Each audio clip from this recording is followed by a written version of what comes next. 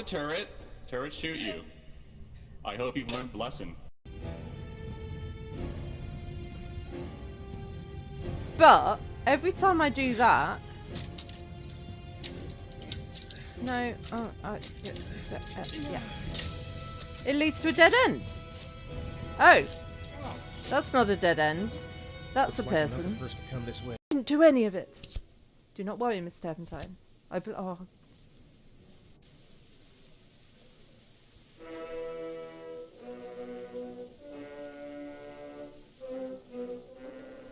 God damn it! Do I have to jump over this? Oh, Q to roll. Woo! Woo! Woo! Forward rolls uphill. That is impressive.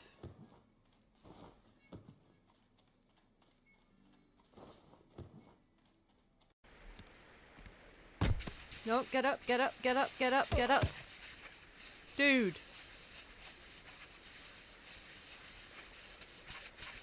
Ow. I mean, you've mostly got yourself to blame for that one, my friend.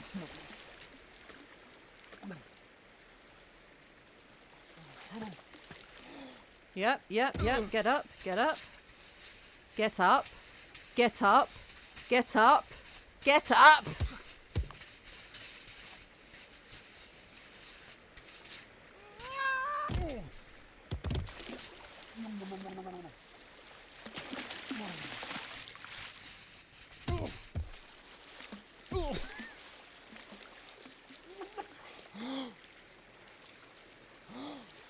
Turn round. I want to go that way. Thank you.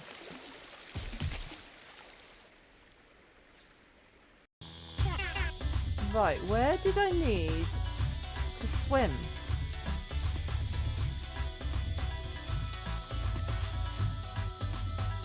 Like here?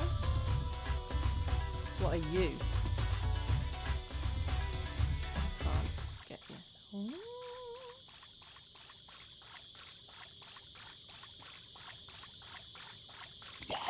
Ooh!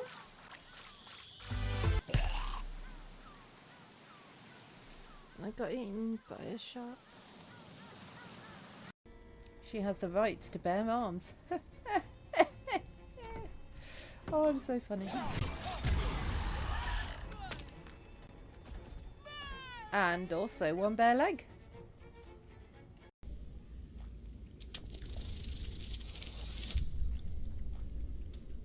That'll do.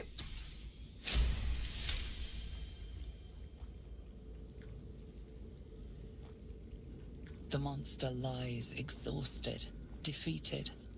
Its eyes, wet orange pearls, radiate malice. Hooray! I'm useful!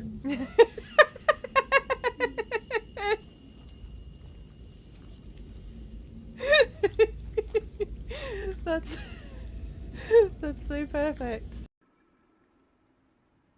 Oh, sorry. It's so sad. This game's really sad. It makes me cry.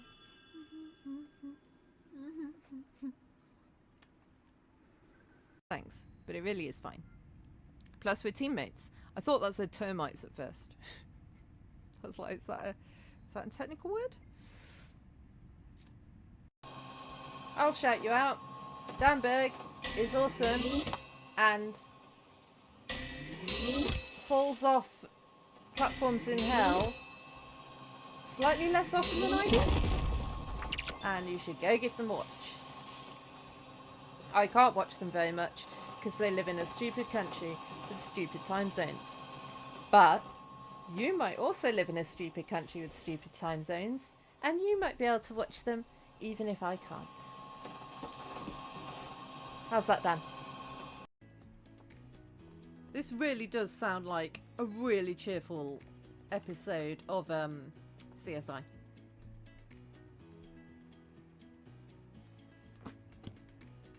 Out here in the fields, I fight for my meals. I get my back into a living. I I don't need to fight to prove I'm right. I don't need to be forgiven. Yeah, yeah, yeah. Just me? Oh, this has gone wrong. This has gone quite wrong. Oh, God.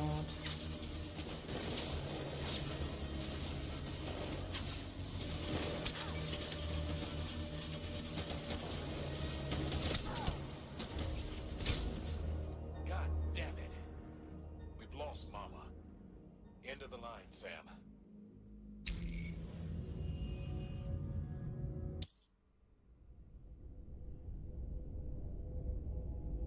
Said I'm sorry, Mama. Never meant to hurt you. I never meant to make you die. But tonight I wanted to build a road.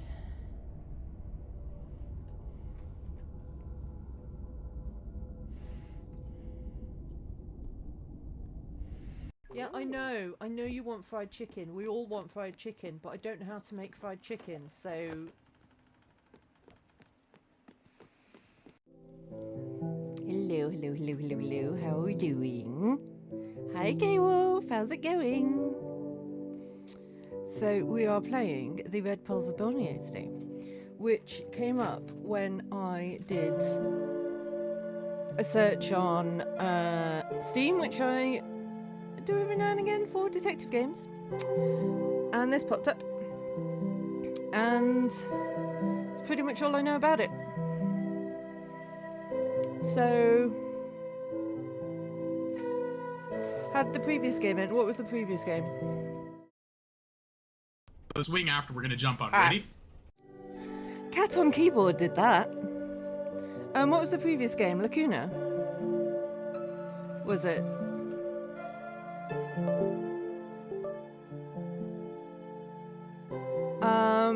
How did that end? I'm struggling to remember now because off stream I did a few more like speedrun playthroughs to get some achievements and see different endings and stuff. So I'm trying to remember how the one on stream ended. I got the when the daughter was kidnapped. Okay. So we never got our daughter back.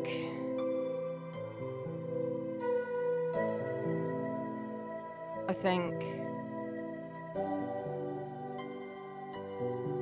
But we did get back together with our wife. So that was good. And I think we never got our daughter, or did we get? No, maybe we did get our daughter back. See, I'm trying to remember now because I've done a couple of different playthroughs.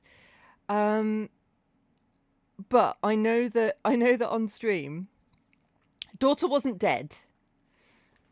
She was like still kidnapped, or like we had no evidence that she was dead. I mean, there's so many different endings. I didn't get the whodunit right, who was behind all the attacks. I second guessed myself at the last moment, as I so often do, and got it wrong. So we never tracked down who was actually behind everything. But we did leak the information about what was going on and potentially started an interplanetary war. So that was good? Question mark? I kind of feel like if I tell people the truth and then they war about it, the war's kind of not on me, that's on them. But anyway. What I should have said is, if you want to know how it ended, go watch it on YouTube. Because it's on YouTube. No, I haven't heard of that. Is that a similar thing? Of like, look, I just did a thing. If people want to war about it, that's up to them. Yeah, all my videos are always on all my streams are always on YouTube. In fact, I've got lazy now, and I just dual stream to YouTube, so I don't even have to upload it to YouTube anymore. It's just there. So the second I finish streaming, you can watch the video on YouTube, if you so wish. And the link, my thing is down there. Yeah. This is Aki, but with an underscore in it. Anyway, Red Pearls of Borneo. Or am I windowed? Ooh.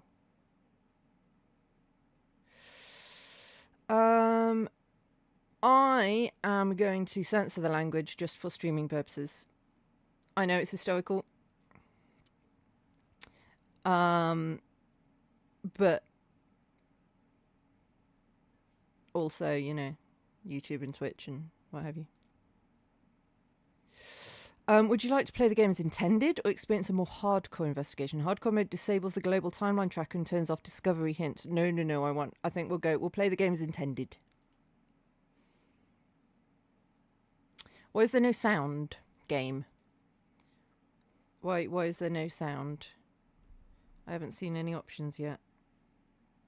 What happened in Borneo? 12th of April, 1948. A Polish comedy about a soldier named Franciszek Dola, who accidentally triggers a series of events making him believe he started World War II. He then tries to escape and ends up on a wild international adventure through different countries and POW camps. Sounds like quite the caper. It does sound like quite the caper.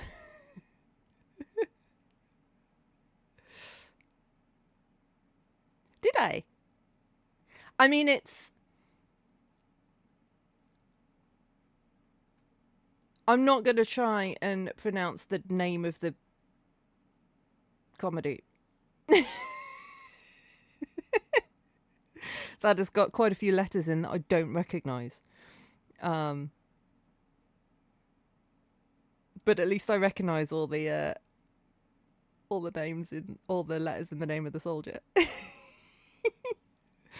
Yeah, my Polish pronunciation is non-existent. Dear Miss Delphine, I trust this correspondence finds you in good health and that the spring air is proving a welcome relief after the winter's chill. I must apologise for the sudden nature of this letter, as we have never been formally introduced. However, I was given your name by a mutual acquaintance in Oxford who spoke with great conviction of your unique gifts. We've got unique gifts. So, yeah, I'm not even attempting that. Okay, Wolf. Not even the first name. I mean, it looks like Gregor with some Zs. We are a talented detective. We have some unique skills. Unique gifts. He assured me that where the conventional authorities reach their limits, your investigation begins. It is that hope, perhaps a desperate one, that compels me to write to you today. I wonder if are we like psychic or something? Or are they just saying that, like, we are a really amazing detective? Oh, it's Polish Gregor. Cool. So, what I have learnt, K-Wolf, is to make any name Polish, you just shove some Zs in there. Maybe we do have autism. Maybe. They told me it was the war, that my father, my sister Loon, that they were just casualties of the occupation, but I know better now. They were gone long before the Japanese landed. I was stuck here in London during the Blitz, unable to reach them. My father, Jeremiah, had been running the Goodwill tobacco plantation in North Borneo for decades. It was our paradise. Now they say it's a graveyard. I've spent every penny of my inheritance chasing ghosts. Letters to the Colonial Office, bribes to sailors, and this is all I have. A box of scraps, a map, some photos. You are a sensitive... What's that? We're a sensitive with a capital S. Maybe we're like an empath? Maybe we can, like, tell what people are feeling? I'm getting the idea that we've got some sort of a power. That's what they call you people. Please, I need to know what happened to them. Access the memories attached to these items. Oh, maybe we are. Find the truth. Enclosed are a few photos I managed to recover. The only thing I know for sure is what the Colonial Office told me. Jeremiah Goodwill was alone in the study at 4 o'clock on Tuesday, 16th December 1941 when he placed a telephone call to the local authorities regarding the arrival of an unannounced and unexpected guest. Please help me put them to rest. J. Goodwill Jr. Oh, we do have sound. I have a map of the plantation, and I'm only aware of the study as a location so far. I've been provided with photos of everyone who was known to be present on the premises at the time. But I only have the name of my benefactor's father and sister. I will need to figure out the names of the other guests before I can start being able to connect with them. We are some kind of psychic. Right, let's go to the study and see what we can find. Huh. Right, can I do some settings? How's the music volume while I'm here?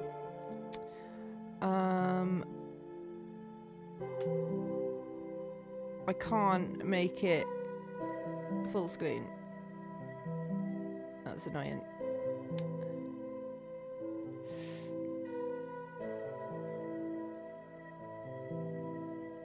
Inventory. That's the letter we just read. How do I... No notes. Add notes by clicking on text in any event. Okay. No physical evidence. Okay, so we can see what we've previously said. That's nice. Oh, hello.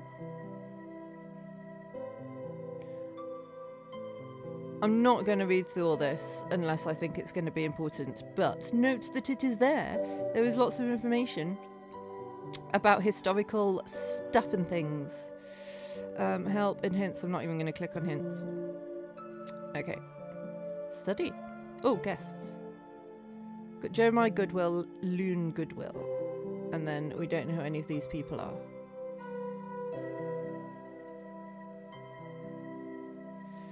I can feel the essence of the study as I focus on it. It's nearly as if I'm in the room. The feeling is impossible to describe, and many think it's not real and just a parlour trick. I don't blame them. There's a specific feel to old rooms. The objects that form the essence of the space become part of the room. Items that remain in that space long enough become anchored to the space itself. Heavy teak furniture and a smell of stale smoke fills the air. A telephone is on the desk. So really, what we're doing is we're just sitting there and thinking really hard about it, and then we're going to make some stuff up. I know that Jeremiah was alone at 4 p.m. in the study. If I focus hard enough on Jeremiah, I should be able to see the echo of what happened here. Set the timeline to 4 and place Jeremiah's photo into focus. Oh, hello. This is going to be a bit like Type Help. This does feel like Type Help. A guest can only be in one location at any given time. If you see a guest in a location, they cannot be in another location at the same time. Oh, I'm going to enjoy this. An event doesn't necessarily take the whole hour, but only one significant event can happen at a location at a time. Guests may appear in the edges of an echo in one room and be in another room for the remainder of the hour. They will only count in the room where they're fully present. Okay, so we want him and we want 4 p.m. focus. Oh my god, it is like Type Help. I played like a tiny smidgen of Type Help on stream. But I played it off stream and loved it. Jeremiah Goodwill is in the study speaking to someone in the corridor. Ah, so I can click on anything and type notes about it. Okay, cool. So let me know if you think we should take notes on anything. I should say, who is the someone in the corridor? Okay, and you left him with Loon. What were you thinking, man? Okay, so it's a man.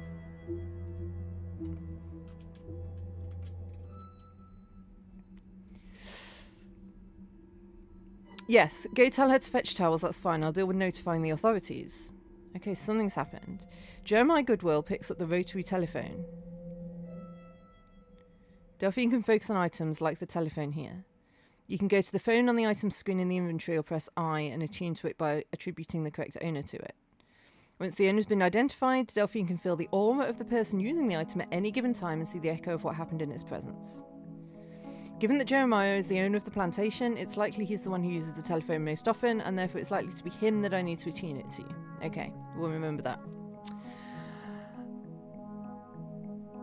District Officer, this is Jeremiah Goodwill at the Goodwill Plantation. Maybe I just need to read through the whole thing before I start delving into stuff. Maybe that will be less confusing. This is Jeremiah Goodwill at the Goodwill Plantation. I want to log an unexpected visitor, a Mr. Lucas Sterling, who moored his raft on my dock. He claims to be the solitary survivor of a pirate outrage on the coast. Would you please be so good as to notify the constabulary? Furthermore, I should like to inquire if there have been any reports regarding Royal Navy vessels currently unaccounted for in these waters. The chap's story is fishy, very fishy indeed. The survivor strikes me as a young pup, altogether too cheeky for my liking.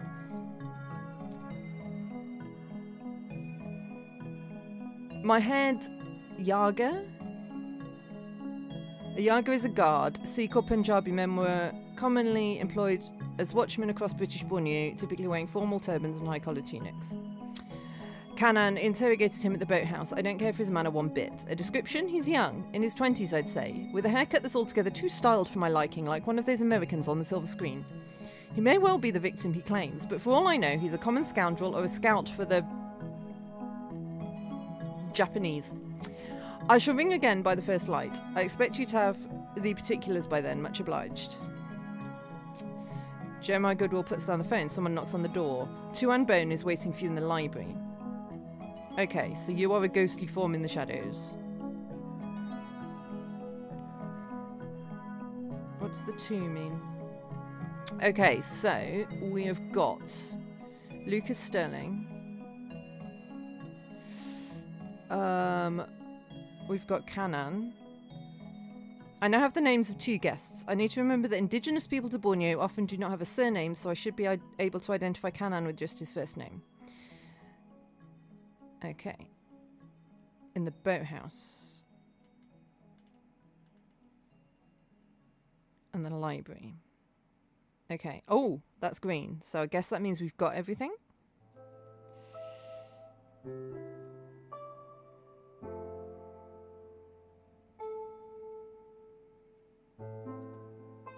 No. What did I do? I don't have enough evidence to discover anything in the library yet. I should focus on the arrival of the unexpected guest. Okay.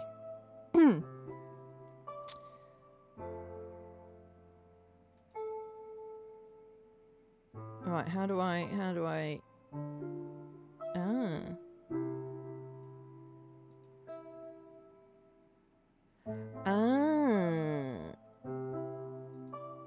Okay. This is going to be complicated, guys. I hope we're up for it.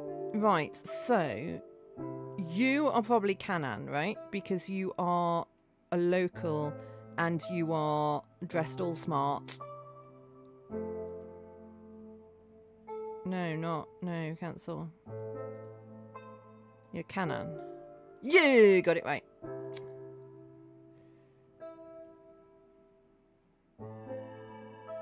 Okay.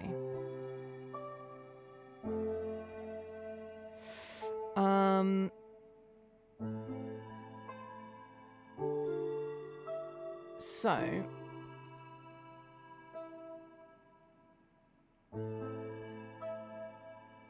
how do I see that again?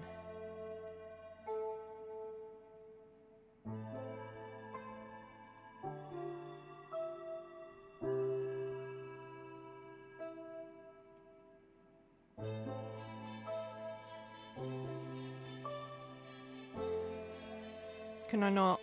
Ah, here we go. Oh, it was it was the study, not the library. But bum. Have we got anything else here? No. So Tuan Bone is in the library.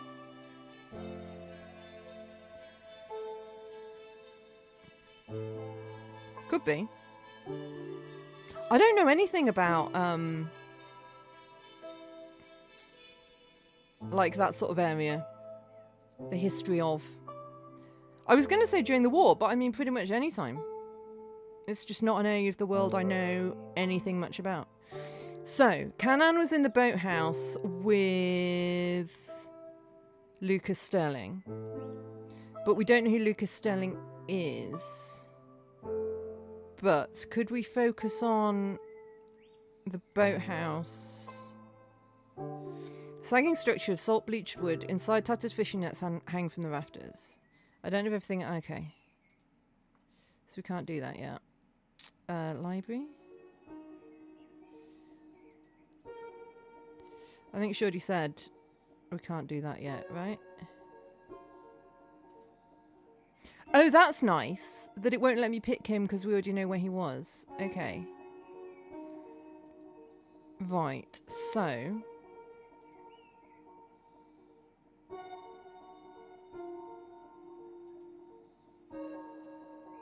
I don't know what's going on here. Oh! Oh! Okay. So we've got a lot of... We've got a lot of tools. It's going to be maybe slightly easier than type help because we've got a lot of tools telling us what's where. So that might be good. Okay, it said something about... Yeah, identify the owner of the phone. It's you. Split between Malaysia and Indonesia. Telephone has some strong energy. I can feel it being used quite clearly at 2 AM by a man with a local accent. Okay. She's only able to hear and feel the person using or holding the item, not anyone else in the room. Okay, so that doesn't necessarily help us, does it?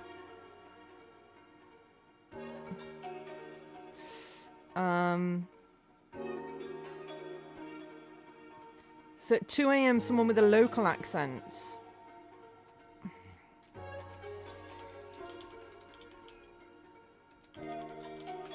And it's always going to be in the library.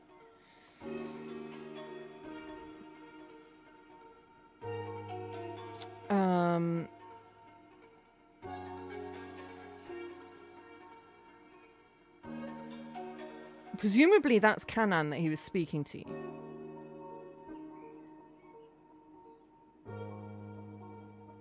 Ah, here's the transcripts. Okay.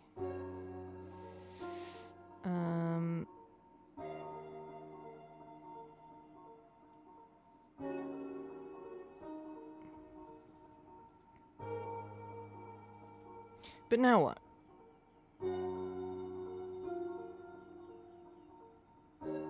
So maybe it was Kanan, because he would have a local accent.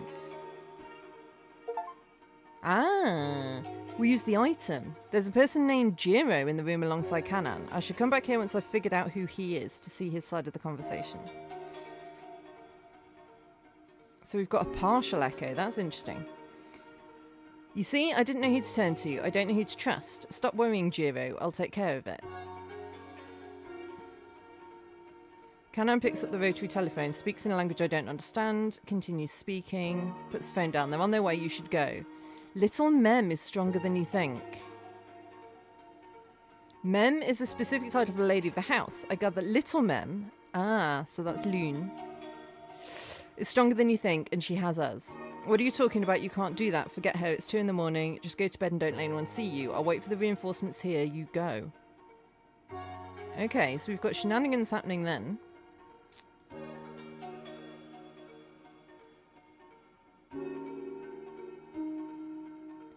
Okay. Yeah. Little Mem... So they're protecting Luna from something, it seems. What are you talking about? You can't do that. Forget her. It's 2 in the morning. Just go to bed and don't let anyone see you.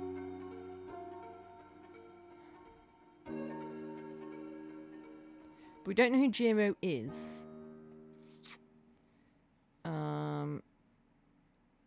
Okay. Can I... Oh, I could just do the telephone every time. Right? And get some of the stuff. That'll work, won't it? Right. A lady solicitor stands by the rotary telephone waiting for the operator to connect. Yes, hello, district office. This is Miss Seville, representing the firm of Sterling and Cooper. I'm calling to confirm my arrival at the Goodwill Plantation. Please convey a telegram to my partners in Sandakan. Capital of British North Borneo, the largest city of the region, completely destroyed by the end of the war. Okay. Arrived safely. Stop. Audit commencing. Stop. Situation precarious. Stop. Will report Monday. Stop. Situation precarious? Yes, that's all. Thank you. What am I doing here so far away from civilization? I must be mad. Okay.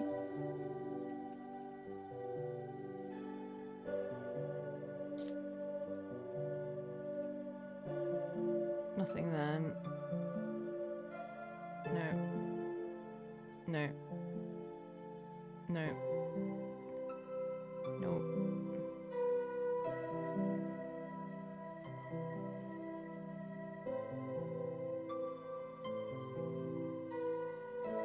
That's interesting. That hasn't gone grey.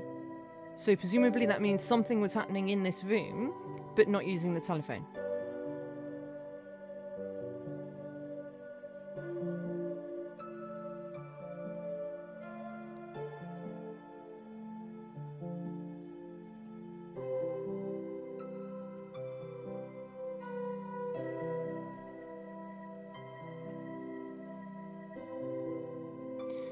So I think Kanan was probably in the room at all these times.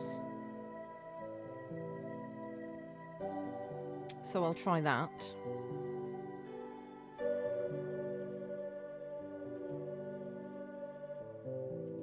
Okay. No more phone calls. Nope. Resonance is distorted. Okay. So probably there were other people in the room. Or he wasn't there.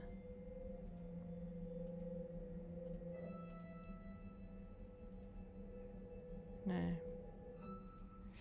Okay. I don't know what that 2 means.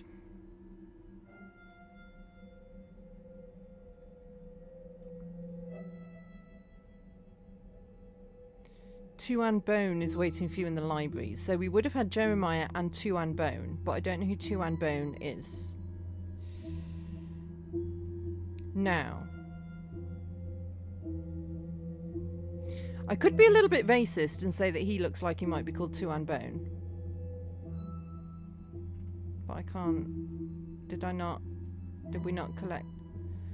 We can't collect the name Tuan Bone.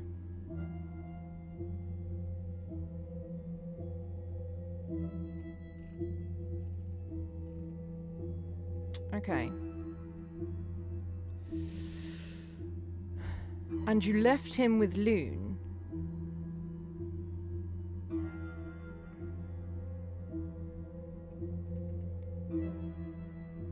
So is Loon in the boathouse with Lucas Sterling? Do we think? At this time.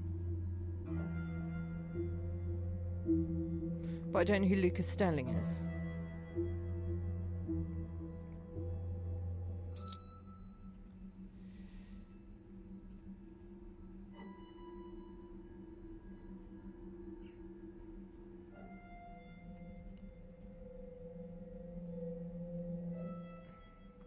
Investigate in Echo, select one or more guests. Yeah. When you found someone's name, you can identify the person. Guests can only be in one place at any given time. Okay, yep. Ah, the numbers in the red bubbles in the timeline are hints. They indicate how many clues to events you haven't discovered are in this scene. Ah, okay. So there's 2 things in that scene that we haven't dealt with yet. When you discover a scene, the timeline block will get a green outline. Clicking the arrow above a timeline will open the global timeline. Okay, that's cool. The mind's eye, yeah, we can take notes, even more notes.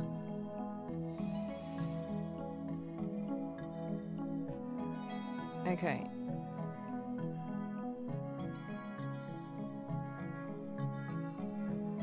So we can see the global timeline.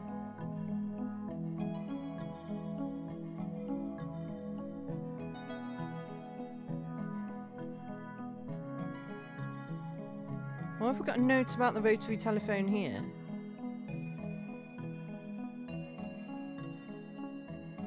I don't understand that. Reference, because it was referred to. from the rotary telephone. Okay.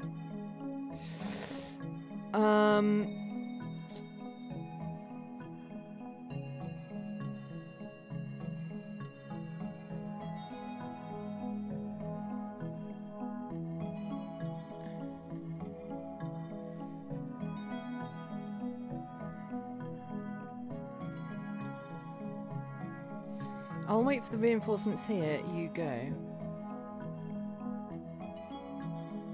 Doesn't seem like it's referred to in here.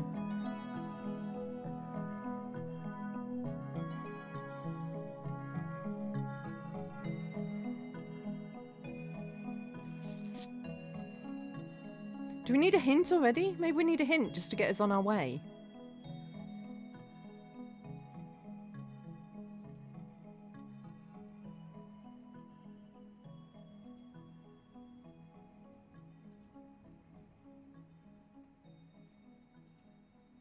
You can identify Lucas.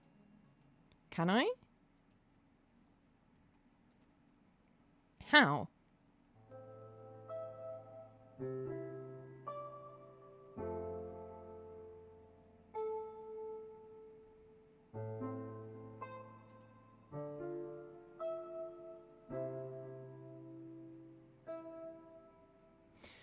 You must be... You look like a solicitor. How can I identify Lucas? Is it because they think he might be a Japanese spy? No.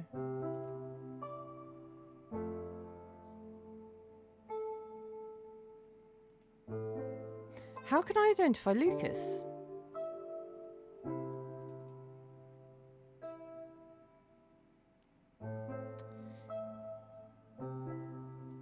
Right. A young pup, altogether too cheeky. Young in his 20s with a American silver screen haircut. Does that mean it's him? Because he doesn't look young. He hasn't got an American silver screen haircut. So that means it's got to be him? Yes. Okay. So now, does that mean we can do some boathouse stuff?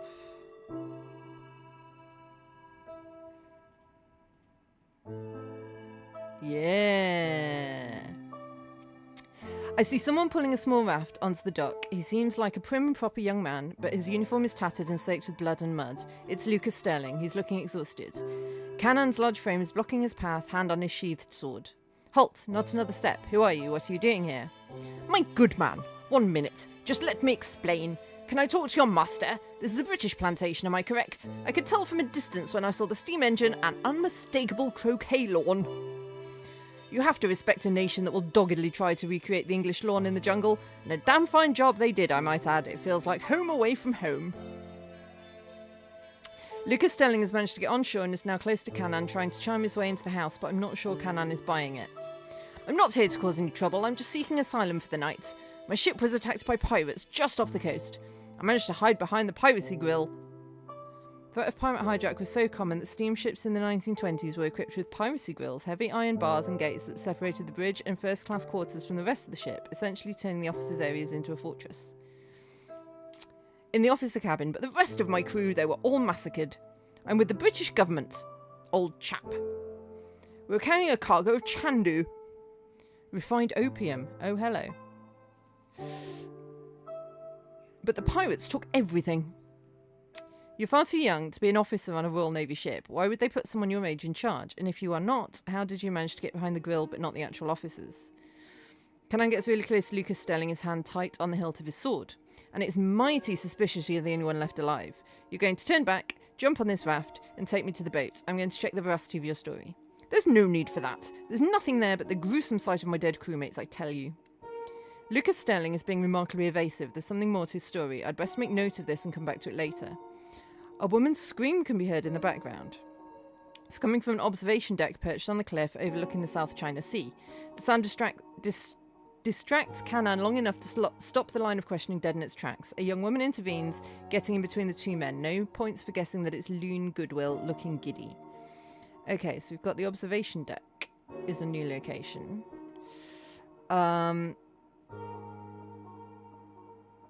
Yeah, he is being very evasive. So then, here, we then have Loon and Lucas. No? And Canaan? Yes. Oh, stop it, Canaan. Father wants to see him. Let him come through. Loon Goodwill rushes to meet Lucas Sterling, holding out her hand for a handshake. Don't mind him. My name's Loon Goodwill. What's your name? My name is Lucas Sterling. Pleasure to make your acquaintance, young lady. Come with me to the veranda to meet everyone. My mother Teresa is already there having her first sundowner. That's a local colloquialism for an evening drink taken when the sun is setting to mark the transition from the heat of the day to the cool of the evening. Any excuse to have a drink. I was there too, and so was Father. I was there too, and so was Father. Okay. So we've got Teresa, we've got Luna, and we've got... Is she Luna or Loon? Loon. And we've got the dad on the veranda at the beginning. We watched you having your raft. Father rushed off to the study to tell on you, I'm sure. He can be so paranoid. He'll be back by 6 for his sundowner.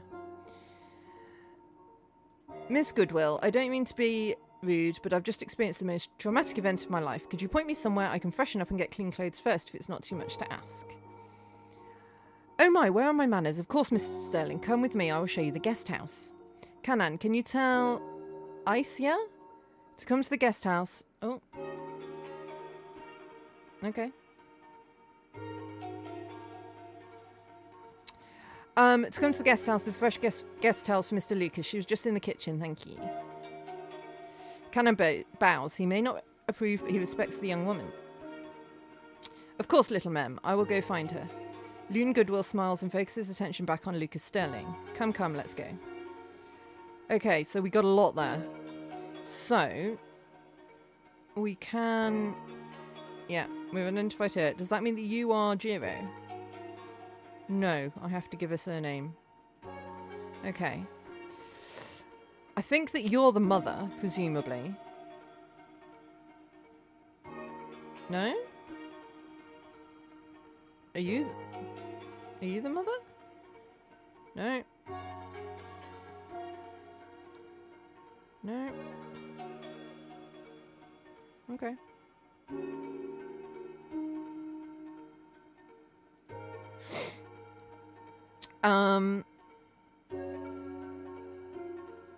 So, what have we learnt from here? So many stuff. Hi, CJ. How is it going?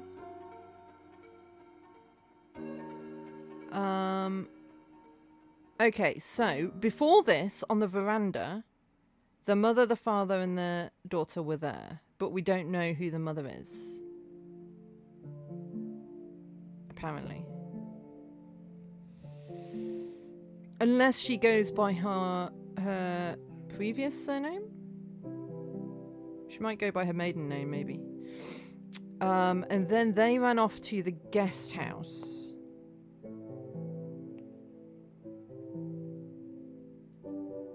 So, guest house. We have got, not you. You? Not you. Okay. Loon Goodwill is escorting Lucas Sterling to the guest house. The guest house is on the right here, just past the wash house. Lucas Sterling stops. Can I use the wash house now, quickly? Is there water? Oh yes, we always have water. Follow me. Do you not want to wait for Isia to come with fresh towels first? I just really need to get cleaned up in this heat. I'll dry very quickly. Oh, but you must wait for the towels. I should be quite alright. Is this it? Loon Goodwill nods. Lucas Sterling opens the door and steps inside. He takes off his tattered uniform and holds onto a pouch that he was hiding under his jacket. Lucas Sterling grabs a gayung, traditional plastic or metal ladle used for scooping water from a jar or bucket. Okay. From the Shanghai jar. Okay. Water jar. And pours over his face, hair and body, a look of pure satisfaction on his face. He scrubs away at the mud and blood for quite a while. When he finally stops, he just stands there for a minute, then looks down at his right hand. It's trembling uncontrollably. Lucas Sterling starts to sob quietly. Why is he covered in mud and blood? Maybe so... I've just read what you said before. Maybe someone is their own grandpa. I mean, it's always possible, isn't it? Lucas Sterling starts to sob quietly. Lucas, compose yourself, man. It's over. You made it. You're safe. Why is he covered in mud and blood? If he's been on a ship and everyone else got killed apart from him, okay, he might have checked some bodies to see if they are still alive, so that might account for the blood, but why mud? He looks around at the small room. The floor is made of stones to prevent the wood from rotting. The floor is sloped towards a drain that leads out into the garden. He jumps as he hears Isia arrive. These hats? Nah, it's my Sherlock Deerstalker with my Case of the Golden Idol pins on it for extra thinking. It's my thinking cap. Have you not got your thinking cap on, CJ? Have you come to Sherlock Sunday without your thinking cap on? I don't know what use you expect to be at solving mysteries if you haven't got your thinking cap on. They were common fashion in England, though. It wasn't like a thing invented for Sherlock. They were relatively common hats, I believe. Deerstalkers. American thinking caps have a little helicopter thing on top. I mean, if it works, it works. I'm making no comments on the capacity of the average American to think.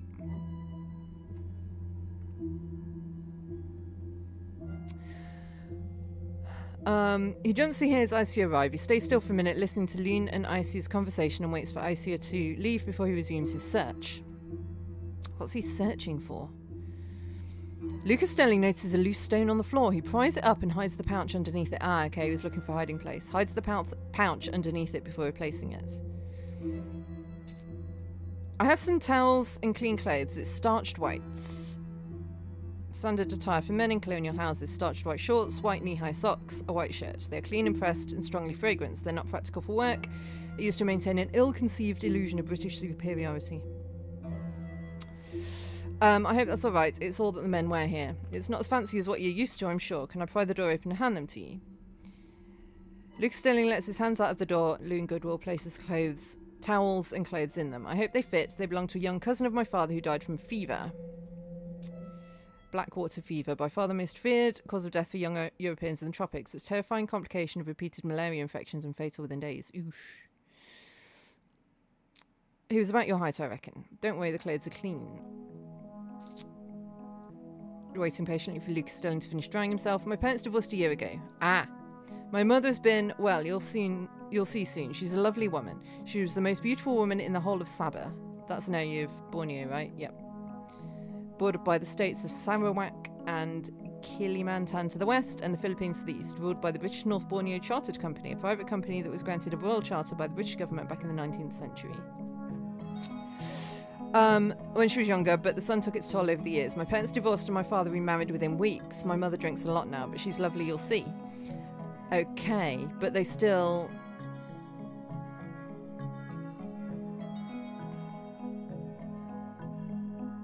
Okay, but your mother's there.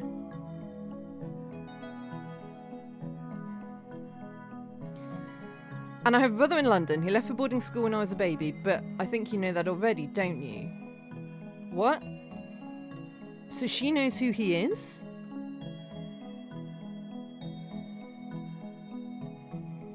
Lucas Sterling comes out of the wash house, looking at Loon Goodwill with curiosity. I don't know what you're talking about, Bosh.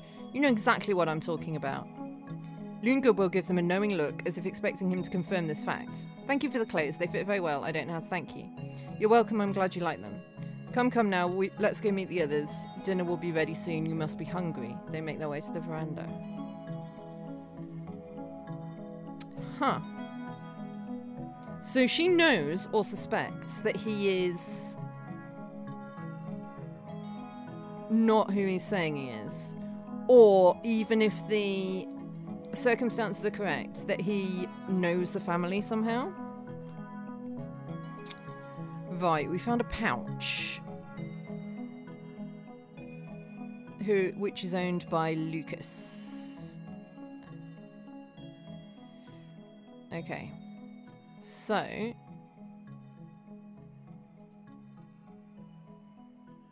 then we could do veranda, because that's where Lucas is going. And no, because the pouch is in the wash. The pouch stays in the washroom then, doesn't it? In the guest house. So we can run the pouch through every... Oh. That was the thing. That was the thing. Take me back to the thing.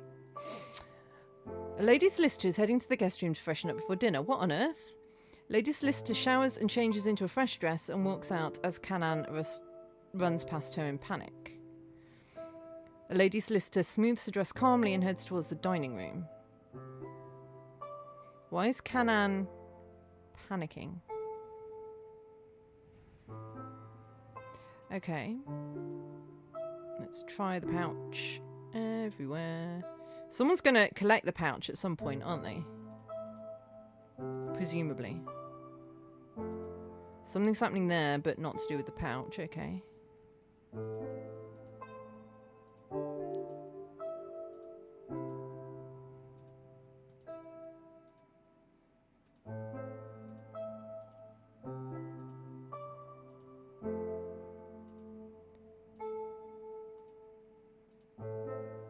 This is quite useful for knowing when nothing is happening in a room.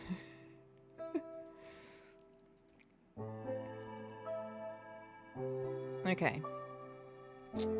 No one collects the pouch. That looks like quite a big pouch.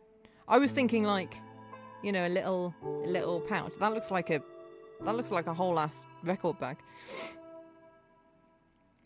Okay, apparently there's something else here.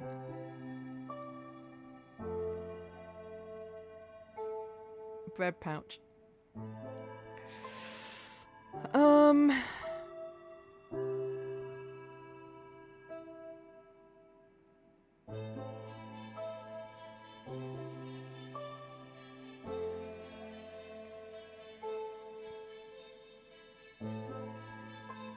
Ah, soldiers told bread. Okay.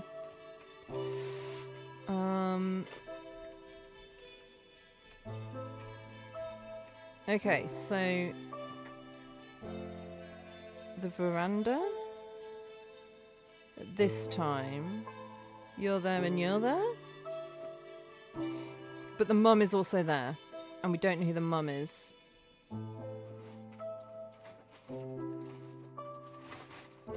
Okay. Whoa, we've got a lot of places.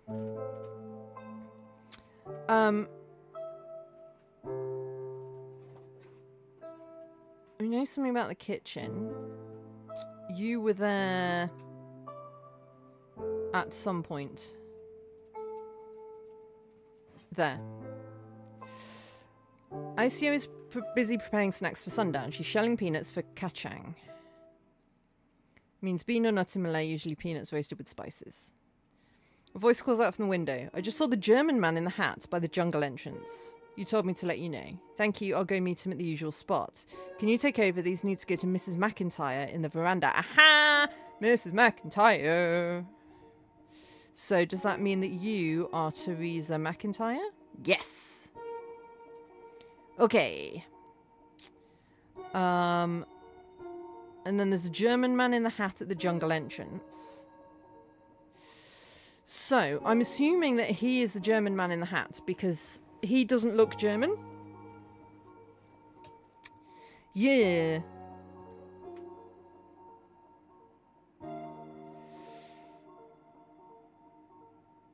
That's a good point. I'm assuming he's the German man in the hat. He doesn't look German. But we don't know his name yet.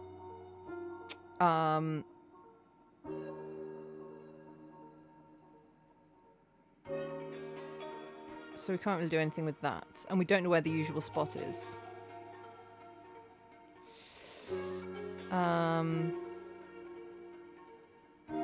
So were you here again then?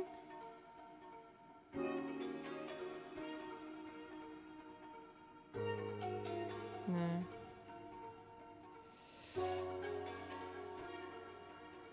Okay, but we can do the veranda now.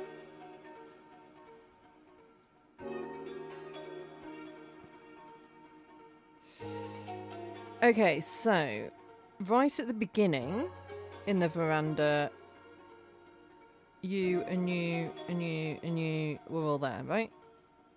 Yes. Jeremiah Goodwill enters the veranda. Loon Goodwill and Teresa McIntyre already sat facing the sea. It's about time you got here. I'm parched. My dear, what did you do while I was away? I've only been back for a few hours. Did you go thirsty these last few days? Just start pouring already. I'm very confused.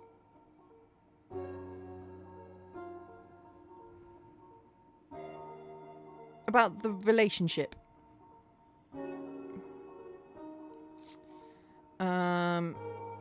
Jeremiah starts making sundowners. Teresa McIntyre takes a pill from her purse and swallows it. It must be a 2-ounce dose. Ah, quinine. Taken daily with a sundowner and an evening snack, and was believed it shouldn't be taken on an empty stomach. Almost everyone in Borneo takes it every day to fight off malaria. That, by the way, is where gin and tonics came from. Because tonic water has a lot of quinine in it. And when that was discovered, people started mixing it with gin, because apparently on its own it doesn't taste very nice. And so they would have gin and tonics to be against the malaria. Have you seen Bone yet? I need to talk to him. We're losing the Orient. What does that even mean? Confound it, Teresa, you never listen. There's no Orient. They have no luster. It's that bloody nuisance of a crimson swirl, I tell you. I just don't understand. Who says? They all do. The Tokays. Chinese Tokays, powerful and influential merchants who controlled the pearl trade in North Borneo before the war. The Bajaus.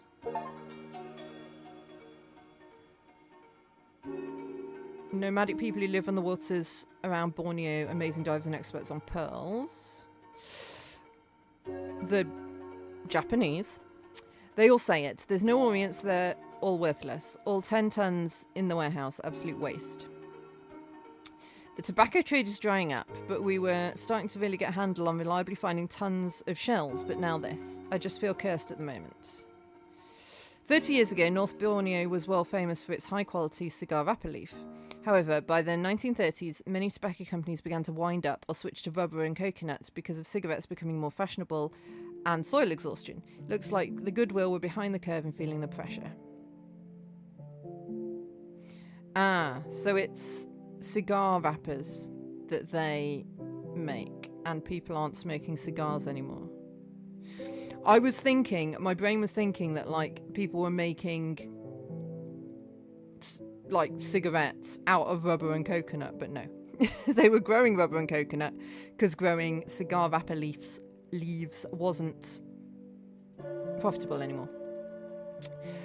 Stop bothering me with your problems. I was just humouring you while you were pouring the drinks, but you're really starting to bore me now. I don't care of this anymore. Where is Rose? Shouldn't you be sounding off to your lovely new wife instead? Ah, okay, yep, so they are ex-spouses. Jeremiah Goodwill downs his drink in one gulp and slams the glass down on the bar. He pours himself another. Blast it all.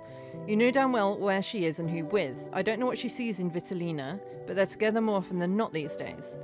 Actually, your new friend said she was going to go up on the balcony to greet Rose after she finishes her phone call.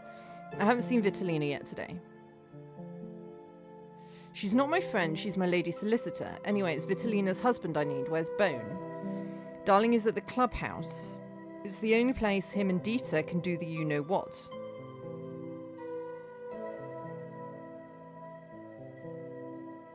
I don't think I do know what.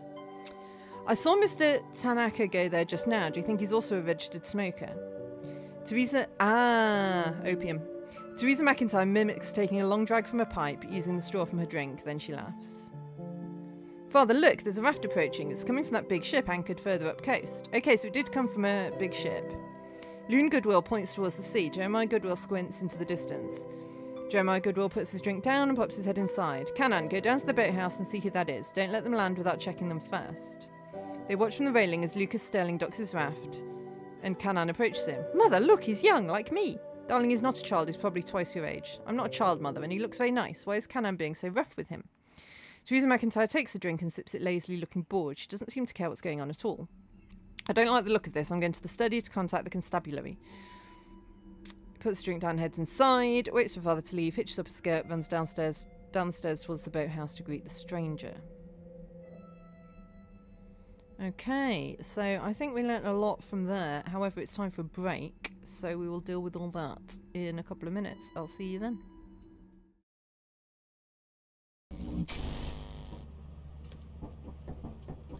Cool beans. Alright. Yeah, and so how it works is, as you noticed earlier, so if you hold left click, like I can talk into the radio even though I don't have one, just by standing next to you. And then on the other side, everyone would be able to hear me. So, you Okay, mean so- just how walkie-talkies work?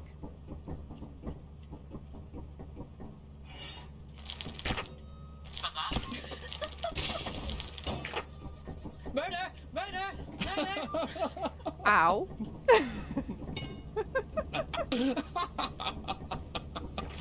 You look so sinister covered in blood. I just hope witnessed a crime. Reminds me why I thought it was a good This idea is to kind play of with these messed up, guys. too. Oh my god, I feel bad. Ah! Avenge me! Shoot down. What?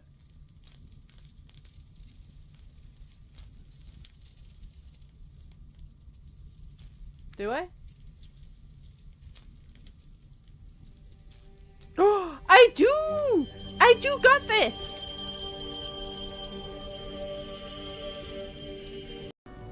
The turtle of being turtly awesome.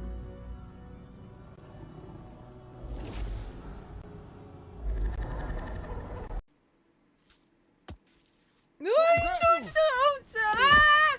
No, my hat! No, my hat!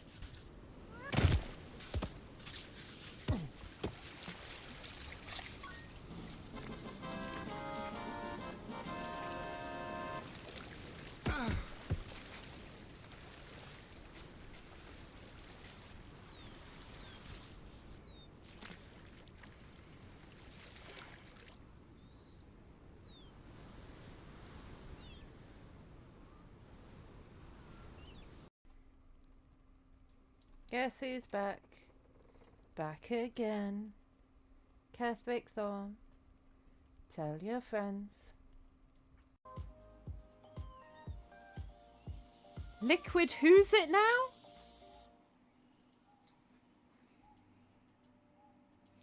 What the absolute...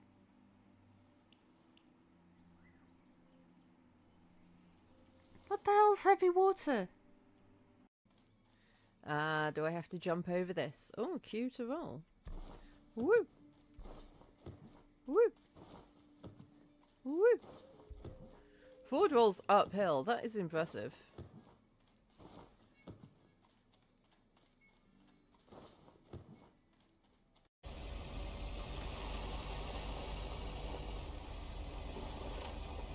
Ah! These cabins must be so cozy in the wintertime.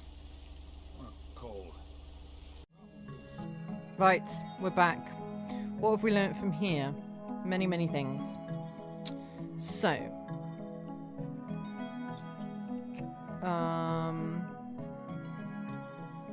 so Tuan Bone is another. What did this say? Yeah, another plantation master. Okay. I don't know what Crimson Swirl is.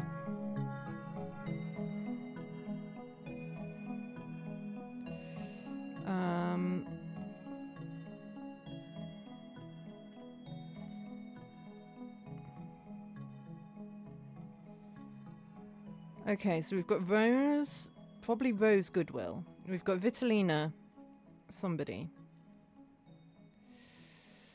Are you Rose Goodwill then? No.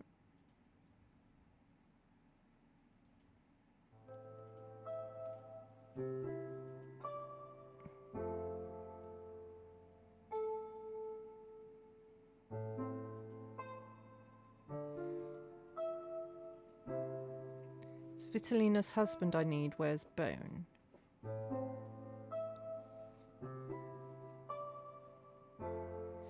Your new friend said she was going up on the balcony to greet Rose after she finishes her phone call. Ooh. Okay, Rose was making a... No, the new friend was making a phone call. Yes, she was.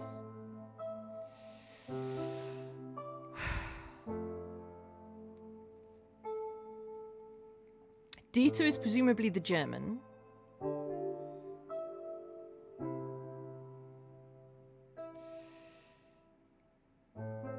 Mr. Tanaka is at the clubhouse.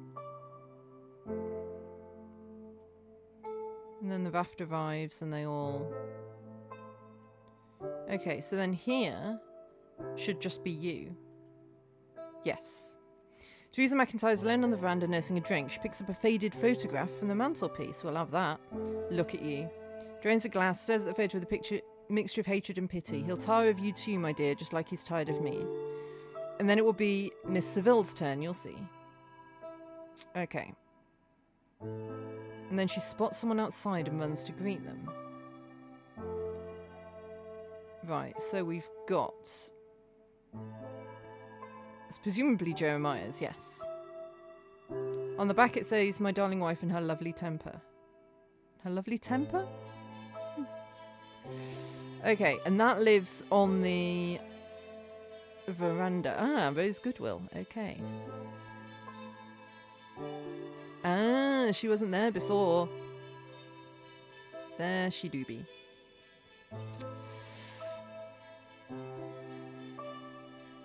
I didn't know we could add new people.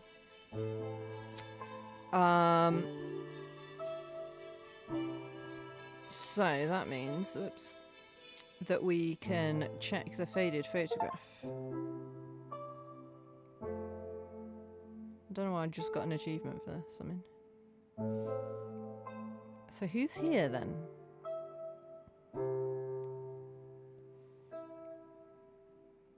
Don't know.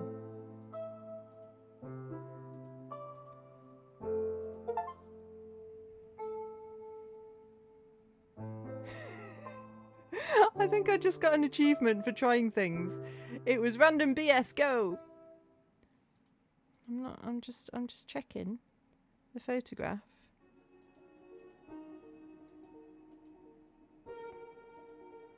On the veranda.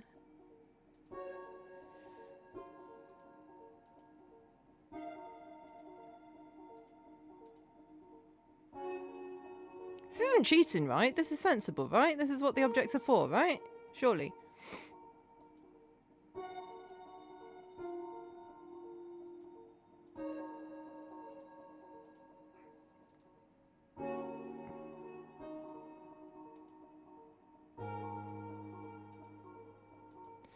Okay, so who was on the veranda at this time? Maybe you. Maybe it counts, because you saw someone outside the veranda. But I can't do that yet. Okay. Wait, why am I at the boathouse? I don't want to be at the boathouse. I want to be at the veranda. That's why it called me out on my bullshit, because it was bullshit. God damn it.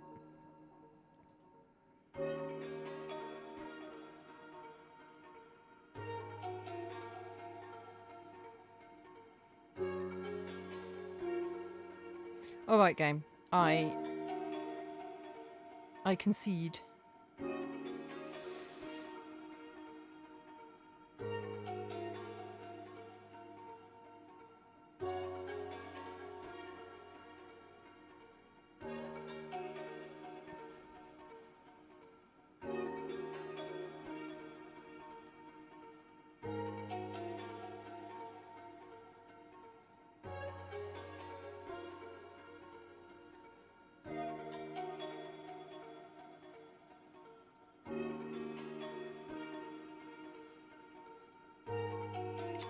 Okay, so there's no one at the veranda there.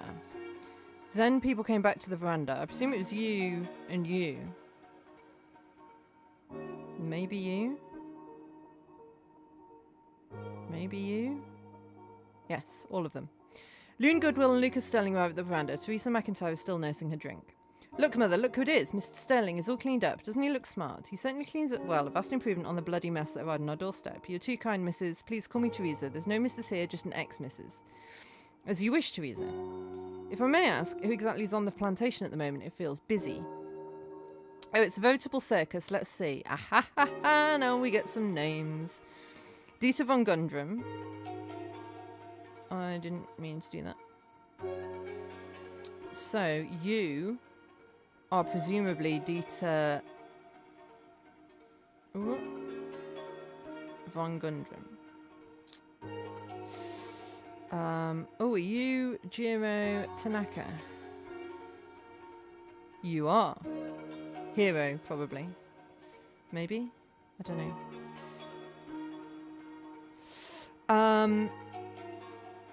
I don't know why, though he's always here. Then there's Edward with his Russian girlfriend Vitalina. Okay. So you presumably Edwards. You're Vitalina, you're the solicitor. I presume. But I don't have surnames. The odd family friends. Bone is practically an uncle to Loon. Sorry, Bone. His name is Edward. We call him Bone affectionately. There's no malice behind the nickname. Then there's Rose, Jeremiah's new wife. And Cynthia's here too. She's Jeremiah's personal lady solicitor, ostensibly here for legal and financial discussions, but then again Rose was the nanny, so we never know with Jeremiah. Cynthia Seville. She's so pretty and stylish, I left her glasses. That's quite a gathering. And we can't forget the help. There's Jiro, he handles all the maintenance around the estate. He taught me how to fish. Indeed, you've met Kanan, our head of security, a ray of sunshine, isn't he? And Isia runs the household staff. Heavy footsteps approach. Jeremiah Goodwill storms onto the veranda. So, the prodigal stranger is making himself at home, I see. Kanan tells me you claim to be a government agent. Mr. Goodwill, well, I wouldn't say that. I didn't actually say who I was. Kanan just assumed and...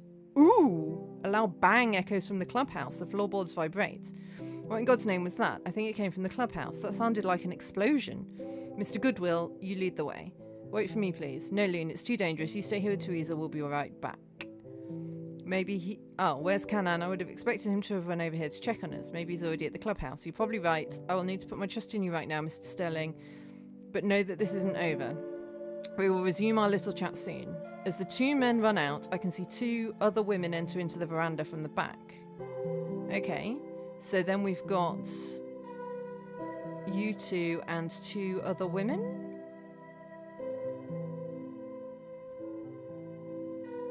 No.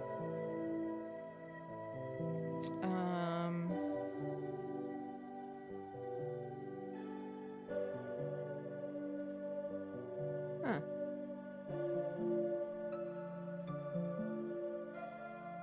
Maybe there's women that I do not have yet.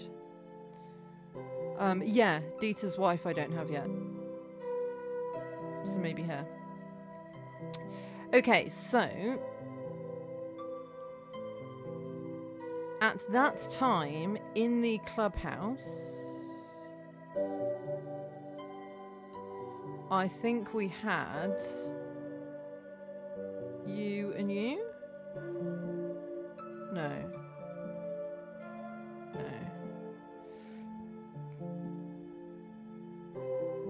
You were in the jungle at the beginning.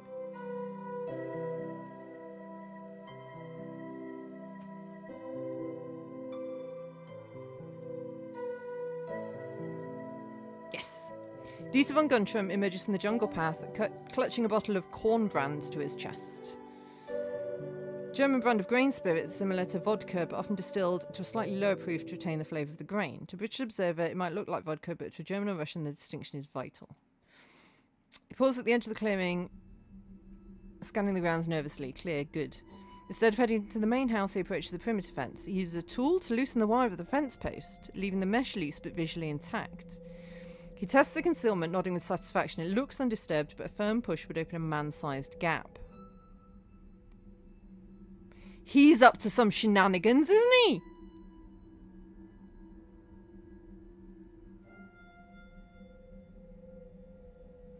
Okay, so he is definitely up to some shenanigans.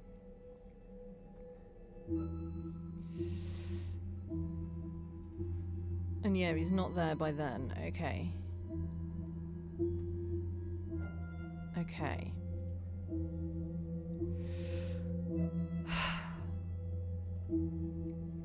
Let me have a look at all this. Right. So, at the beginning, we've got 3 people who we know exist, but we don't know where they are. You, we know where you are. You are making a phone call. In the study. Here. You. So we've read all that already because that was the phone. Shang's up the receiving side, smoothing her skirt. She looks around the dusty office with a critical eye, noting the piles of disorganized papers. What am I doing for? Oh yeah, okay. So we now know where she was then. Then he comes in and does all that. We might be able to do something more here.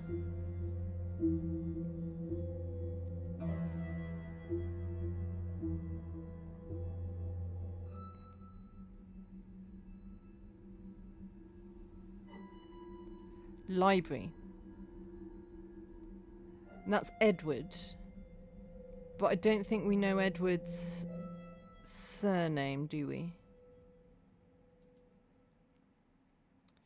But then that's the library.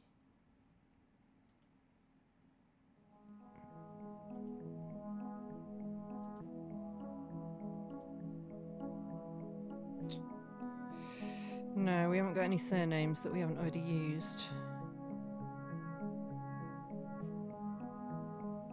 But that's got to be Edward and Rose, right? So I can't do the library yet, because I know that you were there, but I don't know who else.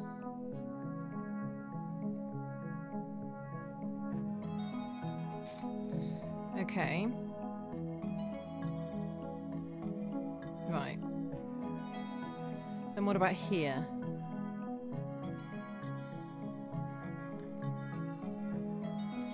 You said you were meeting at the usual place.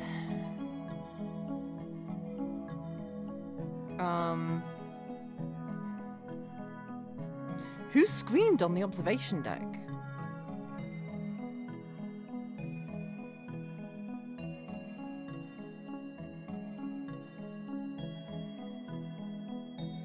Was it here that the two of you met? No.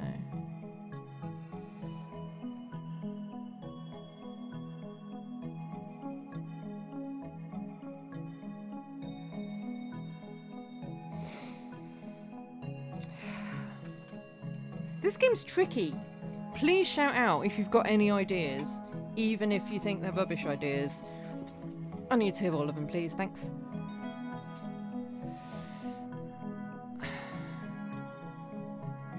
I'll go meet him in the usual spot. These need to go to Miss McIntyre in the veranda. So then there would be someone in the kitchen. Maybe you?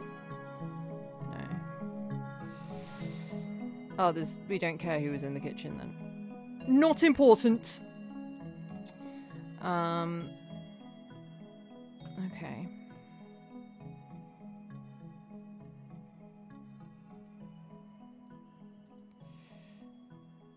Here we don't know where anybody was. Were they in the veranda? You and you?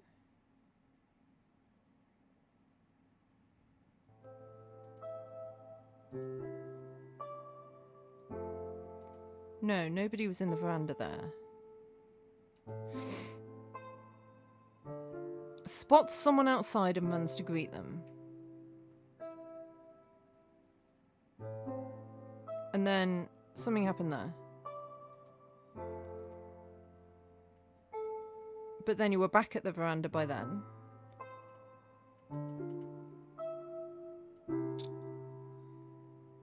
And then Jeremiah appears. And then two other women enter. Yeah, it could all be the wife.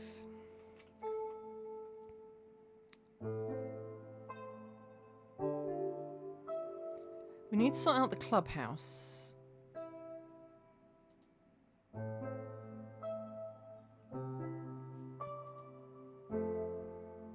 Gin Pahit is a gin mixed with several heavy dashes of Angostura bitters which help settle the stomach after a day in the humid jungle. Alcohol fixes everything, doesn't it? So who was...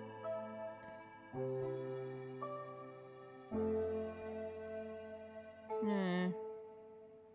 Because we haven't got the bone guy, Edward. Might need another hint, guys.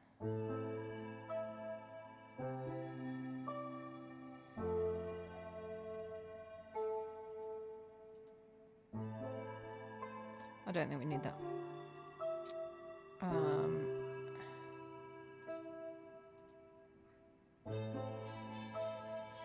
Pearls.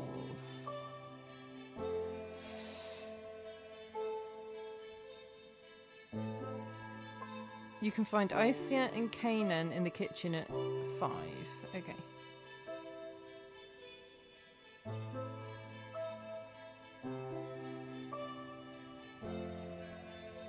Oh yeah, of course, because she said to him, "Can you go and find Isia?" I'm probably not saying that right, by the way. But she said, "Can you go and find her?" She was in the kitchen. So yes, of course they were.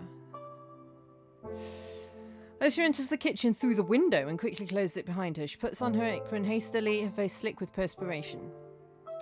Isia can hear Kanan and Jeremiah Goodwill talking in the corridor. She gestures to another servant who is in the kitchen to leave. She grabs some herbs. So we don't care who this other servant is, they're not important.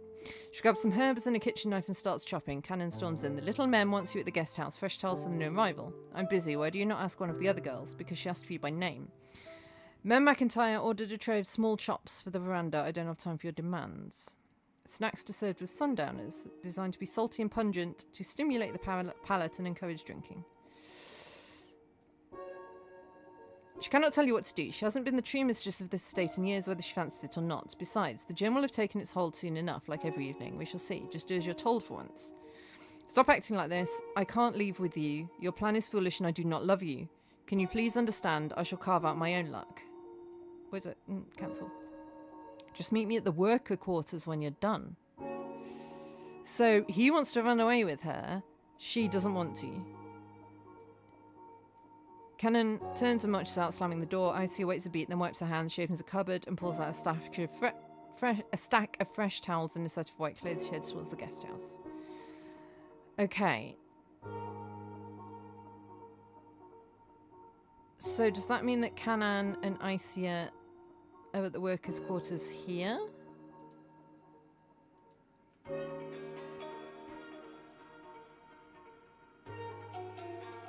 Yes. In the shed of the quarters, Kanan grabs Isia's arm as she tries to pass. "Isia, please, listen to me one last time. We leave at first light." "I'm listening to nothing from you, Kanan. I have work to do. The Japanese are coming. Not maybe, not soon. They are here. They have plans for this place, for the Tuans. Everyone who stays will be slaughtered, but we're invisible to them. If we go now, we live. I love you, Isia. I'll not see you butchered for the sake of these white ghosts." Isia stops, looking at him with cold contempt. "You think I need your protection? I've plans of my own, Kanan. Plans already in motion that offer far more safety than running into the jungle with a deserter." "Deserter? I'm trying to save us. You're abandoning your post. You are a Yaga." Yeah, a guard. "Who is fleeing at the first sign of real danger. I've never loved you. I see you for what you are, a frightened pup playing soldier.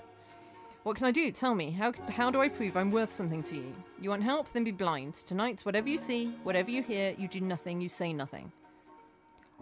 She's up to shenanigans with the German guy. "What wickedness are you planning? That's not for you to know. Tell me." Isia just stares at him, her eyes cold and unyielding. Kanan's hand flies up and strikes her across the face. "Dude." Isia doesn't flinch. She slowly touches her cheek, her eyes burning with hate. "You shall rue this night. When the end comes, Kanan, I'll make sure you're the very first to bleed." She walks away back to the kitchen, leaving him shaking in the darkness when suddenly an explosion can be heard coming from the direction of the clubhouse. Alamak, what in the blazes was that? Okay, and then he rushes to the clubhouse. So, Isia goes back to the kitchen.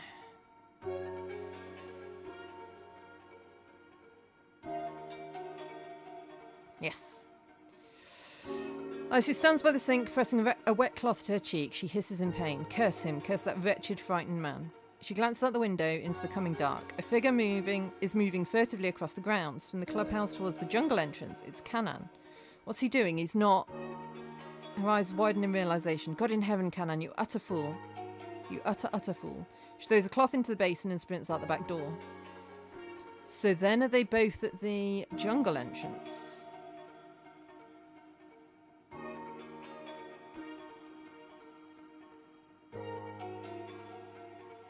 No.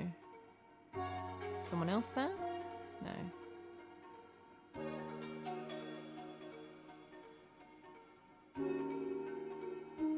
No. Okay. That's where that runs cold. Okay, we got quite a bit from there, though. I do like these numbers. Type Help had that as well, where it was like, it gave you an indication there was still stuff to find, to puzzle out. So I know that these I'm done with. Oh, I like that. When I hover over things, it tells me people are.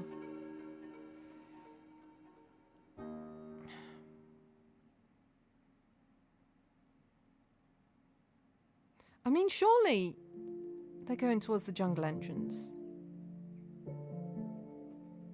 Maybe someone else is there.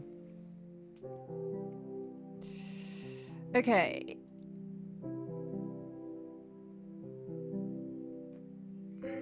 The usual spot. We don't know where that is.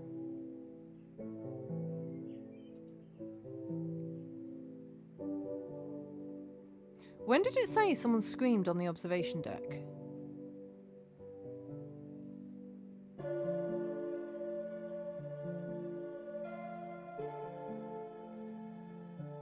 That was an early one, wasn't it?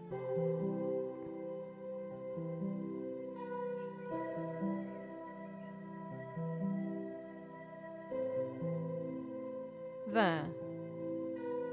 So right at the beginning, a woman screamed. So let's try some women. You're the only one we don't know where they are. Oh, it is you!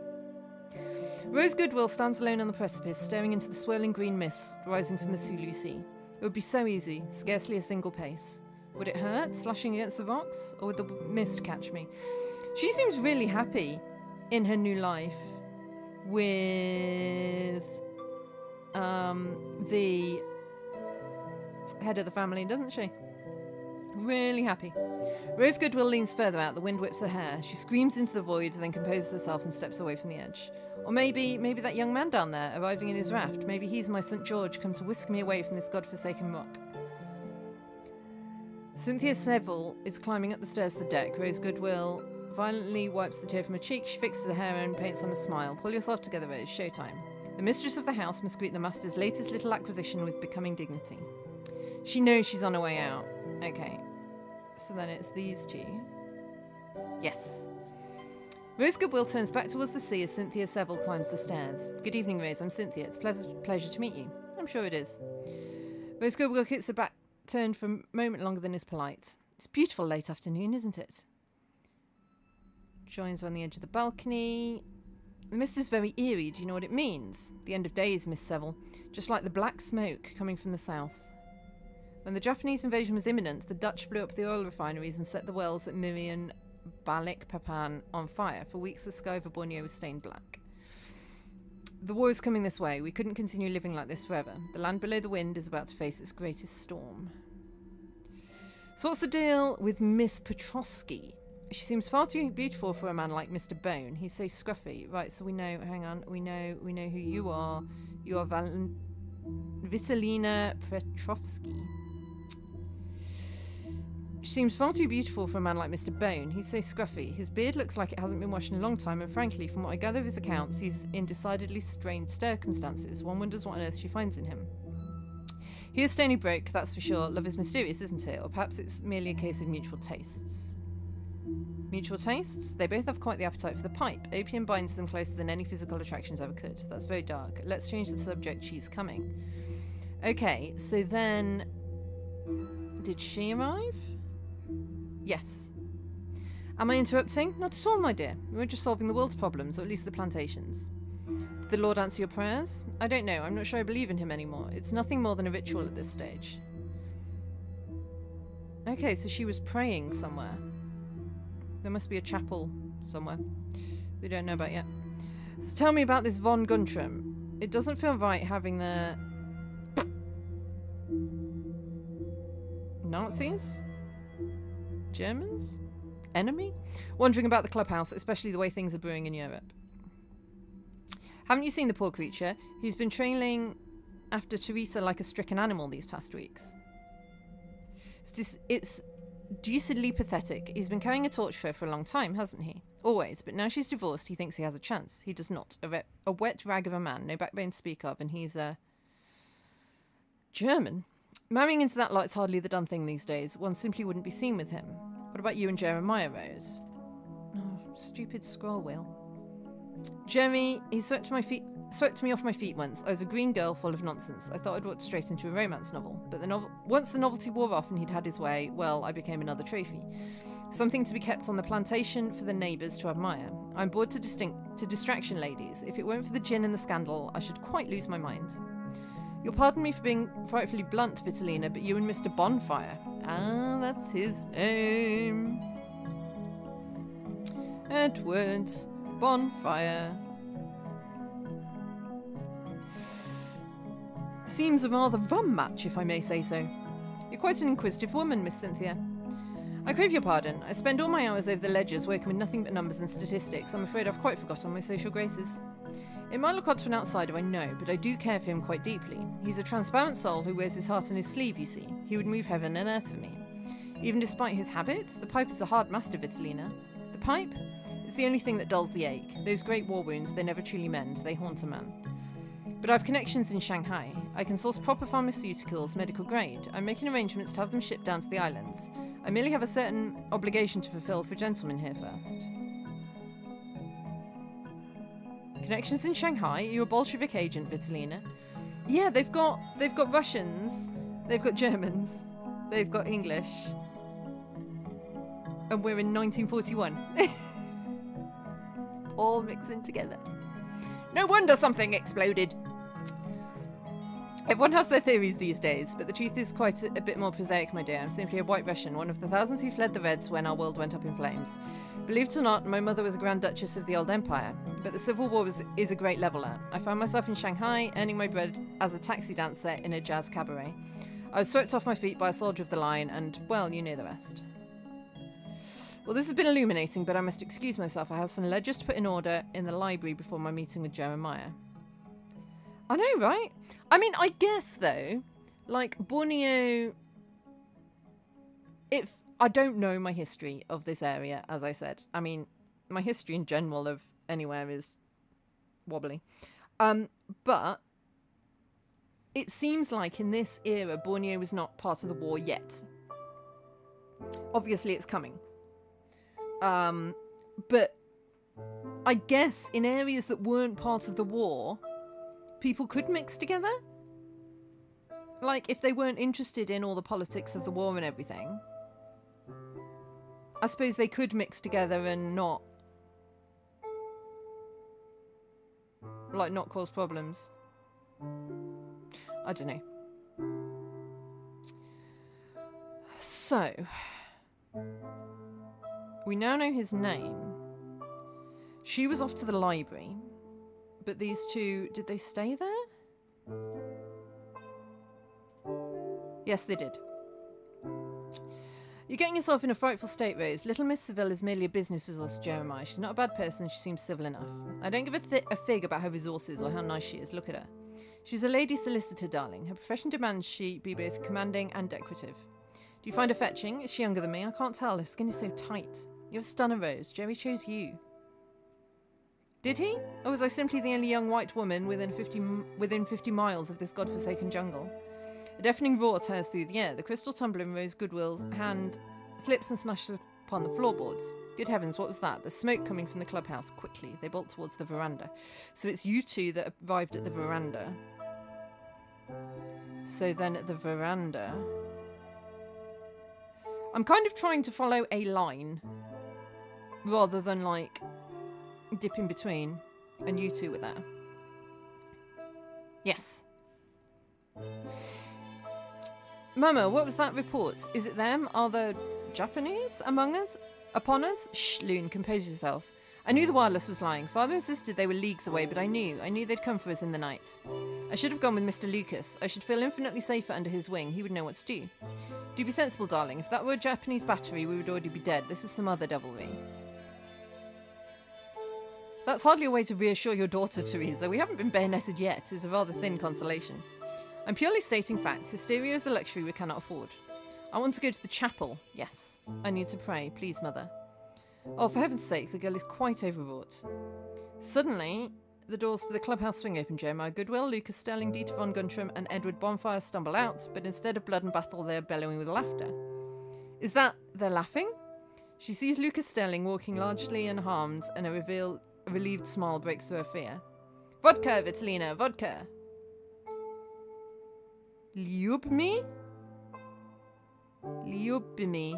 You mad beast, you glorious fool.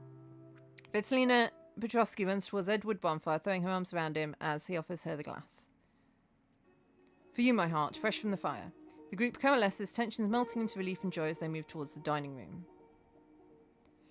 I do want to know what happened in the clubhouse, but I want to continue following this because we know what's going on here. So, dining room. So, we've got you guys, and you, and you, and you, and you. And more people?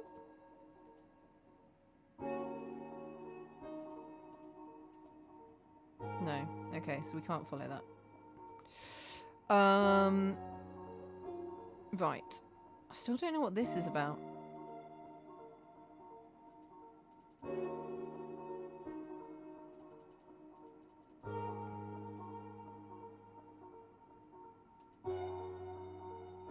Did I do that?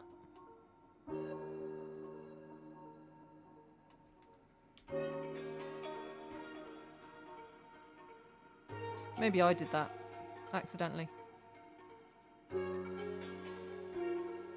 I guess I did. Okay. So. Back to the veranda. Here. So, before then, in the clubhouse, we have you and you?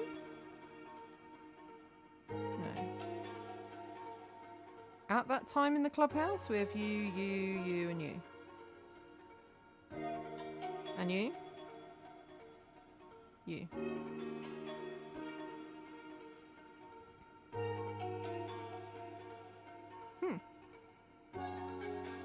Both of you.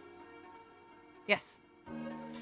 Jeremiah Goodwill and Lucas Sterling burst into the clubhouse expecting the worst. Instead of carnage, they find Dieter von Guncham, Edward Bonfire, and Jiro Tanaka bent over double, roaring with laughter. The room smells strongly of alcohol and singed hair. What in thunder is going on here? We thought the Japanese had finally landed. Oh, Jeremy, not quite, old boy, just a minor technical difficulty. Yeah, a hitch. Grosser Gott, what a bang. I told you the pressure was too high, Mr. Bonfire. I told you. Explain yourselves and be quick about it. Well, you see here, Vitalina was complaining that she missed her vodka, and Dieter here had all this corn brand lying around. So Mr. Bonfire instructed me to rig up a still to distill it, to give it a bit more kick. A surprise for the fair Vitalina. It was a marvellous surprise, very loud. You could have levelled the Bally Clubhouse, you could have burned us all to a cinder. Details, everyone's intact, and look, we managed to save a solitary tot for the lady.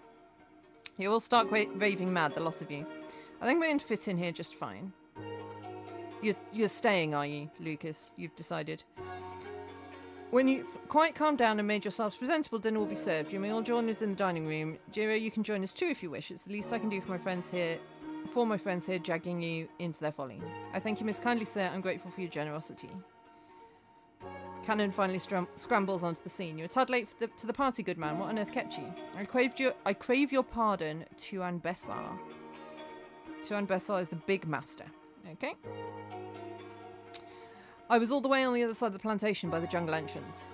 What happened? Is everyone all right? Everything is shipshape, Cannon, as you were, old chap. Everyone leaves towards the dining room, leaving Cannon standing alone and puzzled by what he witnessed. I shall return to my rounds, shall I? And then you went to the jungle entrance, right? So, before this, we had you three there.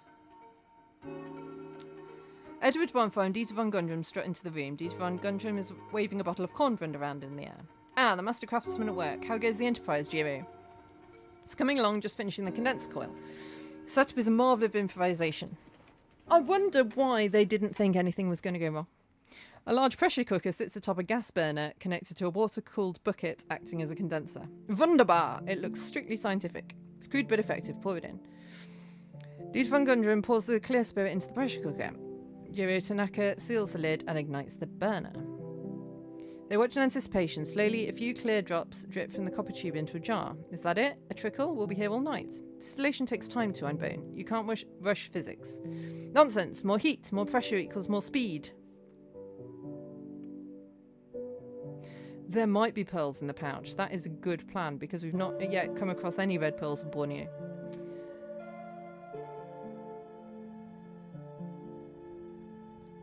Edward Bonfire reaches for the gas dial. No, don't touch that. Just a tad more. Edward Bonfire cracks the flame. The cooker begins to shudder violently. Get down! The lid blows off with a deafening roar, filling the room with steam and alcohol vapour. I mean... So, Jiro was alone here at this point. Yes. He sits up on the bench, rubbing his temples, trying to shake off the last of the drug. Shimata, my head. Stupid idea, stupid idea. He stands up unsteadily and moves to the drinks cabinet. He pours himself a glass of water, splashing some on his face. Right, pull yourself together, Jiro. Focus. He looks at the corner of the room where a collection of copper pipes and a pressure cooker are piled up. If I don't get this bloody still working, Tuan Bone will never let me hear the end of it. Okay, and then he does that. So was he here alone then? No. Okay. Is he here?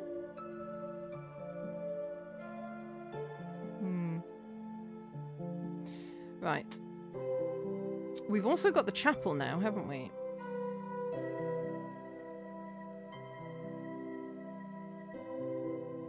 And we know Vitalina was here at some point.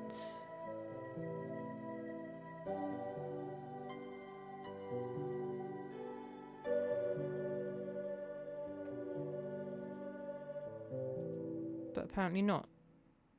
Maybe she was here with someone?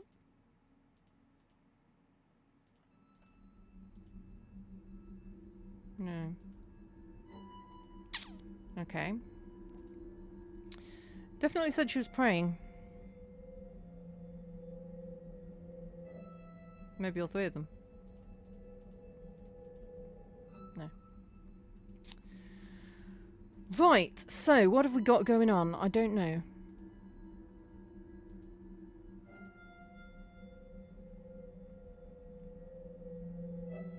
We've got 3 people who we don't know where they were then.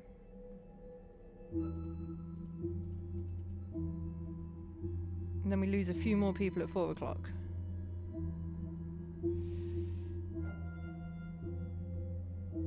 These 2 meet up somewhere, but I don't know where.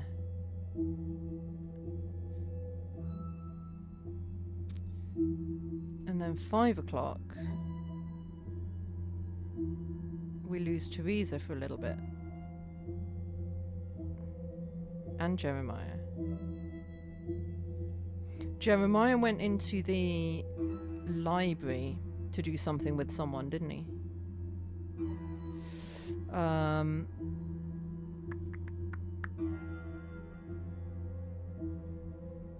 Tuan Bone is waiting for you in the library. Okay, so in the library, at this time, you're Tuan Bone and you. Yes. Jeremiah Goodwill and Edward Bonfire enter the library. Jeremiah Goodwill opens the cigar box on the ornate ivory table, handing out a cigar to Edward Bonfire and lighting it up with his lighter. Yeah. Has the unmistakable click of a Dunhill lift arm. Obviously, we all know what one of those is. Jeremiah Goodwill then puts it back in his vest pocket. They're soon surrounded by smoke. The whole batch of pearls has no Orient bone, that's the verdict. But they do have a lot of Orient in them. They're not glassy, I can see the luster. They're trying to rip you off. What does it mean by Orient? I know what you're saying, but everyone I've seen agrees. The red swirl that's appeared in all our pearls means they might as well just be a piece of rock. They're worthless. They cannot just use them as mother-of-pearl jewellery.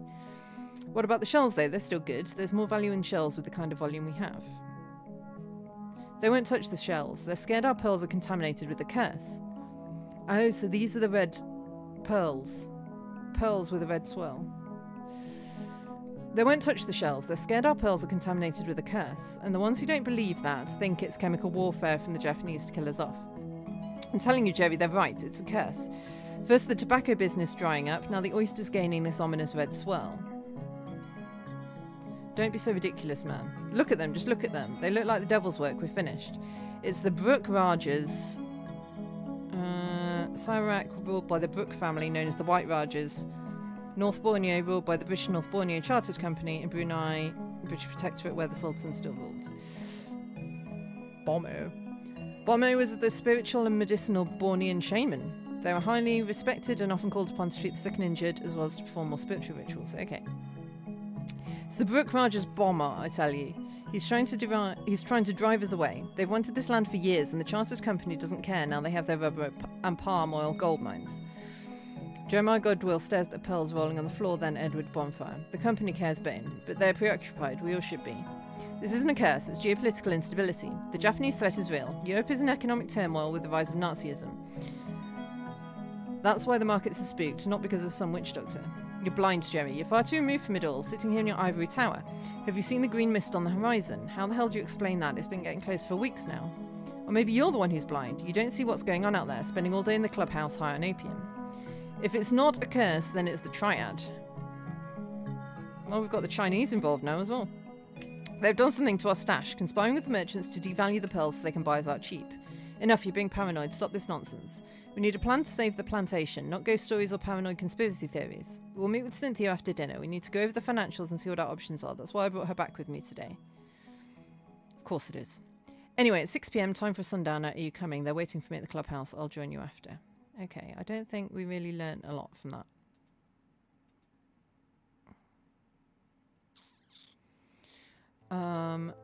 We've got the lighter though. Items. And that is Jeremiah's. So that will be wherever Jeremiah is, right?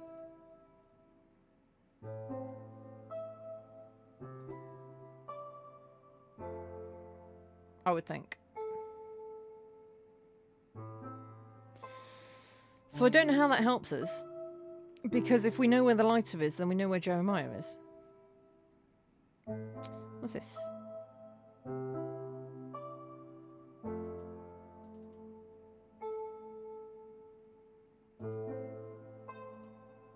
Ah, that's the phone in the study. Someone was phoning someone in the study.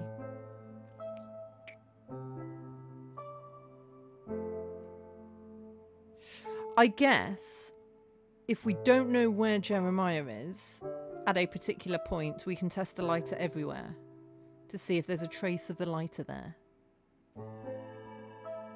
Let's test it out. When don't we know where Jeremiah is?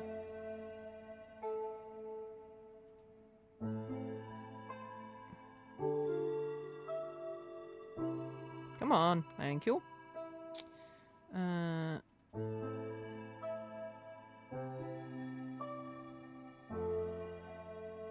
We know where he was all those times. Technically, I mean, I know he was in the dining room there, but technically we don't know where he was. So, if I test the lighter in the dining room...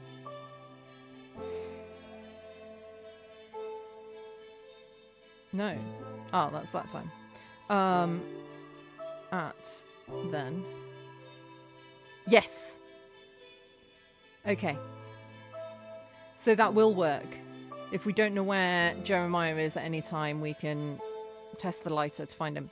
I want to welcome our unusual guest to our little gathering. I must admit I was very suspicious of the young man when he arrived, but one can see the true character of a man in his actions. I must say I was pleasantly surprised by the way he reacted to our little incident. I can see he has heart by how he protected Loon Goodwill, and gumption with how he didn't hesitate to run to the clubhouse. Of course, it turned out to be a false alarm, but he did not know that at the time. Anyway, I just wanted to give a toast to the young man and welcome him to the plantation. To Lucas, cheers. I hope we've made you feel welcome so far, Miss Seville.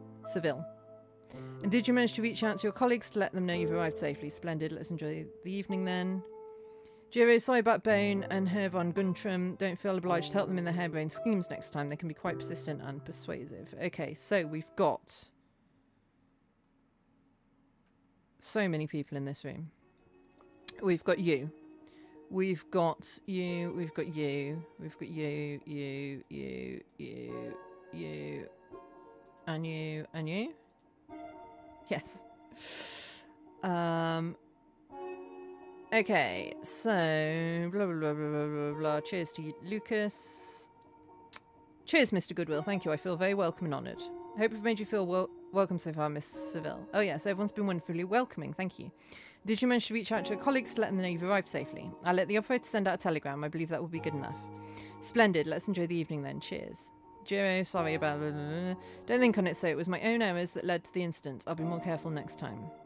So, Mr. Sterling, what exactly is bringing you to this side of the world? Pardon me for being blunt, but you look like a new chum, and only an old hand would be sailing these dangerous seas as anything but a passenger. Believe me, sir, I'm quite an old hand here, despite appearances. I don't like to admit it, but I have the tremors. Too much quinine.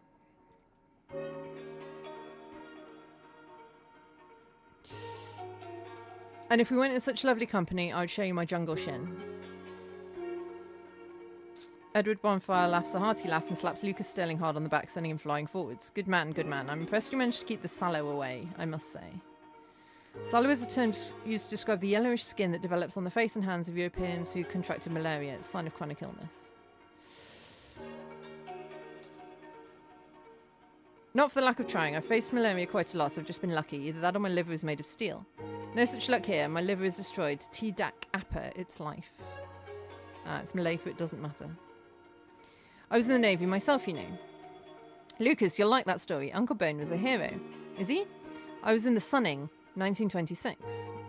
The Sunning was a steamship that was hijacked by pirates in 26. The Sunning, the officers took that ship back with boiling water and fire axes. Edward Bonfire rolls up his sleeve to reveal a nasty scald scar. Boiling water. Yes, we did what we had to do. Sterling nods, a grim respect forming. Do you know what happened in 27? The Royal Navy cleared out Bias Bay. Hidden cove by the coast of Guangdong, it served as a pirate republic during the Piracy Golden Age. Most of the fishermen, whether guilty of piracy or not, were massacred in the area. I was but a midshipman on the HMS Hermes. It was my first posting. I heard about the 27 operation. That must have been a sight. Lucas, you were a hero too. I knew it. In the corner, Theresa McIntyre sits quietly nursing her drink. Dieter von Guntram leads over to her. The social dinner reminds me of the old days, Theresa, before the Great War, when the German plantations reigned supreme. Dieter, when are you going to tell them? Not so loud, they'll hear you. They deserve to know. Keeping what you told me on the Learn earlier a secret is indefensible. I would have thought that you of all people would understand. Why should I tell them? Let's change the subject. I can feel others starting to listen in. Sorry, I did not mean to interrupt. Ooh, there's shenanigans afoot there as well. Drink, darling, it will help you relax. The spirits cannot speak if the vessel is tense. Tell us more about your travels. It must be so exciting to be a lady solicitor in the city. Oh, it's mostly paperwork, but the journey here from Sandakan was eventful. Okay. I'm sorry to interrupt, Miss Seville. Did you say you'd come all the way from Sandakan? Well, yes, on the Straits steamship. The main route for Goodwill to transport goods and people from the mainland to Borneo. A regular route, but also a target for pirates. You sailed 20 hours from Sandakan to Tauri past the pirate-infested waters of the Sulu Sea. For a lady, that's remarkably intrepid, or positively foolhardy. Why for a lady? Sexism! I was under Jeremiah's protection naturally. His legal affairs required my attention, and I considered it merely a matter of duty. I visited Sandakan with father on several occasions. It's a grand place. I've never seen such a spectacle of harbour. With all due respect, Leon, Sandakan wears a very different face depending on whether one frequents the governor's set or not. They say it boasts more millionaires than any city on earth, but the gilding is quite thin. There's a great deal of squalor once you leave the cliffside bungalows. Lucas is correct, though I shouldn't change a thing. I should never have met my intended otherwise. Ooh. Your intended? You're spoken for then? Yes, I'm due to be married when I return to the city. I've only been away 48 hours and I confess I miss him dreadfully. Ha, Rose is satisfied then that she's not going to be a problem. I'll drink to that. To the lovers. Then something happens very suddenly. A loud crash and gasps and someone new enters. Their aura is very strong but also very dark. I do not know them. Who is it? Well, I don't know. Someone with a dark aura. Apparently. Okay. So, apparently there are two things we can work out from here. But I guess we might not be able to work them out yet. It was on the lawn. We don't have the lawn. There's a lawn there. Is it the croquet lawn? Because she saw someone and rushed out to talk to them, and I'm assuming that's the German dude.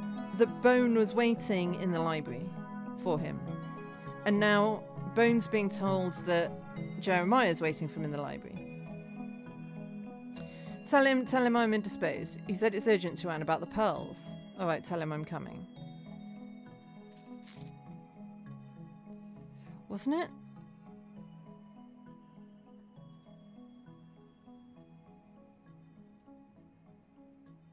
Yeah. John Bone is waiting for you in the library. Ah, but it could be that Jeremiah had asked him to meet in the library. It doesn't say Tuan Bone wants to meet you in the library, it just says he's waiting in the library. So that's fine. That's not suspicious like I thought it was.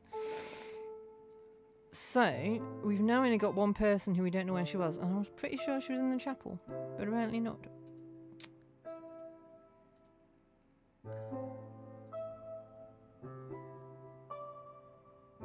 Those two in the chapel? No.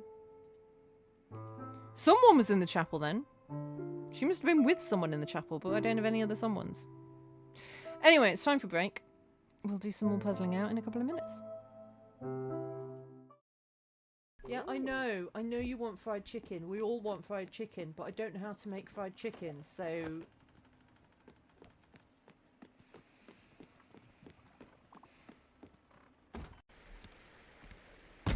No, get up, get up, get up, get up, get up. Dude.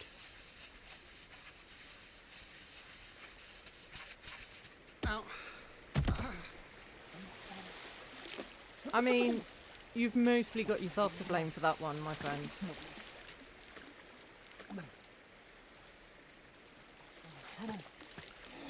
Yep, yep, yep. Get up, get up. Get up. Get up. Get up.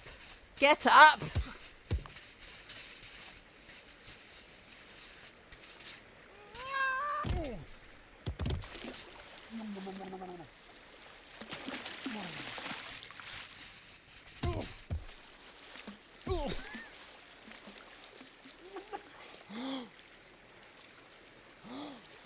Turn around. Let me go that way. Thank you.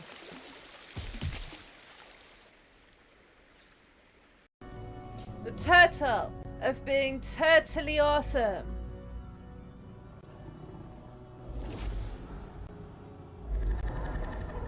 Yeah, no, right. Okay. Are we ready? Let's timer it, and then we have to run, okay? Yeah. 3. We'll timer it to press the button. 2. 1. Okay. Oh!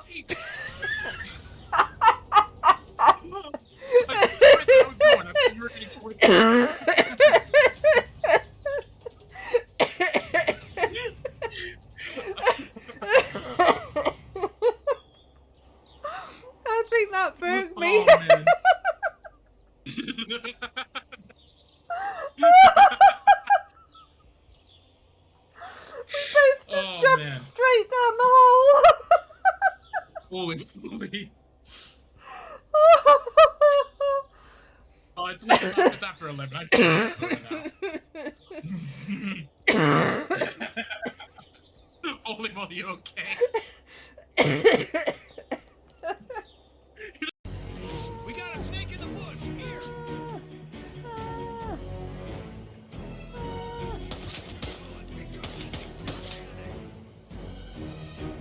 Why can't I find any stairs? Yeah, we're all screaming and running this way. Yeah, we're screaming and running all together. Ah! Ah! Ah! Ah! Ah! Ah! Scream and run, scream and run. Ah! Ah! Ah! Ah! There's a maniac in the house, guys. Go get him. Cahal, and now Cahal. you know. Did you get this? Was this? Cahal. Right. We're learning Irish names, folks. We've got Cahal. We've got Fia. We've got Rory. We've got Donal. I'm gonna pronounce them. I'm back. Right, what are we doing?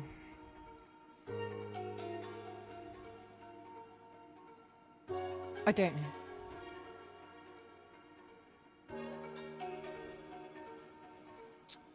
Got all the clues we can get from there. Someone there then.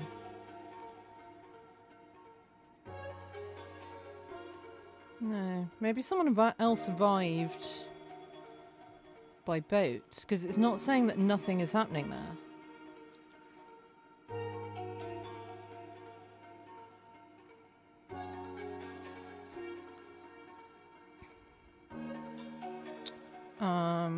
Let's look at the whole timeline. Oh, here we've got something. Oh, that runs out to greet them, but I've got nowhere for them to be.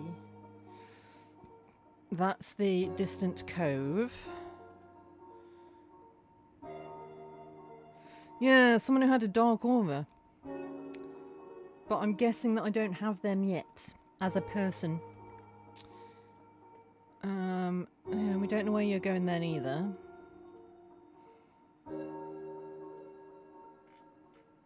Someone with a dark aura comes in.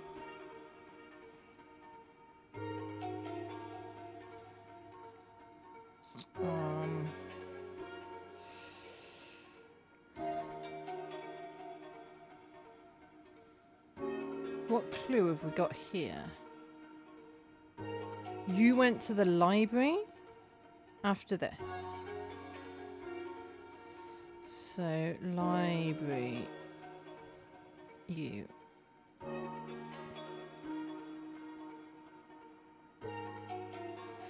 Cynthia Seville enters the library. She sees pearls scattered on the floor. Hello. Could I have clicked on that here?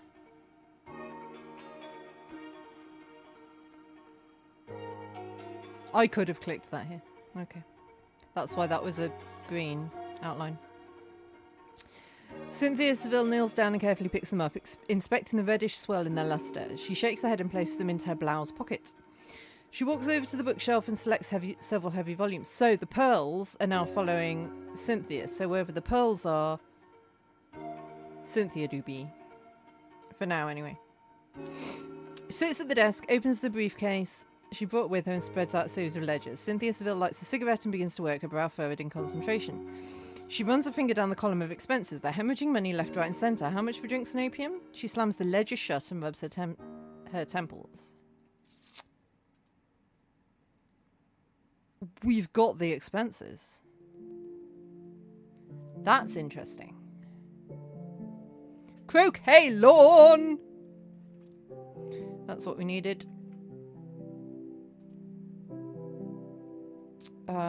Is there anything weird?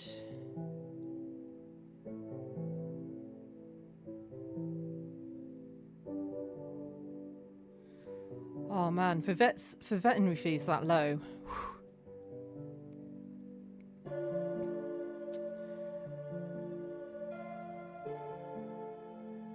Yeah, gin, whiskey, sherry and opium, my word.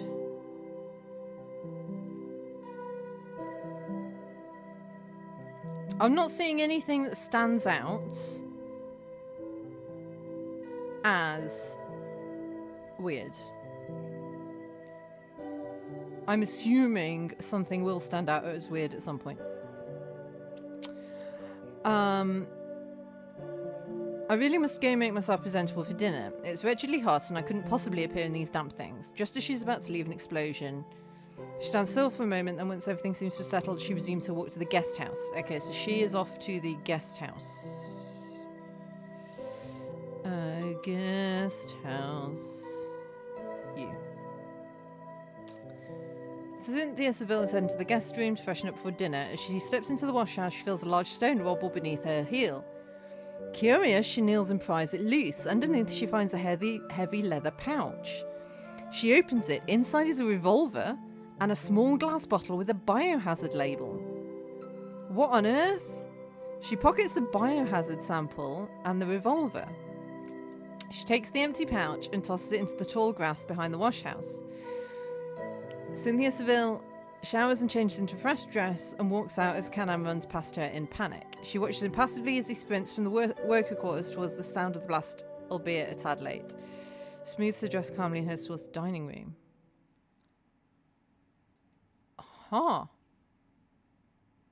So the pearls, who do they belong to? They belong to you, I think. No?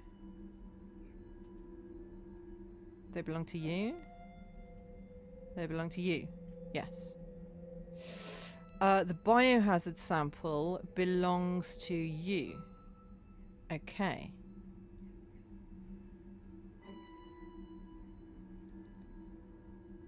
Okay. I don't know how that helps us. So, what's her name has got both of these things. She's got the pearls and the solicitor lady. She's got the pearls and the biohazard sample for now.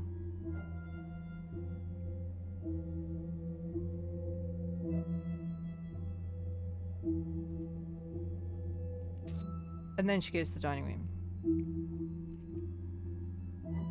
And we know what happens in the dining room. Okay.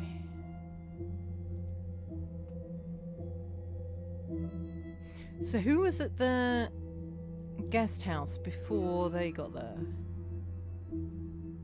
Were you there? No. Oh, nothing happened there. Were you at the guest house? No. Okay. So we've now got the croquet lawn, so presumably that is where you two met. Yes! Dieter von Guntram is crossing the garden, a bottle of cornbread in his hand. Dieter, wait, do you want a sundowner? No, thank you, Teresa. Bone and Jerry are waiting for me at the clubhouse. Please, Dieter, I just need a friend to talk to. Can I just accompany you on the way? Of course, my dear. You know I always have time for you. Jeremiah is frantic about the pearls. No one wants to touch them in their current state. I know I act like I don't care, but if we lose the plantation... Dieter von Guntram laughs. Jerry and Bone are idiots, both of them. The Red Swirl would never have happened in our Oyster Farms before the war. What do you mean? Do you know something? I'm not helping them, and neither should you. Not after what he did to you. Why would you help him? But they're your friends.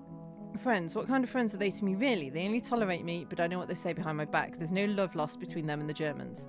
I wouldn't be surprised if they thought I was a Nazi despite everything we've been through just because of my heritage. To hell with them. Just tell me for old time's sake, please. It's not a curse, Teresa, that's all I'll say. You need to tell them how to fix it. You're a good man, don't be so petty. Okay, I don't think that tells us anything, Dor, but at least we know where they were. So is this where you two met? No, nothing happened here. Okay. Well, that wasn't quite as exciting as I hoped it would be, but at least we've solved where people were.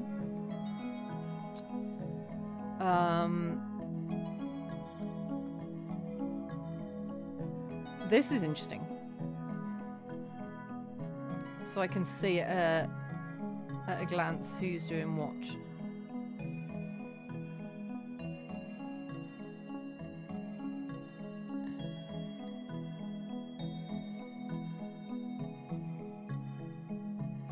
Yeah, I don't know where you were. You were meeting...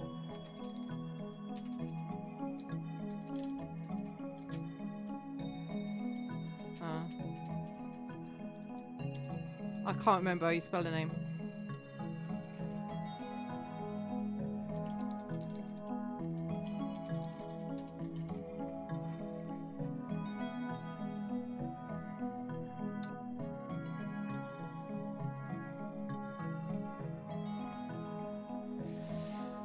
I don't know where you were.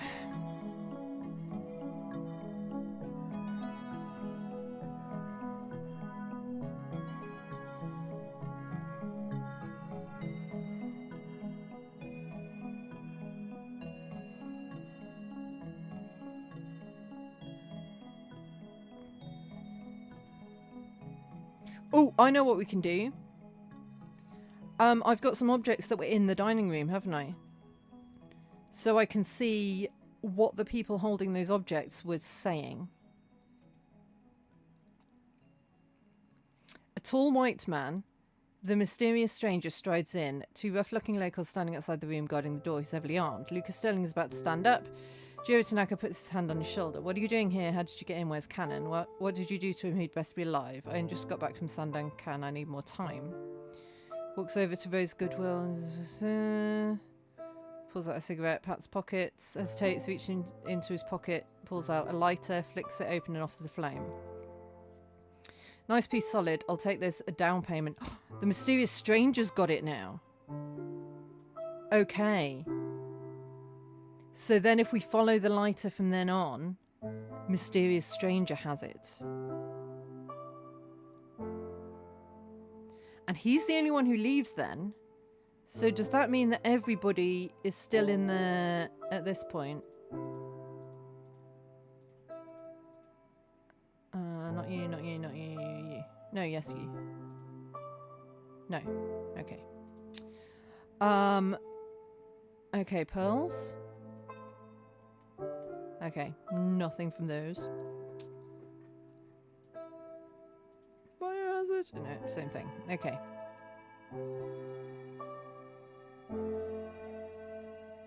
Okay.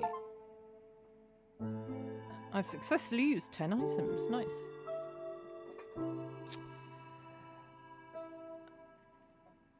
Yeah, so the lighter is now in the hands of the stranger, but we don't know where he's gone. I could try some places.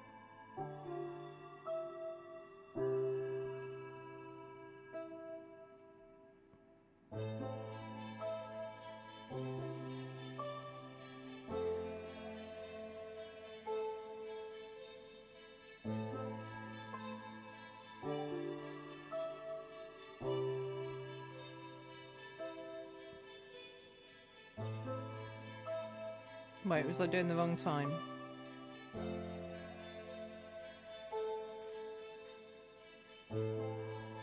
Yeah, it's at 8.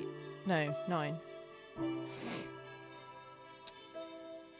Did I do the wrong time on these?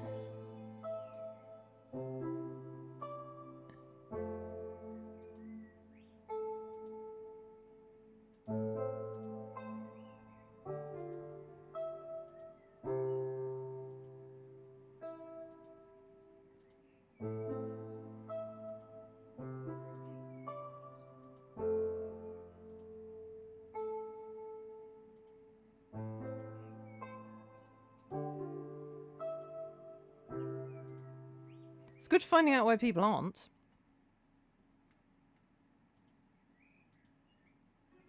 Okay, so he is nowhere that we know about. No, wait, I was doing the wrong time, wasn't I? Because that's when the lighter was there. Should be this time. God damn it.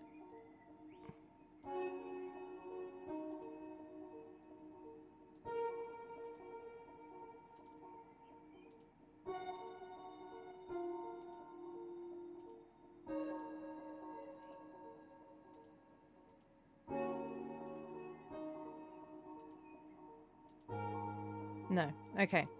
So he is nowhere that we know about, but something's going on at the jungle entrance.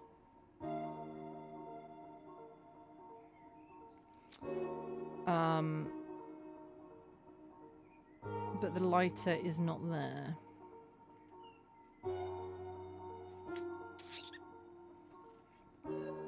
Okay.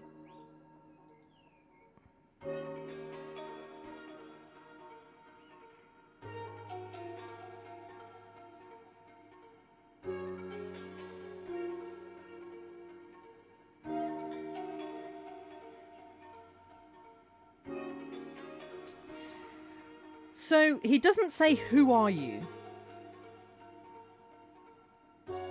So he knows who the guy is. And presumably Jiro knows who the guy is as well.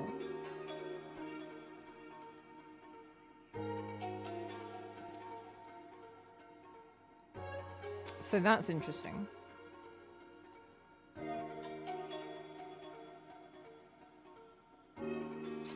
Then who's here?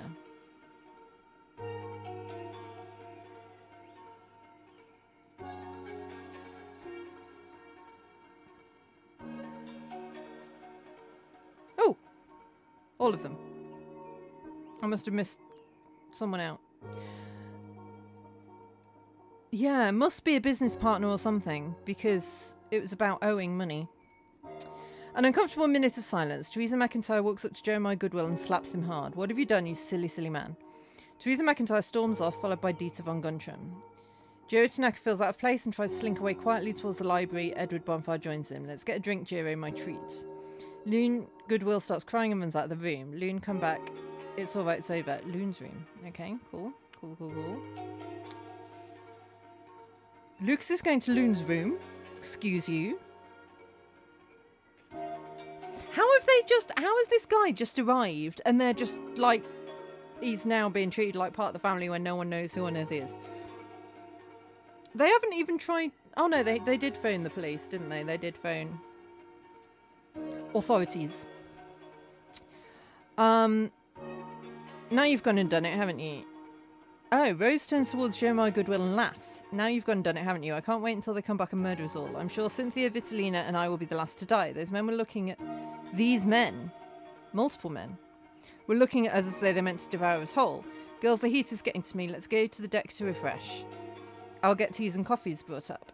I'm afraid I'm in need of Miss Seville's company. If you want me to find a way out of this mess, that is. Rose Goodwill stares at Jeremiah Goodwill harshly. Enjoy your company, Jeremiah. I'll see you in the morning. Do not come to the bedroom later. I will not wish to be woken up. Come, Vitalina, let's go. Okay, Jeremiah Goodwill and Cynthia Seville are alone. We're going to have to go back to that one a lot because that gave us a lot of information. No? Someone else must have come in at some point then. Because it said they were alone.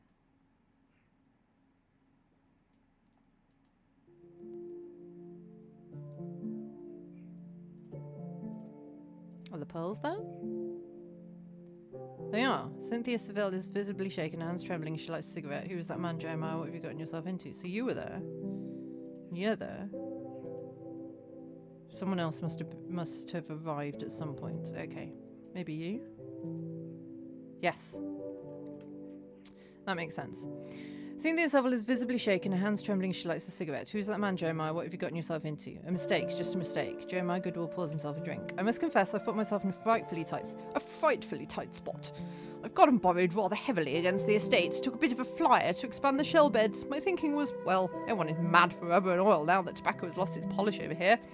I thought if we could simply double the haul, we might seize the lion's share of the shell markets and corner the trade of mother of pearl before the Dutch caught on.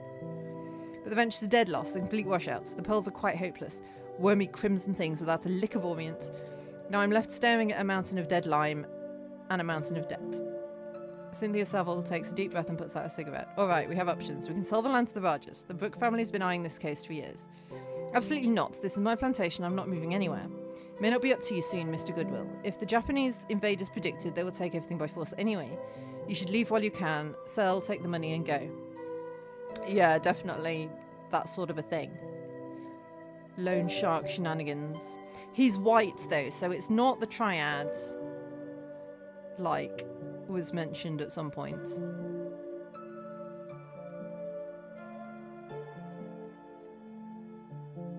The workers, the badger, they are worried too when they're perfectly calm by nature usually. If they're scared, I need to think on this.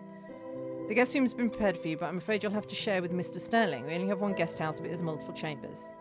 Share with a man? I certainly will not. This is completely improper. Mrs. Goodwill offered earlier. I will stay with her in your room. In the master bedroom. You go enjoy my marital bed with my wife then. I'll see you in the morning. To Ambessa, are you alright? Is everyone alright? Dear chap, you're making a habit of arriving after the fire. Peaky Blinders. It might be the Peaky Blinders. It might well be the Peaky Blinders. I mean, they were in Birmingham, but I suppose they could have expanded. You alright? Is everyone alright? Dear chap, you're making a habit of arriving after the fire. I'm afraid I was taken off guard and knocked unconscious by the jungle entrance. I'm really sorry, that's terrible, but yes, we're alright. This was my fault, it will not happen again. I don't understand. We have bloodthirsty pirates on the premises and you're acting as if nothing happened. I need to call for reinforcements. We need to secure the premises. We need to... tomorrow. There's no urgency. They will leave us alone, for a while at least. Tonight we rest, and tomorrow you can do what you want. Okay, so Kanan goes to the kitchen. Cynthia Seville to the bedroom. Jeremiah Goodwill goes somewhere we don't know.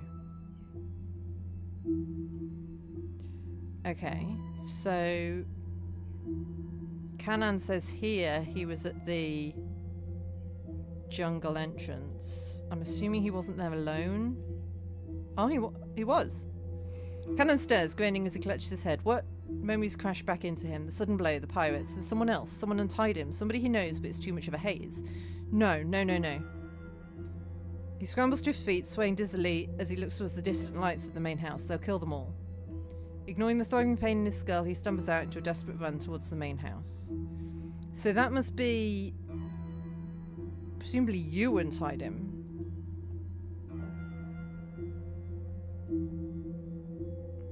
Yes. Isia kneels behind Kanan, her hands trembling as she cuts the ropes binding his wrists. I thought I could control this, but they're monsters. Isia checks Kanan's pulse, relieved when she finds a faint heartbeat. She helps him sit up against a tree. Railway. In the distance, a tall figure strikes out from the entrance of the main bungalow towards the railway. It's the pirate captain and his men. Ludwig is not going back to the jungle. He's going to the tracks. Why? What is he planning? So we've got Ludwig now. But we don't know what he looks like, so I can't do anything there. Okay, but she knows him. This was part of her plan. Presumably part of the plan between her and the German dude.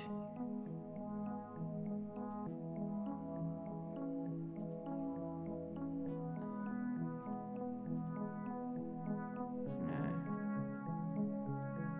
Okay. We've got the railway now. Where the Borneo British steam engine passes through. Okay. Okay. I don't know if this is getting clearer or less clear. But we're in the middle of it now. So, we're still missing you a couple of times. I'm assuming you're at the jungle entrance there, maybe? I don't know. I don't know where you are there.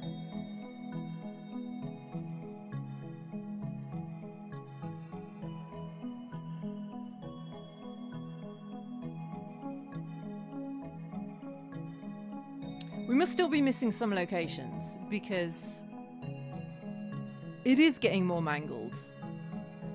Things are definitely getting more mangled. Right, let's get back to the dining room and follow up what we had here, because we had a lot of leads here. Lots of people wandered off to places.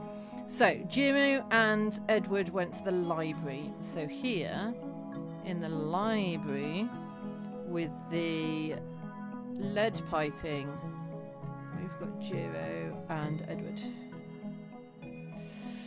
The library is dimly lit, smelling of old paper and stale smoke. Edward Bonfire is wrestling with the lock of a glass-fronted cabinet. Confound it. Jerry always did keep the good stuff under lock and key, and with the clubhouse looking as though it's taken a full broadside, we don't have much else to drink. Edward Bonfire produces a small knife from his belt and jams it into the mechanism. With a sharp crack, the wood gives way. Opens sesame. He grabs a bottle of scotch and 2 glasses, pouring a shot for them both. You really shouldn't have done that, Tuan Bonfire. Tuan Goodwill will be positively livid. Jerry has bigger fish to fry tonight. Besides, the man's in my debt, whether he cares to admit it or not. To surviving the night, eh? And to keeping our heads on our shoulders. Do you think they'll come back, the pirates? Harrow. That man, Ludwig Harrow, he carries himself like a king, not a common bandit. Is he infamous enough to be in the papers? Ooh, I need to call Armand about the distress call on the phone. Anyway, I'll ask him to check the archives for Captain Harrow as well. Armand, it's Delphine. Listen carefully. I have a phonetic transcription of a call made from the plantation in Malay. I was wondering if you could translate. My Malay is rusty, but Matty means dead. It sounds like he was claiming Jeremiah Goodwill was murdered by pirates and requested immediate assistance from the British Navy. They were due to have arrived by 9 the next morning. He lied and painted a picture of a massacre to ensure they would hurry. I have another request while I have you. It's going to sound very strange, but bear with me. The plantation was attacked by pirates. The leader of these pirates was a man named Ludwig Harrow. I was hoping beyond hope that there might be some information about him somewhere. Harrow? Startling. He's a legend, Delphine. Not for piracy, but for the war. He led a guerrilla unit against the Japanese occupation, saved hundreds from the Sandakan death marches.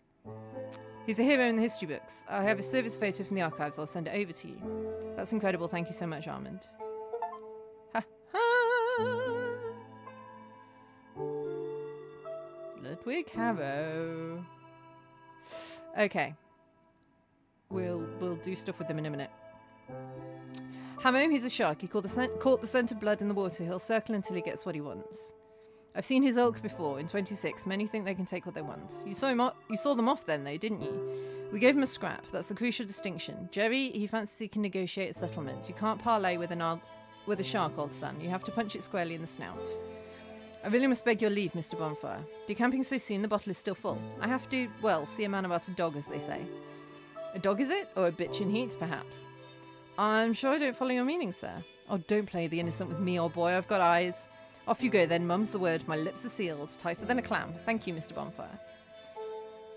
Okay. Right, where's the party at now? I can't be the only one who needs a stiff drink after tonight's events. He hears a friend's voice coming from the veranda and goes to investigate, but I don't know which friend. And I don't know where he's gone. Is he in a relationship with the girl whose name I can never remember? The one who was in on all the shenanigans? Right, so now we should be able to do this. Because all these people were there.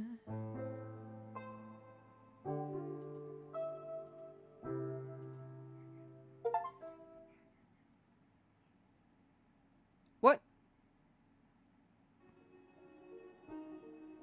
My instincts tell me I've uncovered everything there is to see in this location. The remaining hours hold no secrets. Oh, as in this location, not... I thought you meant the plantation. I thought you were like, yeah, you finished the game. And I was like, no, I have not. Okay. A hush falls over the room. The doors fly open. A tall white man, Ludwig Harrow, strides in. Two rough-looking locals are standing outside the room guarding the door. He's heavily armed. Sorry to crash the party, folks. Don't mind me. Don't. This is Harrow. You do not want to mess with him. Trust me. What are you doing here? How did you get in? Where's Canaan? Sit down, Jeremiah Goodwill. Canaan is not coming. What did you do to him? He'd best be alive. Your guard dog is taking a nap, but he's fine. One of your young servants is tending to him. I'm just here for what's mine. You missed the deadline, Jeremiah Goodwill. And you just got back from Sandakan. I need more time. I don't care about your excuses. Excuse my intrusion, ladies. I wish we could have met under better circumstances, but your man here doesn't pay his debts. Anyone got a light? Thank you. Nice piece, solid. I'll take this as down payment. I want my money soon, Jeremiah Goodwill, or I burn this whole place to the ground. My apologies for the interruption, ladies and gentlemen. Please resume the festivities. So then he goes to the railway. Right? However, before that, at the jungle entrance, he beats up Canaan. Canaan moves silently through the dense foliage, his weapon drawn. He spots movement ahead, a group of armed men waiting in the clearing. Pirates, I knew it. He unsheathes his blade, ready to strike. A heavy blow strikes the back of his head. Pain explodes behind his eyes and the world tilts sideways. Canaan crumbles to the ground, his blade slipping from his grasp. He looks up, vision blurring, to see a tall man towering over him. Clumsy work, old son. A trained man like you should know to keep eyes in the back of his head at all times. Ludwig Harrow raises his pistol, aiming specifically between Canaan's eyes. Hold your hand. Isia steps out from the shadows of the trees. Ah, the little canary. Have you a weakness for this stray dog, then? He's nothing, but a bullet now will rouse the whole plantation. The gunshot will echo from the cliffs to the very veranda. A fair reckoning. Tie him up, leave him here. He can't stop you. Ludwig Harrow stares at her for a second, calculating his move. Very well, but if he bites me, my girl, you'll be the one bleeding for it. Okay. So... we now know where she is all the time, except for then. So that's good.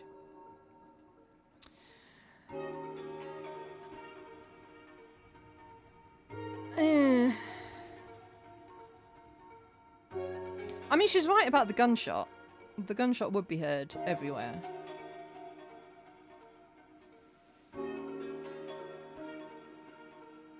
Pirates. Indeed, pirates. So, then they went, at this point, they were at the railway.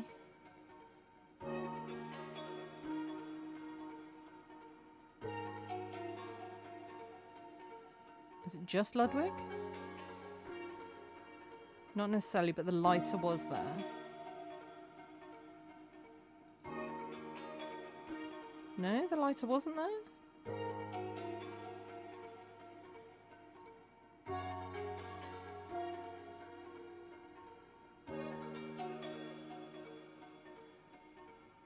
Ah, it was here. It's this time. The lighter was there. And it's Isia and Ludwig. Okay. Focus. Isia emerges from the tall grass to see Ludwig Harrow standing by the old steam engine. His men are dousing the wooden carriages with kerosene. What are you doing? This is madness. Why destroy the steam engine? You've scared Goodwill. You'll get what you want. I have a distaste for loose ends. I'm a man who believes in a bit of insurance. This iron road... it was a uniquely British product, the only railway system on the entire island. Plantations along the coast were designed to plug into this rail line. The railway was also used to transport goods to and from the port of Sandakan. This iron road is a double-edged blade. It's the quickest route for your master to bolt or for the armed constabulary to send their regards in a hurry. I prefer my guests to stay put and my enemies to walk. So he's setting the train on fire. Look alive, men. Let's go. Icy screams and jumps on Ludwig Harrow, grabbing his blade. One of his men shoots her before she can strike. Ludwig Harrow gestures to his men to leave her as he kneels down to grab his blade back. Not a bad attempt, little bird. You have some gumption about you. Ha-ha! Secluded beach. That's what we wanted. Isia is keeling over, grabbing her side. She starts to crawl towards the secluded beach, leaving a trail of blood behind her. Ludwig Harrow gestures to his men to make their way back to the darkness of the jungle entrance as he watches her go. Secluded beach? That's where this was.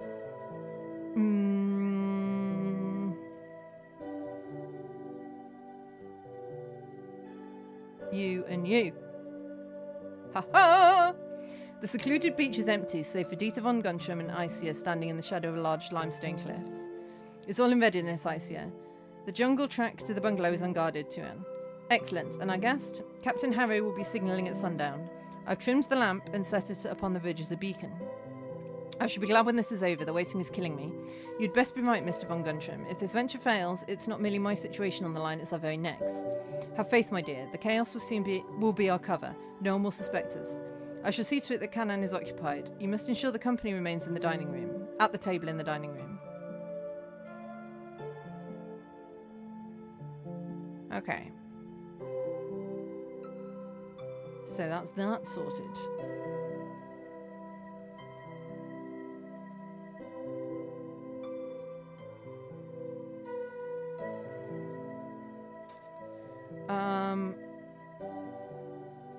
Railway. Oh, I see. So that is now green because we found everything there. I like it. Okay. So then, from here, we've got Harrow goes back to the jungle entrance. Ludwig Harrow's men are walking back from the railway tracks looking for spots to set up temporary camp. They start a small fire to heat up some canned food. Ludwig Harrow takes off his vest, a gold lighter, the gold lighter visible in the front pocket, and sits on a log, sharpening his blade in preparation for a fight. So are they still there then? Potentially. No.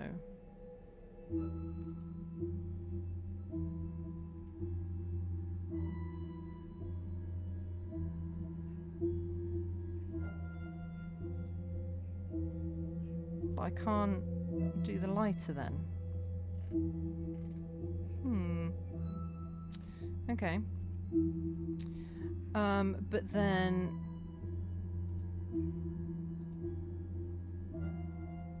Isia went to the beach here. Hi, Riptide. How's it going?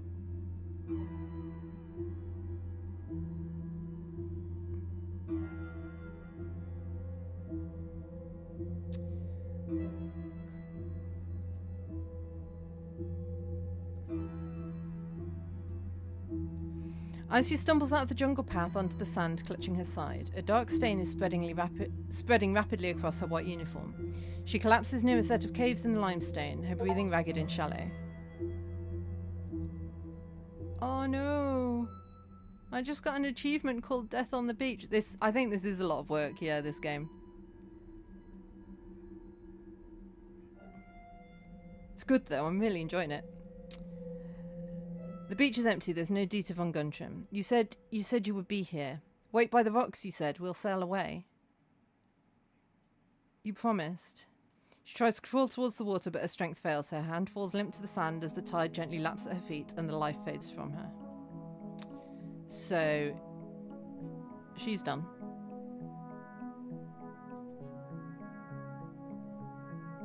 Yeah, she's not even in our list anymore. Yeah. She only goes up until then. So, she's done though. We've got everything there is to know about her. Oh.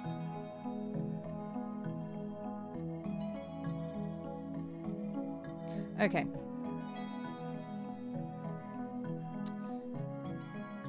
I was about to say that was good stuff, but I mean, she died, so... Yeah, I mean... On the one hand, she let the pirates in. On the other hand, she was trying to stop the pirates from doing piratey things. I don't know. Like, you can't really let pirates in and then complain when they do piratey things. I mean, yes, she didn't deserve to die for it, obviously. But she was up to some sort of shenanigans that... I don't know. Perhaps were not advisable. Right, here. There's one clue here. That we haven't got yet.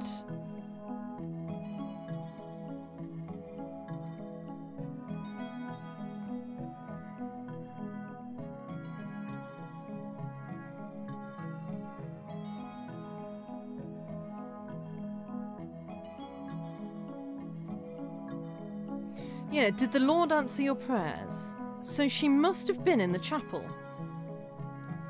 at this point. But no one was in the chapel at that point. Someone was in the chapel at this point, but not her. Or not her on her own. So I don't know. What more have we got going on here?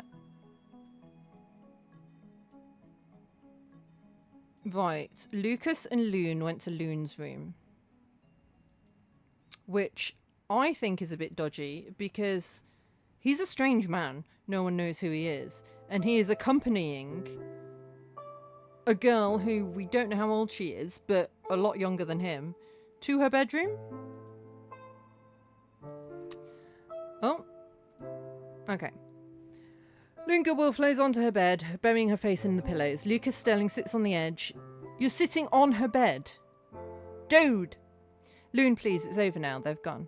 They'll be back, I know they will. And Father is powerless to stop them. But you can stop them, can't you? I know who you are. I know your secrets. Lucas Sterling freezes. His expression hardens instantly. I haven't the foggiest notion what you mean. You don't have to keep up the charade with me. I've known since I saw you on the beach. You're my brother. You've come back from England. Lucas Sterling blinks, the tension draining out of him replaced by confusion. Your brother? You've come to take me away, to take me back to London, just as I've dreamed for 10 years. You came to rescue me from this jungle. Thanks for the like, RevTed.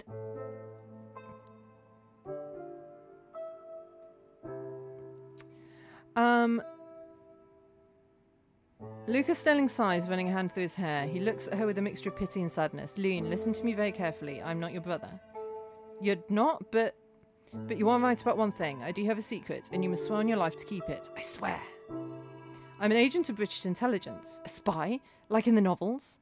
I was sent to investigate Japanese military movements in the South China Sea. The green mist isn't natural, it's a chemical weapon. My crew wasn't massacred by pirates, Loon. We were intercepted by a Japanese destroyer. They caught us red-handed with evidence of their tests. Oh my heavens. I managed to salvage a sample of the agent. I hid it in the wash house at the guest house, along with my service revolver. I mean, they're not there anymore. Yeah, keep the wood crusher on standby, K-Wolf. We might need it. Because we don't know if this is true. I mean, we know he's got the biological agent, the biohazard thing. I need you to retrieve them. Between the pirates and the slurs, I must be armed to protect you and the sample. You will save us. I should do my utmost. Now stay here and bolt the door. Try to get some sleep. I can't sleep now. I'm coming with you. Okay, so those two went to the guest house, I presume?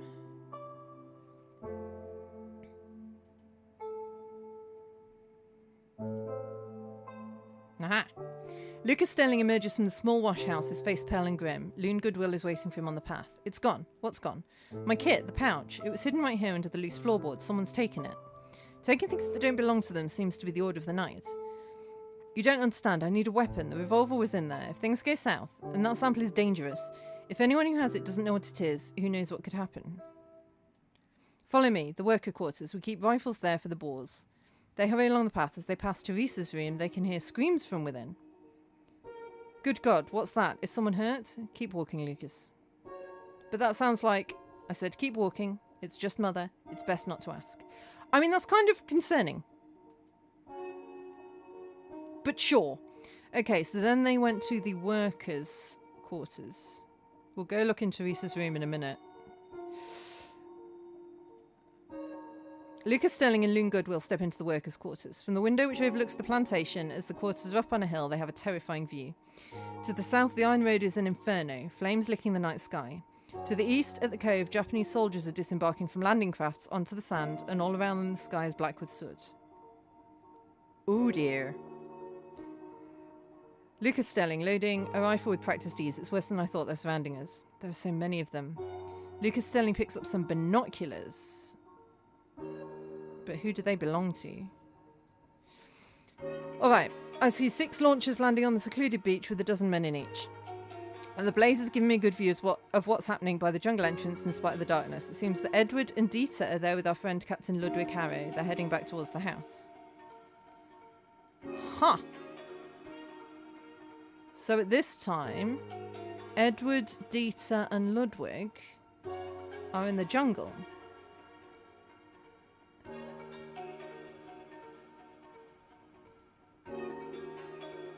No.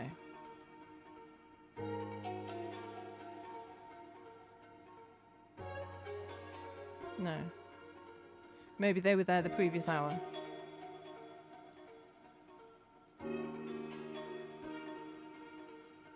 No.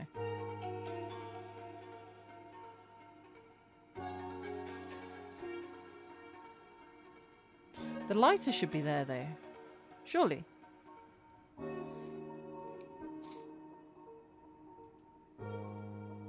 Ah!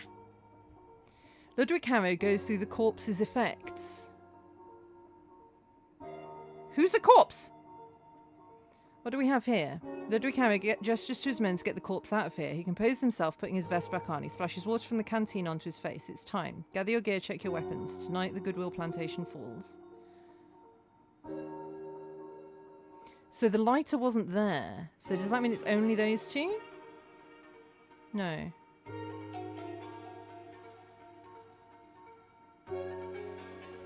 Huh.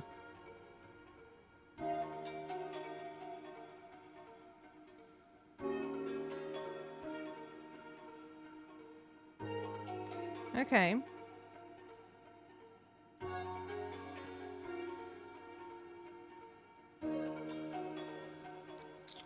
Right. Let's go back to...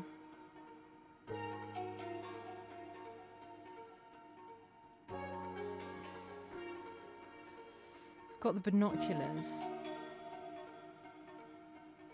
I don't think they belong to him, do they? No. They belong to Worker. Ah. They belong to Hero. Okay.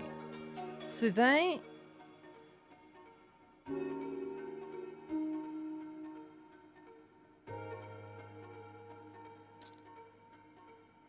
Okay. Does he keep hold of the binoculars? Are they still here? Yes, they are. Lucas Sterling shoves handfuls of ammunition into a canvas bag. He slings 3 rifles over his shoulder and hands 2 more to Loon Goodwill. Take these. Can you shoot? I think so. Father taught me. Good. Aim for the centre of mass. Don't hesitate. We need to find your father. He can help us figure out the best way to get everyone out of here. He'll be in the study. Stay close to me, Loon. Whatever happens, do not leave my side. They burst out of the quarters and sprint towards the main house. Okay, so then we've got the study.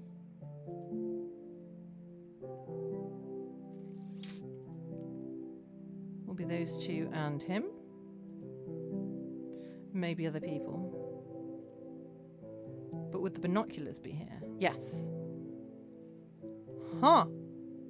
Loon, Goodwill, and Lucas Sterling walk into the room. Checking for a pulse, then shaking his head. He's gone, Loon. I'm sorry. Loon, Goodwill collapses into Lucas Sterling's arms. Okay, so... Wait. So it's just those two, then? No. There must be someone else there as well. Him? No. The room falls silent. Loon Goodwill looks up from Lucas Sterling's chest, her eyes red and confused. Loon Goodwill's expression shifts from grief to cold fury. In a flash, she snatches the rifle from Lucas Sterling's hand. Cynthia's there.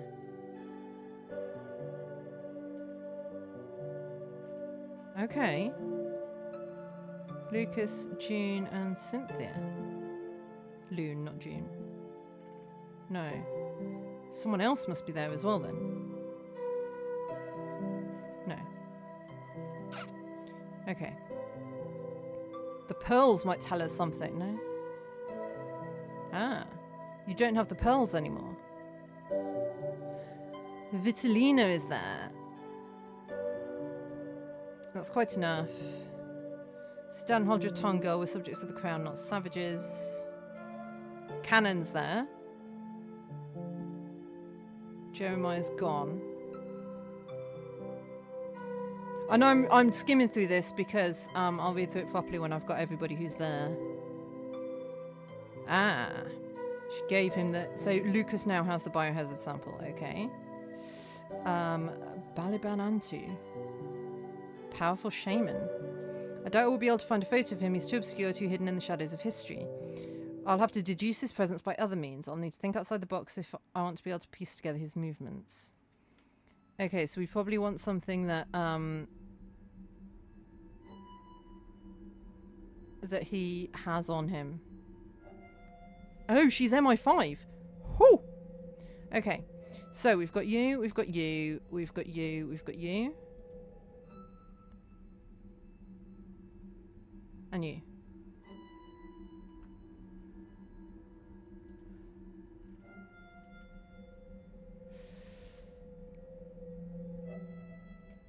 Jeremiah's pearl fiasco is attracting their attention.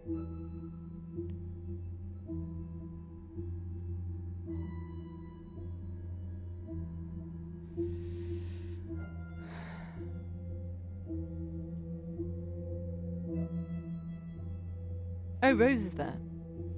Rose, not Ludwig.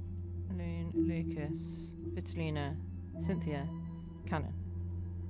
Yes, okay. Cannon is already in the study, pacing nervously. Loon Goodwill and Lucas Sterling walk into the room. Loon Goodwill stops dead in her tracks, staring at the body on the floor. Father? She rushes to Jeremiah Goodwill. She shakes him, but he's cold. Papa, wake up, you're frightening me. Loon Goodwill screams. She tries to lift him, but he's a dead weight. Lucas Sterling checking for a pulse. He's gone, Loon. I'm sorry. It was a misadventure, an overdose. The pipe finally claimed him. He took too much shandy. Overdose, look at his eyes. Opium doesn't cause that. Poison does. You did this. You were the only bleeding soul in this room. No, I vow on my life. I found him in this state. Hold your hand. Don't shoot him. It was not his doing. It was me. The room falls silent. Loon Goodwill looks up from Lucas Sterling's chest, her eyes red and confused. You? Rose Goodwill is in shock. She's just staring at Jeremiah Goodwill's lifeless body, tears streaming down her soot-covered face, her gown ripped, torn, and full of mud from her fall outside. What's she been up to? What's she been up to? Why is she soot-covered, all ripped, and covered in mud? My love, you didn't seem to love him. It was an accident. I gave him the Tuju. I thought it was a cure.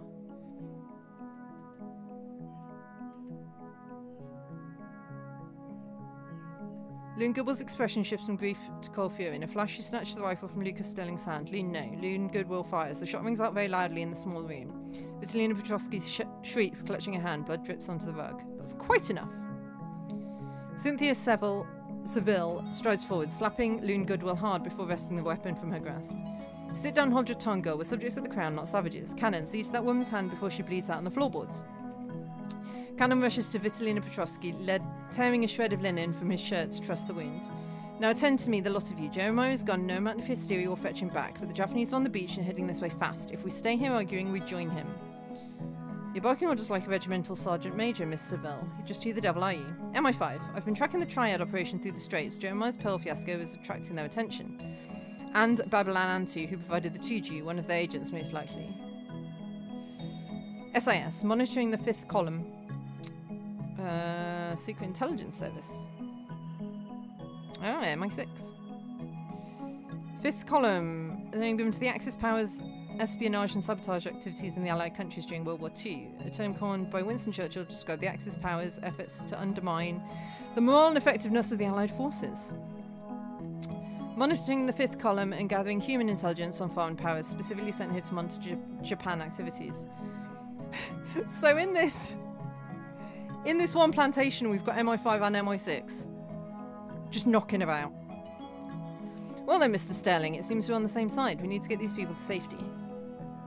Agreed, but it's not that simple.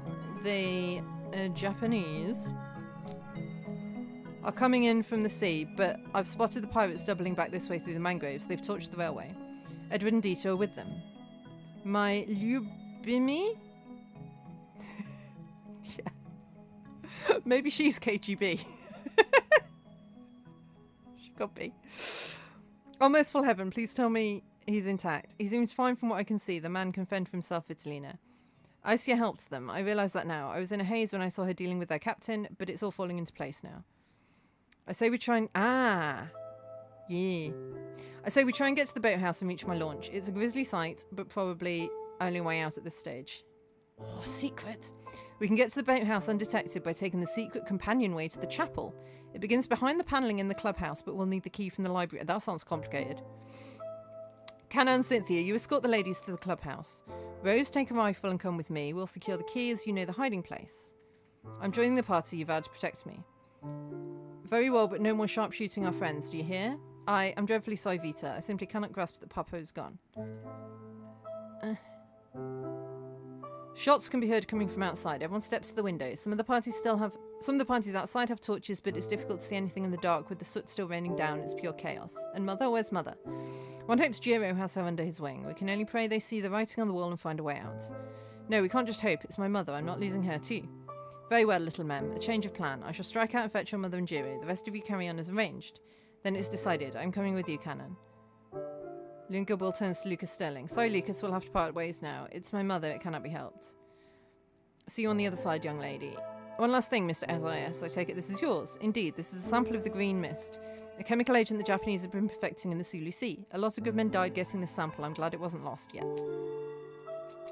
Good luck, everyone. Well, we're going to unpick this mess. In a couple of minutes after the break. I will see you then.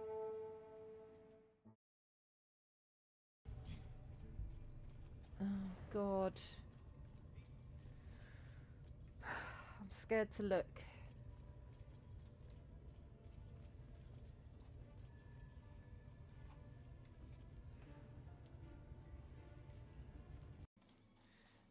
Do I have to jump over this? Oh, Q to roll. Woo! Woo! Woo! Forward rolls uphill. That is impressive.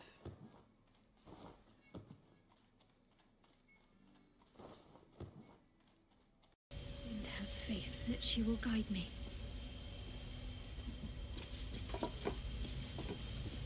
What are these lights? Are they anything that I can do?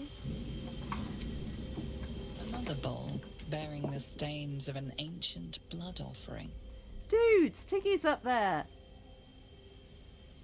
Euclids. Another trial to judge the mettle Euclids. of Lady Shah's initiates. This one would test their ability to navigate her sacred darkness.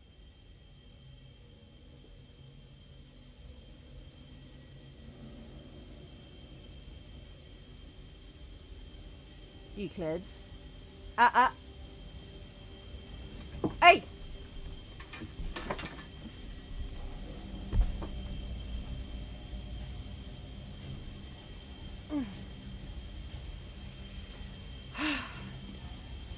Portugal. In fact, I used to get wet all the time when I was younger. I bet you did. I bet you did. Not so much since the menopause, though, eh? There be cones. Ah! Oh!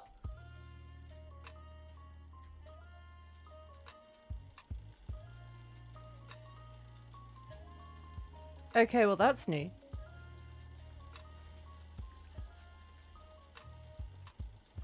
Ha ha ha!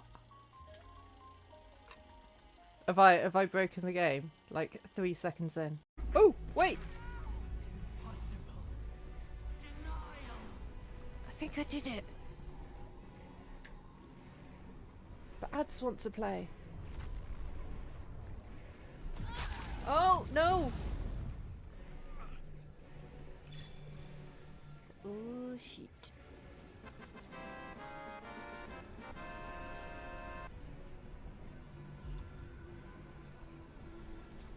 I mean, very, very much not. Blowtorch! Wait!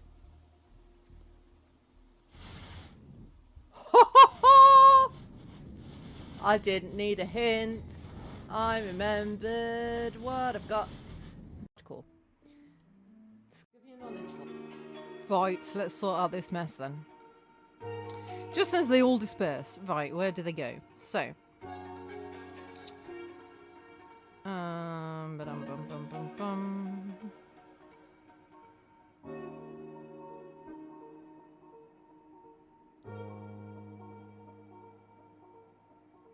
So, Canon and Cynthia were escorting the ladies to the clubhouse.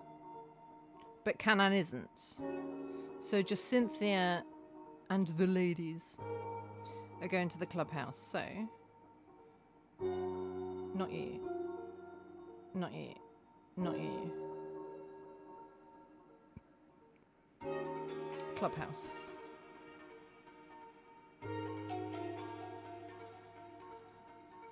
No? Okay. Pearls? Huh. Okay. Not there then. Oh, do I need to be on one? Like one across? No. Alright.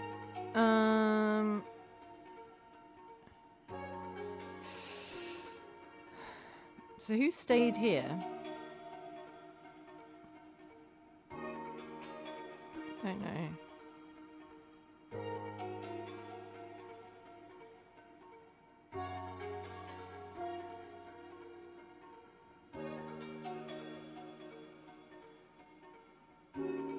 Ah, Rose went to the library. Okay, so not you. So it was just you two went to the clubhouse?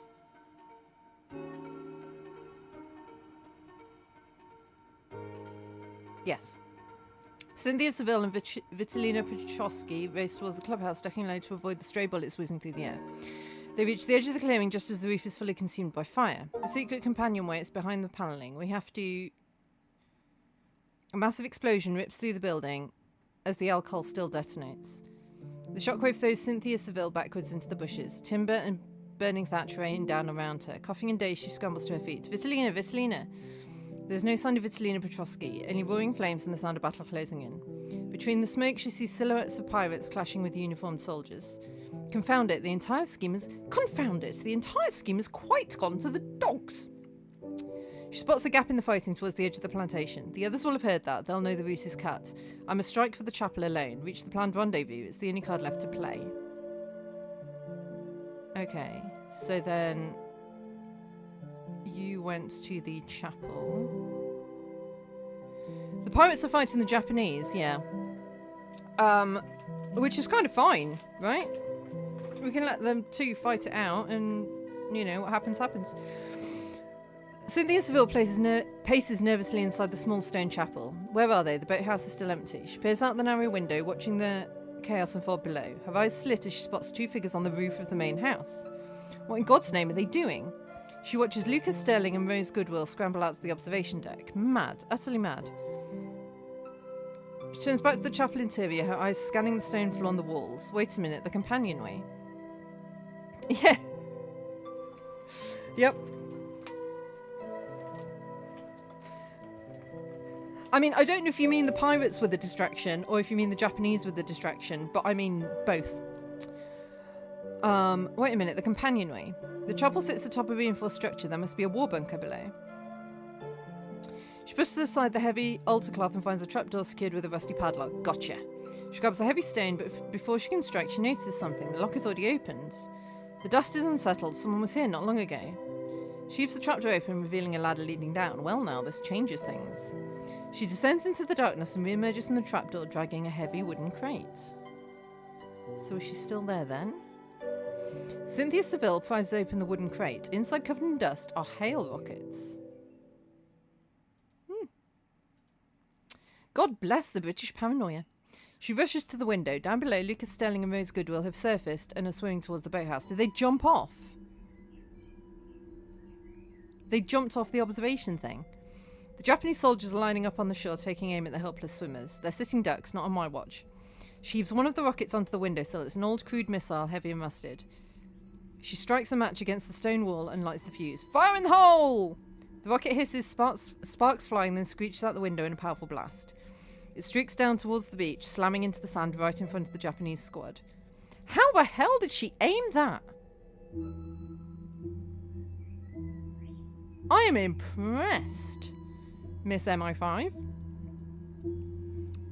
It streaks down towards the beach, slamming into the sand right in front of the Japanese squad. Sand and shrapnel spray everywhere. The soldiers scatter, diving for cover, visibly shaken by the unexpected artillery. Ha! She reaches for another crate, but the crate is empty. She reaches for another, but the crate is empty. Damn, there was really only one?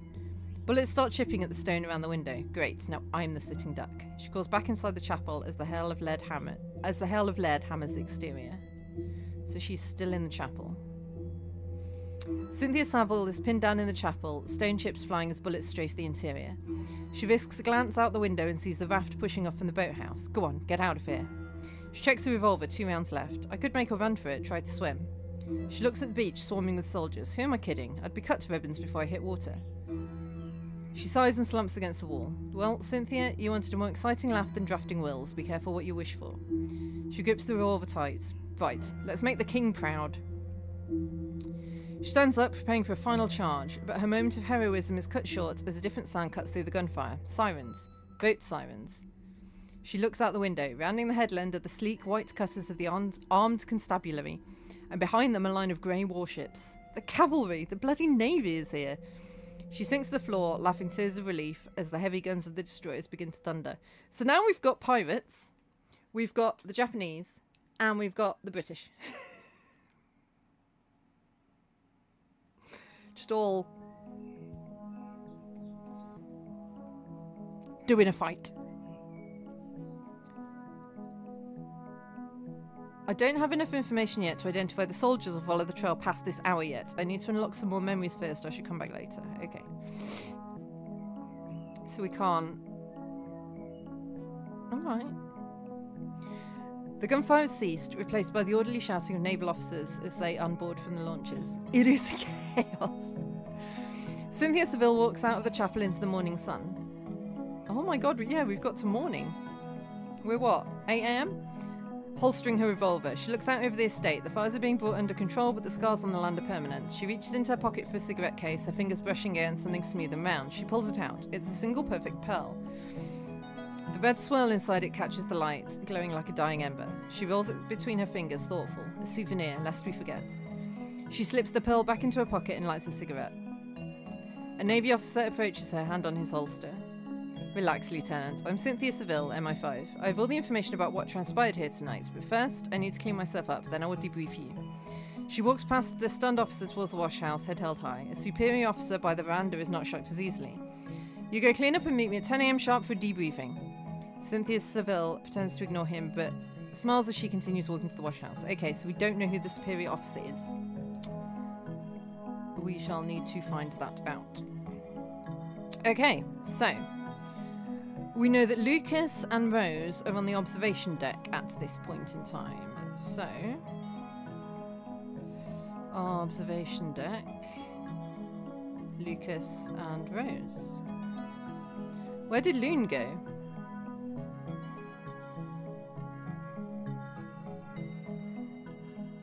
Because she was with them.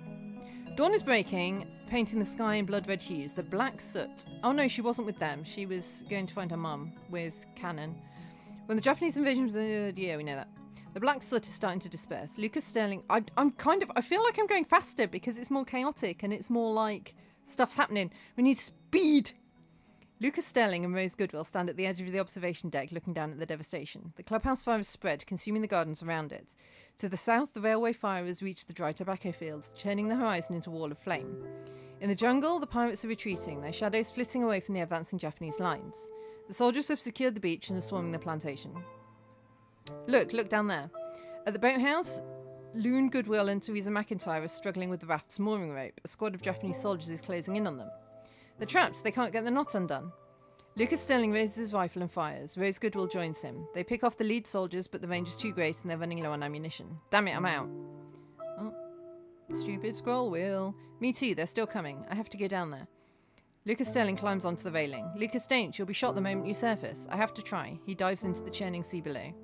Watching him disappear into the water. Oh, to hell with it. Hikes up her gown and climbs onto the railing. Geronimo! She jumps after him, plummeting into the waves. So at this point, at the boathouse, is you and you. Loon Goodwill and Theresa McIntyre stumble into the boathouse, slamming the door against the chaos outside. Loon rushes to the raft, her fingers fumbling with the mooring knots. Come on, blast you. She turns back to her mother. Mother, help me with this, it's stuck. Theresa McIntyre is leaning heavily against a stack of crates, face ashen. Mother? Oh, she got shot. Loon Goodwill rushes to her side. Theresa McIntyre's hands are pressed against her side, blood seeping through her fingers, staining her dark dress crimson. You're hurt. Why didn't you say anything? We had to keep moving, little Moon. There was no time to stop. Suddenly, the boathouse door splinters as rifle butts smash against it. Loon Goodwill screams, backing away. She raises her rifle, her hands shaking but determined. Get back! I'll shoot! The door gives way. Japanese soldiers crowd the entrance, bayonets fixed. Loon Goodwill closes her eyes, squeezing the trigger. But before she can fire, cracks of gunfire erupt from high above. The lead soldiers drop, and the others scramble back, confused, looking up towards the cliff. Loon Goodwill follows their gaze. High on the observation deck, two figures are silhouetted against the dawn sky, rifles flashing. Lucas, I knew it. I knew you wouldn't leave us. Okay, so then here... Yeah, is it all four people? Yes. Lucas Sterling and Rose Goodwill hold themselves onto the jetty, gasping for air. A deafening explosion rips through the beach behind them as a rocket impacts. What in the blazes was that? Divine intervention? Come on. They swim to the boathouse. Inside, Theresa McIntyre is slumped against a crate, her dress soaked in blood. Loon Goodwill is pulling her hand, weeping. Mother, please get up. Not this time, little Moon. Not this time. Lucas Sterling quickly dries his hands on his trousers and examines the wound. It's bad. She's lost too much blood. Come on, Loon. The raft is ready. No, I won't leave her. Go, my darling. Live. Live for both of us. This place, it's all I know. It's fitting I stay. Theresa McIntyre grabs Rose Goodwill by the hand. Take her. Promise me you'll look after her. I know we didn't always see eye to eye, but you're a good person, and Loon loves you. I promise. Lucas Sterling grabs Loon Goodwill, who's screaming and kicking. Forgive me. He hoists her over his shoulder. Rose, untie the mooring. Rose Goodwill squeezes Theresa McIntyre's hand one last time. Theresa McIntyre nods. Aye, aye. They push the raft out into the water. I can see lights in the darkness. Is that your launch? Over there. Let's get there quickly. Theresa McIntyre watches them go as life fades from her eyes. Well, she's dead.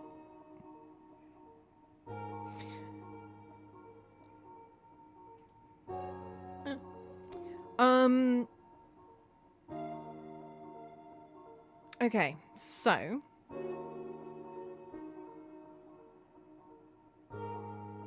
what else have we got to get? There's so much chaos. I'm like, I don't know what else. I don't know where else we had stuff.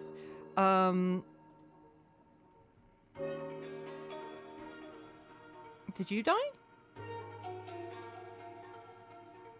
Ah, you died at the clubhouse. Yeah, you disappeared.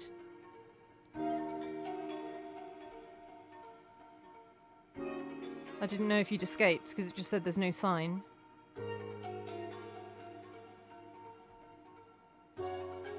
Okay.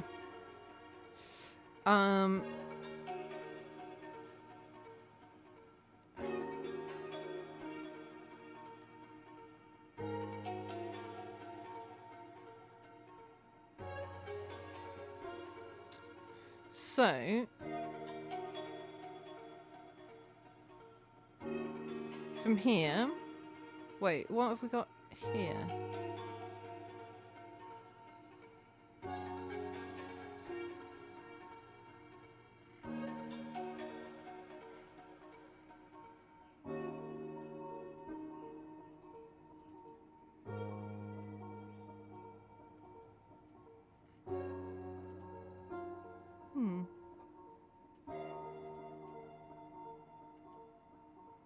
Ah, that was this. So if we just got Kanan and Jiro, go to bed.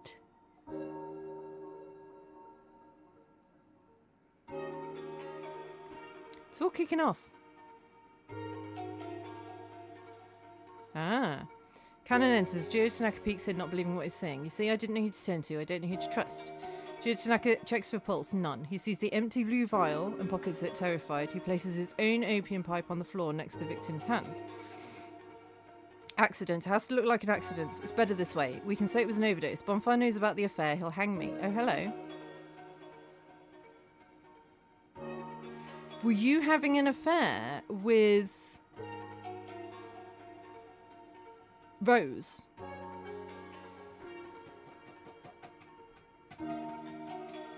Cannon picks up the rotary telephone. We did reach out. I can't remember what he said was said. It's on the way you should go. What do we tell the others? What about Loon? She'll be devastated. Little Mem is stronger than you think, and she has us. I'll go see Teresa. That's all it'll be if you need to find me. What are you talking about? You can't do that. Forget her. It's 2 in the morning. Just go to bed and don't let anyone see you. Alright, yes, you're right. I'll wait for reinforcements. Here you go. Okay. Ah, so Jiro went to the veranda.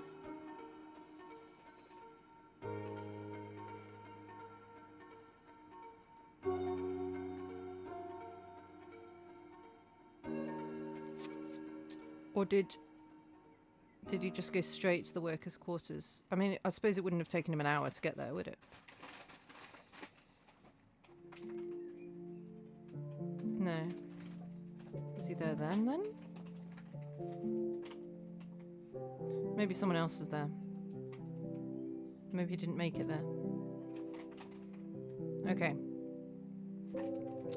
But I've got 2 more things. The opium pipe, well, oh, 3 more things. That now belongs to her. The owner of an item can be deceptive sometimes. The pearl should be owned by Bone or Jeremiah in theory, but it was with Cynthia for so long it's imbued with her essence. I mean, she's nicked it, so it says now. It smells faintly of fish. I don't know who owns that because I don't know who poisoned him. Unless, no, wasn't it Vitalina? Yes. Vitalina said she gave him the thing. And then the opium pipe is Jiro's. Okay. But now we can follow the blue... What's it? The blue vial to find out where Jiro is. Ha! He's with Teresa.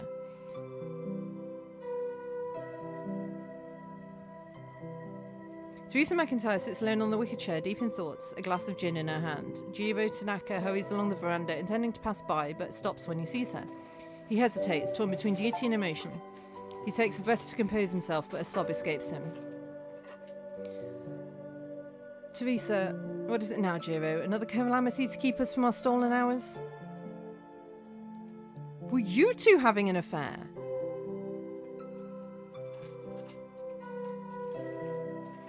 It's the Chuan. It's Chuan Goodwill. What has he done this time that could be worse than selling us off to pirates? He's dead, Teresa. Hey, bud. Yeah. Teresa McIntyre freezes. The glass trembles in her hand. Don't be ridiculous. Men like him don't just die. We found him in the study. He was gone. He pulls the empty blue vial from his pocket, his hand shaking. I found this near him. Teresa McIntyre stares at the empty blue vial, then up at Jiro Tanaka. Her face is pale, mouth slightly agape. Dead? Truly and finally? I hated him. I despised him. But I loved him. God help me, I loved him more than anything. Suddenly, shouts erupt from the garden. Torches flare in the darkness, followed by the crack of gunfire. They watch in shock as the clubhouse erupts into flames. The world is ending. Did you know? No, I'm no traitor. Teresa McIntyre pours another measure of gin, her hand surprisingly steady now. She downs it in one gulp. She stands up and grabs Jiro Tanaka, pulling him close. She kisses him, a desperate, passionate kiss. I guess so. You're a good man, Jiro Tanaka. You need to find yourself a good woman, someone who isn't broken before it's too late. I have a good woman right here. A genuine smile spreads across Teresa McIntyre's face. A shot rings out and Jiro Tanaka falls to the floor dead.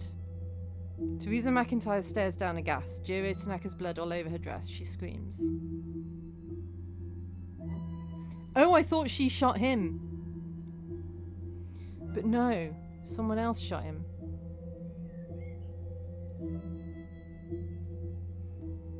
My God, this is complicated. So someone else is there with her. Is the vial there? No. Hello. Is the photograph there? I guess the photograph is there, but it's only if people are touching it that it counts. Hi. Hi. Hello.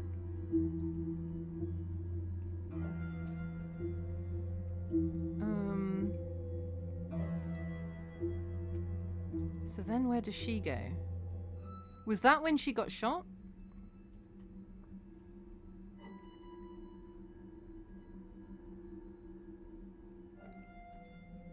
What else is going on at that time? We don't really know anything. Everyone else is in the study.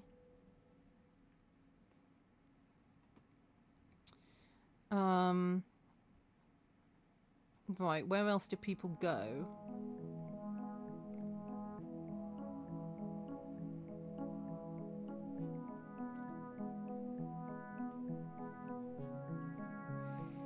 So Kanan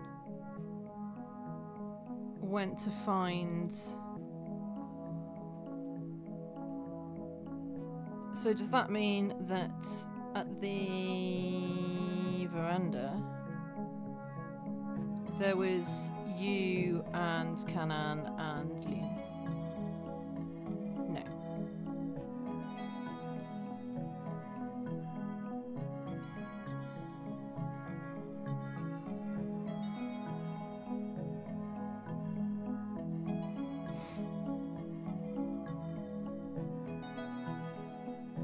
Did they go to her room, maybe?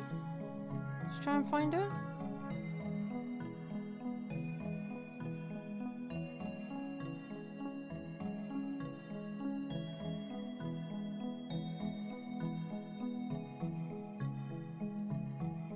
No?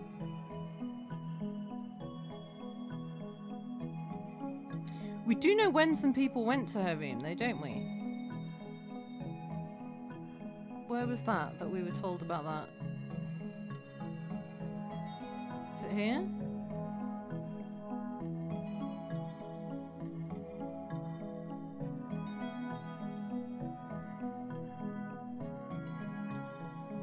Yes.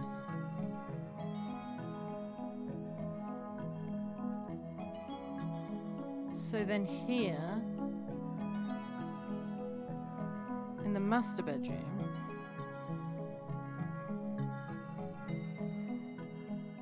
be you and you? No.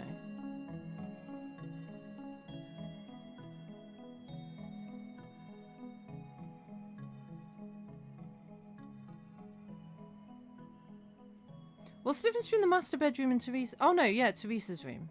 Teresa wouldn't be in the master bedroom.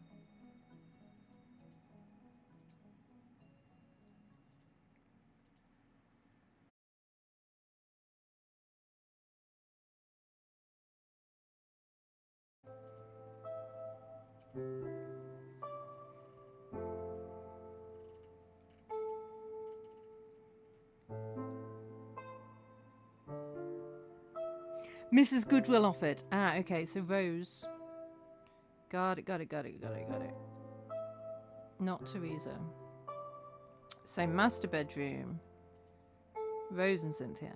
Yes. Cynthia Seville is pouring a generous measure of gin into 2 glasses. Rose Goodwill grabs one and sits down on the bed. To Teresa's. They clink glasses and drink deeply. You know, I positively envy you, Cynthia. A lady solicitor, an independent woman with a career in her own right. Oh, don't waste your envy on me, Mrs. Goodwill. The bar is a boys' club. They look at women in chambers as if she were a performing seal. Remarkable for a member of the fairer sex, they say, with a sickeningly patronising tone. And the pressure. Mother is incessantly harping on about when I mean to settle down. You can't argue cases forever, Cynthia. Think of your ovaries. Ovaries. As if one's womanly functions had a best before date stamped on them. At least you have a life of your own. I have this, waiting for Jerry, fearing Jeremiah. I used to dream of treading the boards, you know, on the stage in London. You have the face for it, and the theatrical flair, I'll give you that.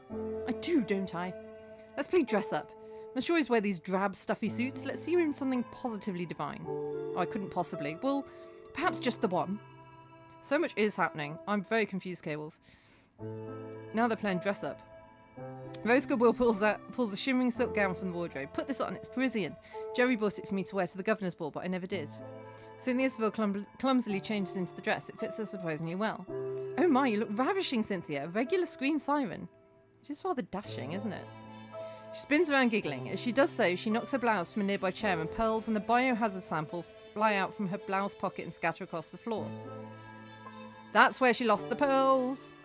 Rose Goodwill stops laughing instantly, staring at the pearls. Those are Jerry's pearls, the accursed ones. Why do you have them? Are you stealing from us, or is it worse? I've heard stories about Sandakan triads. They pay well for inside men. Is that it? Is the high-class solicitor act just a cover? Don't be absurd. I found them in a library. They were just lying on the floor. I picked them up to keep them safe. I was going to give them back to Mr. Goodwill. Seems trust is in short supply around here. The air in the room grows heavy with tension. Vitalina Petrovsky crashes through the doorway, tears pouring down her face. Vita? Whatever is the matter? Okay, so those 3 still in here.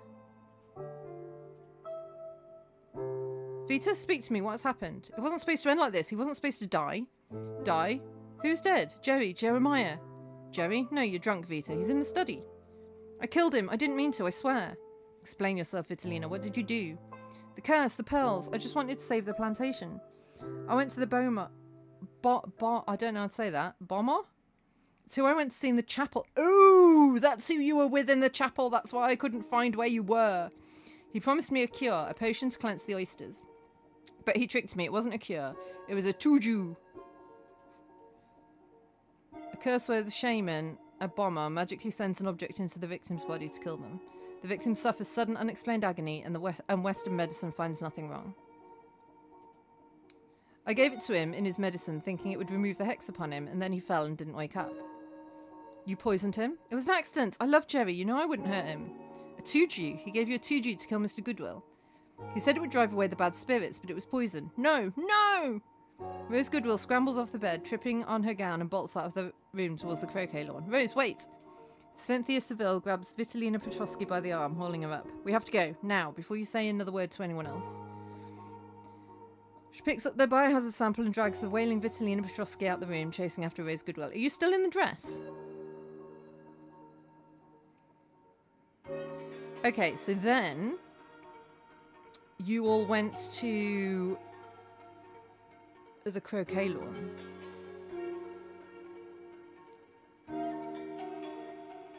No, you didn't. No, here. Yes. Rose Goodwill stumbles across the croquet lawn, sobbing hysterically. She trips over a brass hoop and sprawls onto the grass. She lets out a piercing wail, a sound of pure heartbreak. Cynthia Seville and Vitalina Petrovsky catch up to her. Vitalina Petrovsky pulls Rose Goodwill into a strong embrace. Shh, shh, my love. I'm here, I'm here. I mean, you killed him! He's gone. It's your doing, your awful, awful doing. As Vitalina Petrovsky holds her tight, Rose Goodwill begins hammering her fists against Vitalina's chest, striking over and over in a blind, hysterical fury. Black ash begins to rain down harder, coating their hair and skin in soot. Cynthia Seville looks up, shielding her eyes. In the distance, she sees the lights of invasion barges hitting the strand onto the secluded beach. God in heaven. Cynthia Seville reaches under her dress and pulls out a revolver. Rose Goodwill stops crying, staring at the weapon. Who in blazes are you truly?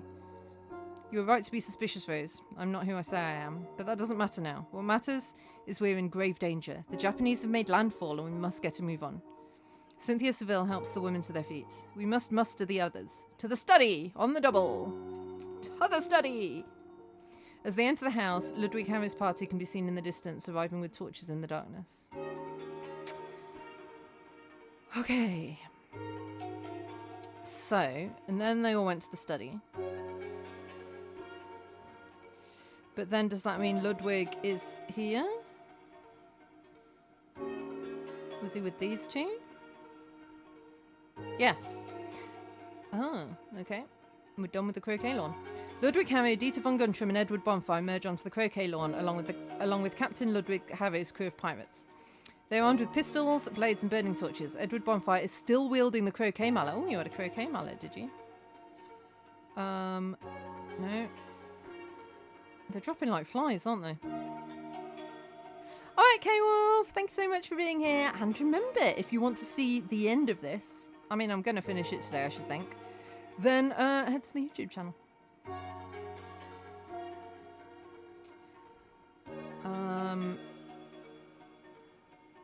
So the croquet mallet is yours. I mean, it's not yours, but you've got it. Wait, I think I see Vito over there heading into the house. Quiet. A crack of gunfire erupts from the darkness near the beach path. 2 of the pirate crew fall, cut down instantly. Verdammt! They are here! Ambush, fall back. We need diversion. The Japanese will overrun us if we try to make a stand here. They're still in the clubhouse. It's a powder keg waiting to blow. You want to blow up the alcohol? It'll create enough chaos to cover our retreat. We need to get to the main house and gather the others. Do it. Okay, so Edward and Dieter blew up the clubhouse. Run to the study! They sprint towards the main house as flames begin to engulf the clubhouse. Dieter von Guntram notices Teresa McIntyre in the veranda and splits from the rest of the group. Ah, so then Teresa and Dieter were in the veranda.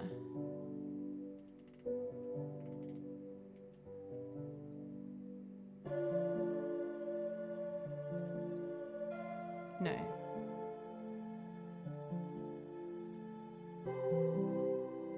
Oh, because I've still got Rose clicked.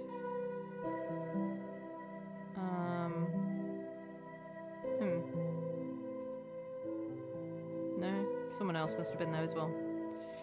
Was the croquet mallet there? No. Okay, so where were they all before?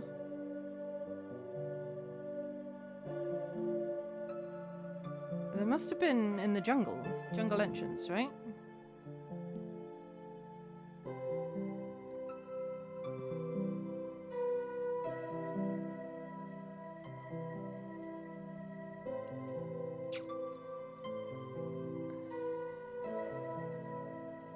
I had the lighter here.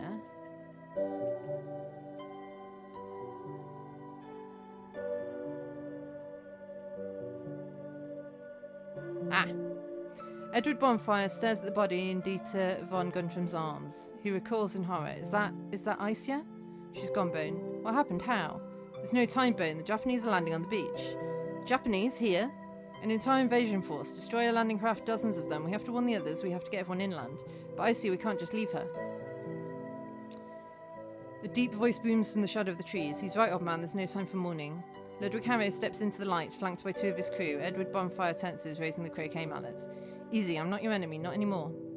You torched the steam engine. You trapped us here. I cut off the escape route of a coward. I did not know the wolf was already at the door. I'm sorry about the girl. Truly, she fought like a tigress. She deserved a warrior's death, not this. It was self-defense. My men, they're jumpy. Self-defense, she was a servant girl. She had a knife in my throat before I knew she was there. She had spirit. But arguing will not bring her back. My men and I, we can help you fight, or at least help you escape. Why should we trust you? Because the enemy of my enemy is my friend. And because if the Japanese take this island, there will be no place left for free men. Fine, but if you cross us, Harrow, save your threats for the Japanese, Englishman. You're going to need them. They will head towards the house, through the lawn, and past the clubhouse. So that means that before that, Dieter must have been on the beach. If he found her body.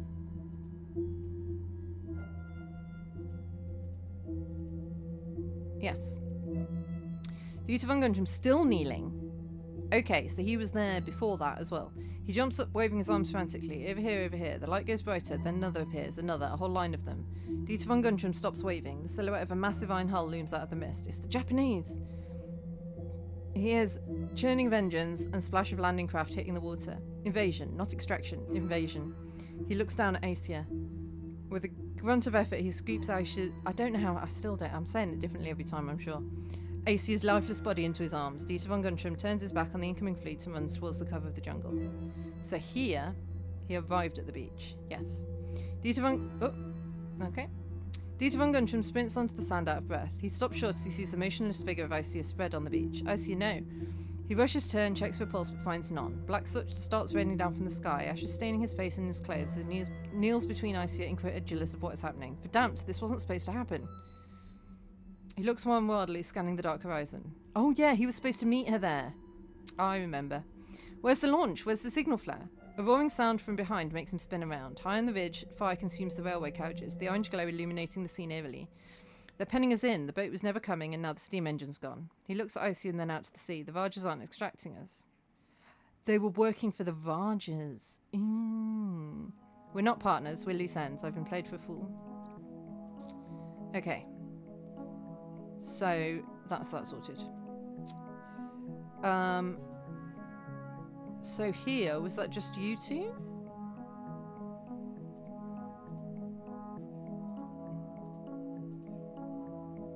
Oh, it's just Ludwig. Okay. Ludwig Hammer goes through the corpse's effects. What do we have here? A key to the passageway and pockets it. Ludwig Hammer gestures to his men to get the corpse out of here.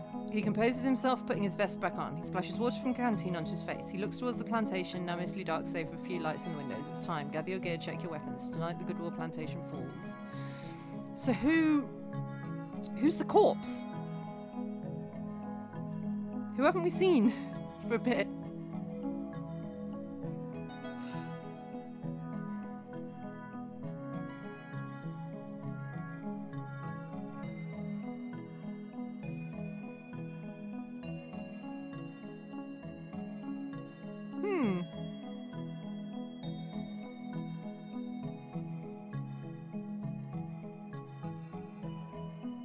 Key to the passageway.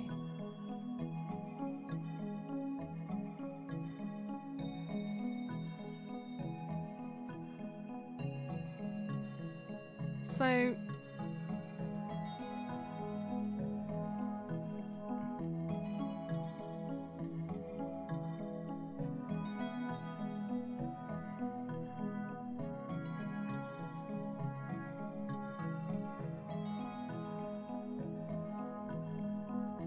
where did these guys go after this?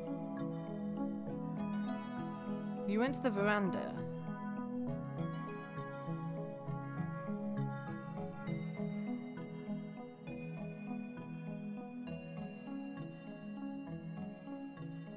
You said you heard a friend's voice. Is it you?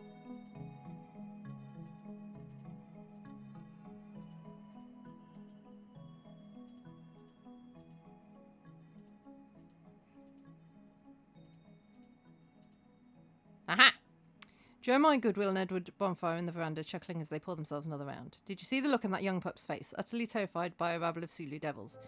You can't judge him too harshly, Jerry. He fancies himself a tough customer, but he hasn't the mettle for this rock. Ha, soft as butter, the lot of them. They haven't the iron in their blood we had in our day, eh, Bone?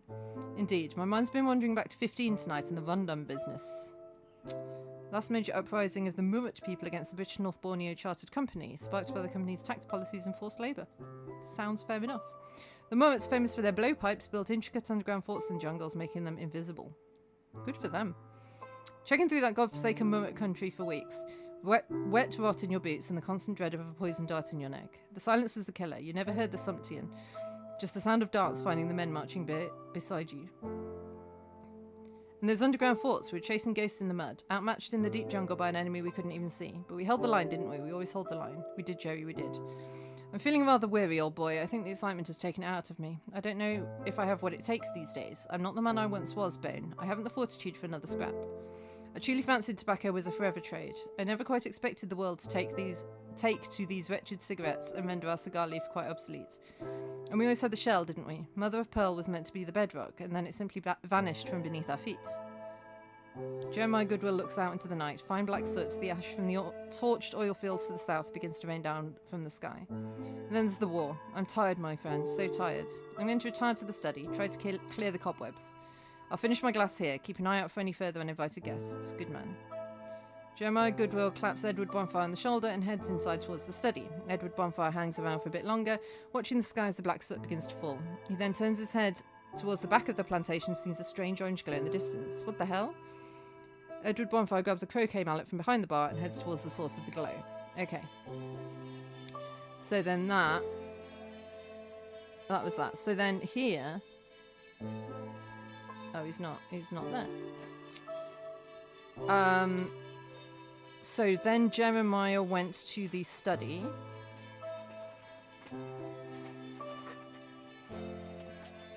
Where presumably Vitalina was there at some point. Jeremiah Goodwill sits down in the chair, picks up the glass, he takes his chew and stays. That doesn't taste quite right. He starts to cough, he clutches his throat. I feel awful. He tries to stand up, but his balance is gone. He falls down hard onto the rug. Gasping for air, he spots the empty blue vial under the chair. He picks it up, staring at it in horror. Petrovsky, what have you done? The empty blue vial slips from his fingers as he dies there on the study floor. A shadow in the corner, watching in horror at the scene unfolding. Buzzy moi, Jerry? Jerry, do be a sport and wake up. This can't be happening. This wasn't the plan. Vitalina Petrovsky flees, her stifled sobs echoing through the house as she runs. After what feels like an eternity, Cannon walks into the study and discovers the body. In shock, he stumbles back and quietly runs to get help. So does that mean that here, Vitalina was in the study? Yes. The study is deathly quiet. Vitalina Petrovsky steals into the room, placing the tincture bottle she recovered from the master bedroom and a glass of water upon the mahogany side table. Hopefully he thinks Isia brought it from his quarters. She's about to turn away when she hears Jeremiah Goodwill in the corridor outside. Vitalina Petrovsky starts. The empty blue vial she was clutching slips from her fingers. It hits the rug with a muffled thud and rolls under the leather armchair. Oh no! Who's there? Vitalina? Vitalina Petrovsky freezes, unable to retrieve the vial with Jeremiah Goodwill watching. Whatever are you doing here? You look positively ghost-ridden. I crave your pardon, Jeremiah. I was just on my way to Bones' room. Why are you all of a quiver? Your hands are shaking like a leaf. It's the shock of the evening. I think I need to lie down. Quite. Well, I shan't detain you. And then she hurries out of the room. But then apparently she didn't hurry out of the room.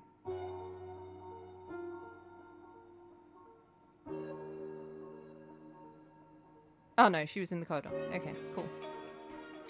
So before then, she was in the master bedroom. Master bedroom. No?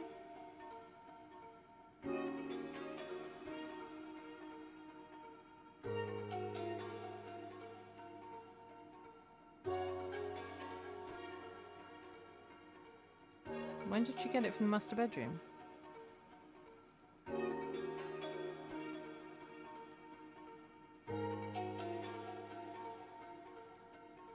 Ah, here.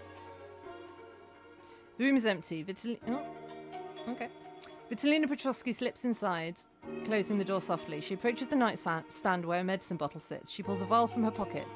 She corks the medicine bottle and pours its contents into a plant pot.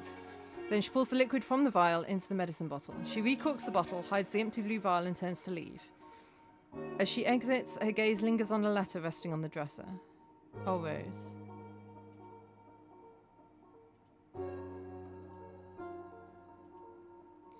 Jeremiah, I find that I can no longer endure this wretched existence. The stifling isolation, the heavy silence of the jungle, and this constant gnawing dread have become quite insupportable. It's clear to me now that you're wedded to this estate and its resources, while I've become little more than a ghost in your house. I care for you, indeed. I've cared for you with all that remains of my heart, but I fear I'm now a stranger to you. I desire only for this ache in my breast to cease. I beg of you, do not come in search of me. By the time you read this, I shall have been quietly claimed by the sea. I'm going to the cove in our secluded beach. I've always held it dear, for it holds the ghost of the days when you still looked at me with kindness. I shall reminisce on these lost hours as I allow the tide to take me. All those.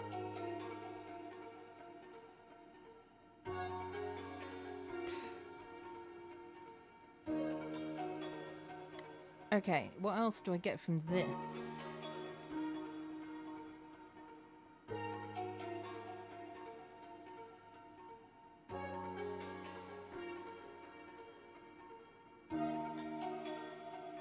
Ah, the chapel thing, but I can't... I don't know who that is.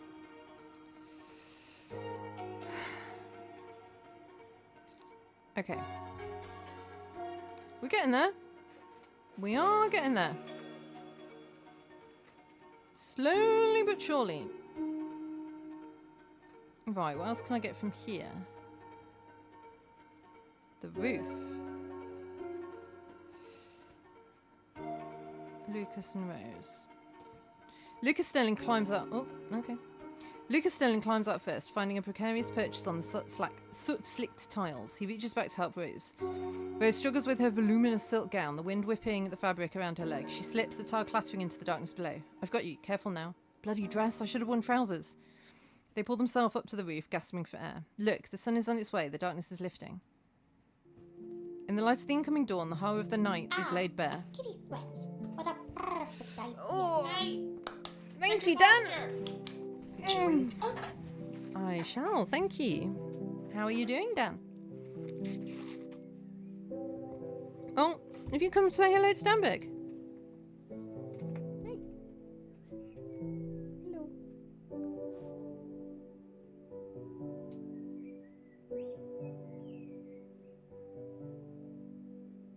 He literally jumped on my lap as soon as I said, hello, Dan.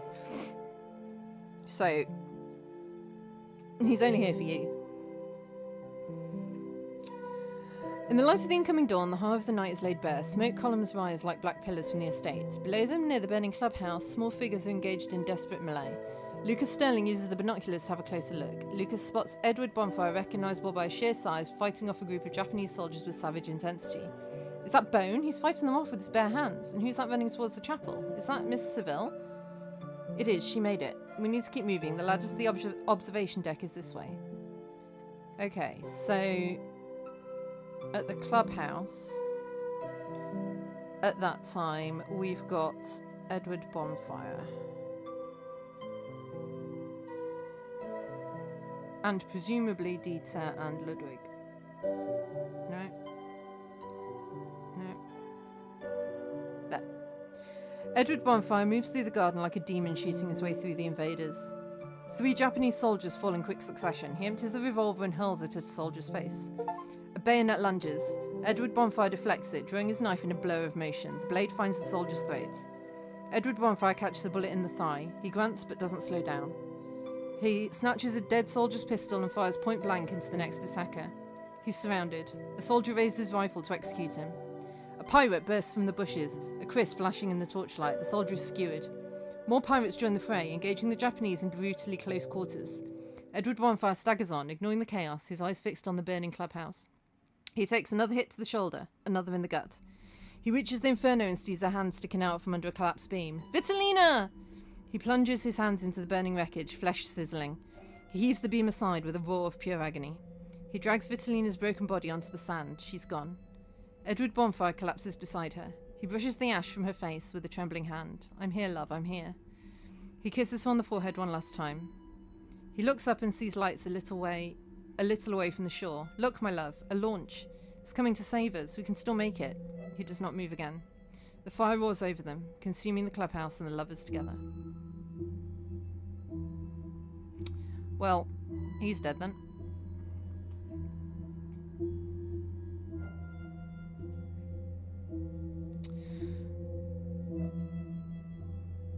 We can go to Lucas's boat.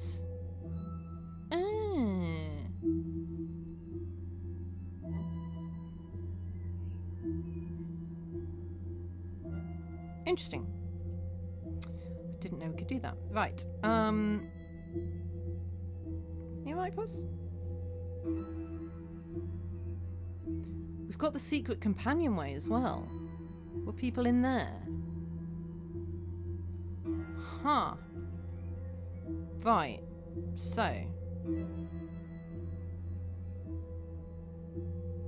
Are you confused, Puss? I'm confused. This game only gets more confusing. There must be more happening at the railway, because that's not finished yet.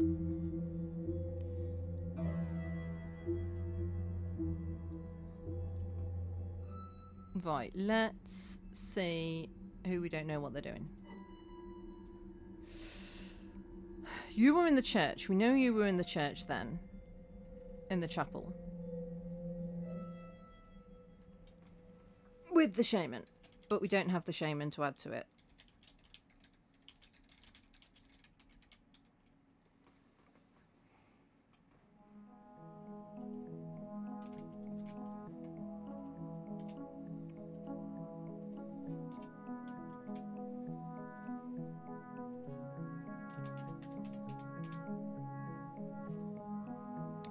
So you're in the chapel with the shaman. Don't know where you were then.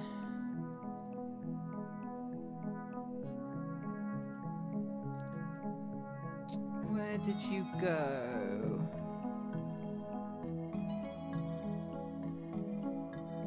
You went to your bedroom with Vitalina.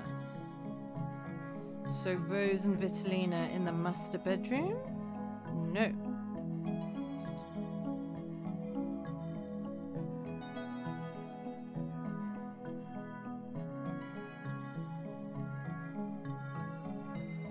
Let's go to the deck to refresh. Is that the observation deck?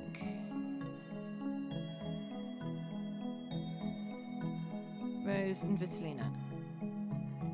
The only observation deck is cool, but Rose Goodwill is shivering from more than just the wind. Vitalina Petrovsky stands close to her. Rose, I must confess something. I was in your room earlier. In my quarters, whatever for. I saw the letter, the one left upon the vanity. Rose, were you planning to end it all? Rose looks away, staring out at the inky depths of the Sulu Sea. She lets out a jagged little laugh. It was merely a passing fancy. A passing fancy? One does not pen a valediction in a passing fancy. It's a cry for help. I suppose it was. I've been desolate, Vitalina. Simply desolate. Jerry was away for what felt like an eternity, and then I heard she was arriving.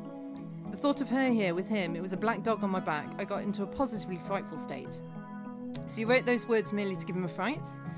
I wanted him to find it. I wanted him to find me, perhaps on the very precipice, or perhaps merely the note. I wanted him to worry, to panic. I thought, if he thought he might lose me, really lose me, he might fight for us. He might try to save this hollow sham we call a marriage.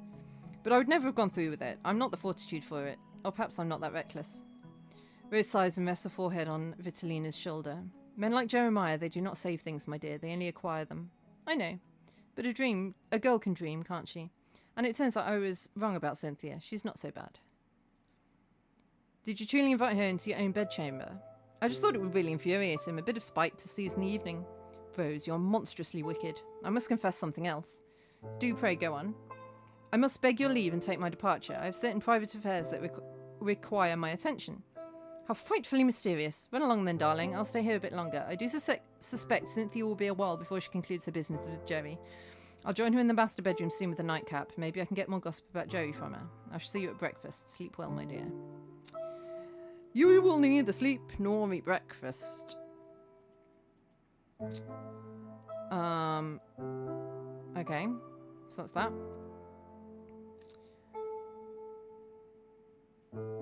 When were the people on Lucas's boat? Because we can sort that out, right? So it was here. Lucas's boat. Who was on the boat? You're on the boat. You're on the boat. Is that it? Rose was on the boat. Yes. They row frantically towards the large boat anchored offshore. Bullets zip past them, splashing into the water. Row harder! The shooting suddenly stops, but they're too focused to notice. They reach the launch and scramble aboard. The deck is a grim sight. Bodies of British and Japanese soldiers lie rotting in the sun. Lucas Sterling goes to check the engines. Sure, run! They look back at the shore. A line of grey warships has appeared on the horizon. The Union Jack flies from their masts. I cannot bloody believe it! The Navy, they're here! Too late for the plantation, but just in time to give the Japanese a bloody nose. Loon Goodwill stands at the stern, watching the smoke rise from her home. Do you want to go back? Loon Goodwill looks at the burning land, then at her companions. There's nothing left for me there. Nor for me. Jerry is gone. Vita. Everyone. Then we go. I have contacts in London. We can start fresh. New names, new lives. Lucas Sterling guns the engines and the boat towards the open sea, leaving the nightmare of Goodwill Plantation behind. So Loon made it out of the plantation alive? I need to let Mr. Goodwill know as soon as possible. I don't want to click that because I don't want the game to end. Although I do think there's still more to discover about what happened at the plantation and why. Maybe I can find clues as to where they went from here. Yes. Okay.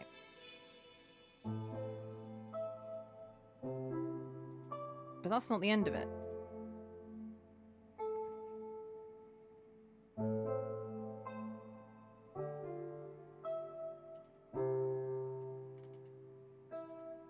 Oh, it might be the end of it.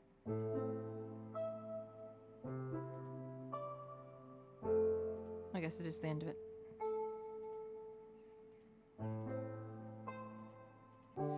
But what was happening on the boat?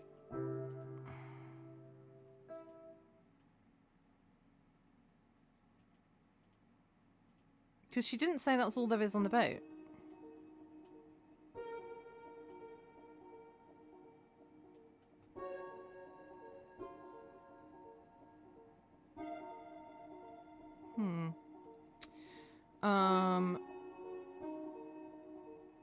Okay, we've still got loads not done.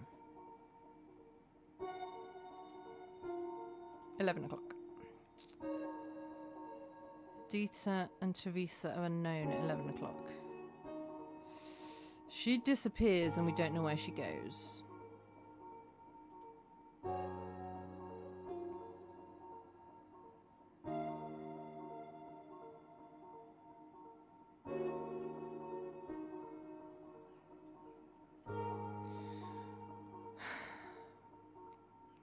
She just storms off, followed by Dita von Guntram. Where does she storm off to?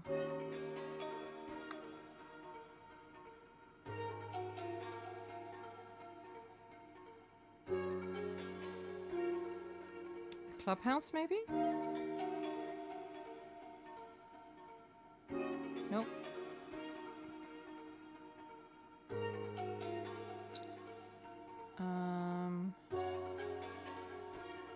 Shouldn't think the kitchen. Maybe to her room? No.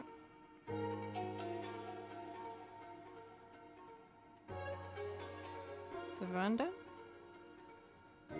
Yes. Teresa McIntyre and Dita von Guntram are seated on the wicker chairs, drinks in hand. Dita, must tell them. Jeremiah and Bone, they're chasing shadows with this curse nonsense. I'll tell them nothing, my dear. But why? It's cruel.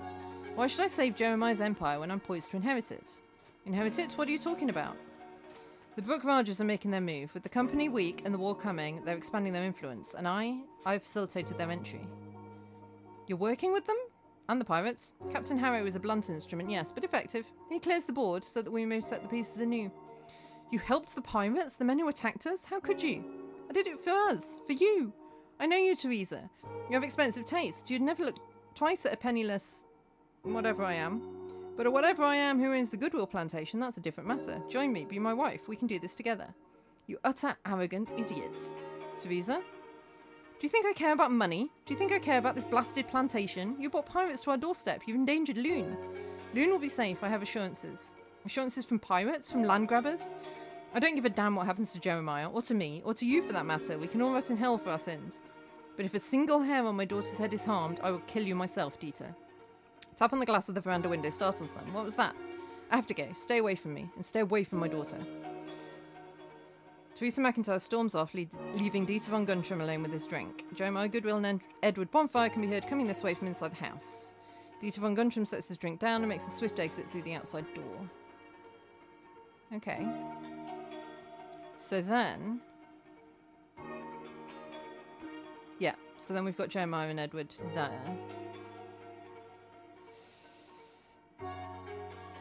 Where does Teresa go? Does she go to her room? Nope. Does she go to her room with Jiro? Yes, she does! And we will read this in a couple of minutes after the break. Yeah.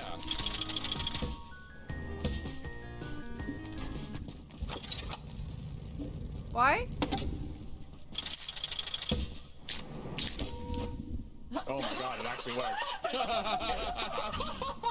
Whoopsie. I didn't think that would work. Yeah, I didn't think it was gonna work either. Oh my god. Well, What? all gang. It's been fun. You're not gonna do it. We jump on it when we've gone past it. Looks like it's flush. You have to wait a bit. Yeah. Yeah. Like right now. Nope. Oh! I thought you said. It's so hard. Like you got like so little time. I thought you said now, so I jumped. I saw you fall off the edge, and I was like, "Oh, frick." Oh. Well, I only fell because you didn't jump. Okay. Thanks, but it really is fine. Plus, we're teammates. I thought that said termites at first. I was like, is that a technical word?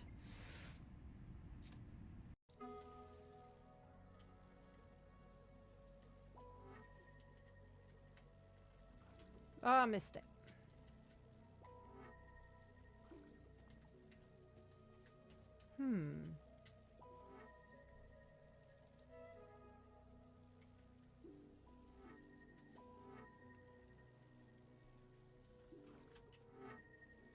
Well, I got through somehow.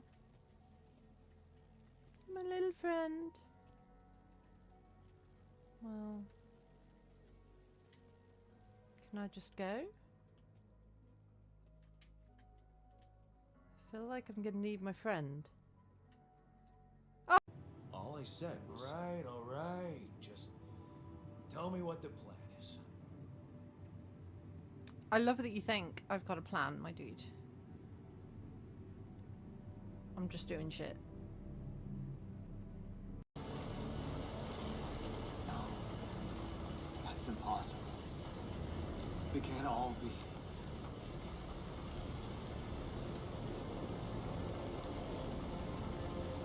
Why? I feel like mostly dudes, because if they were all alive and everything was working fine and everyone was happy, there wouldn't be much of a game. I think perhaps that's what the reason is. Which way? This way, maybe?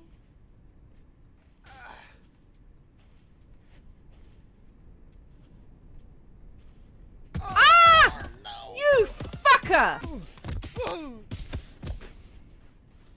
Why?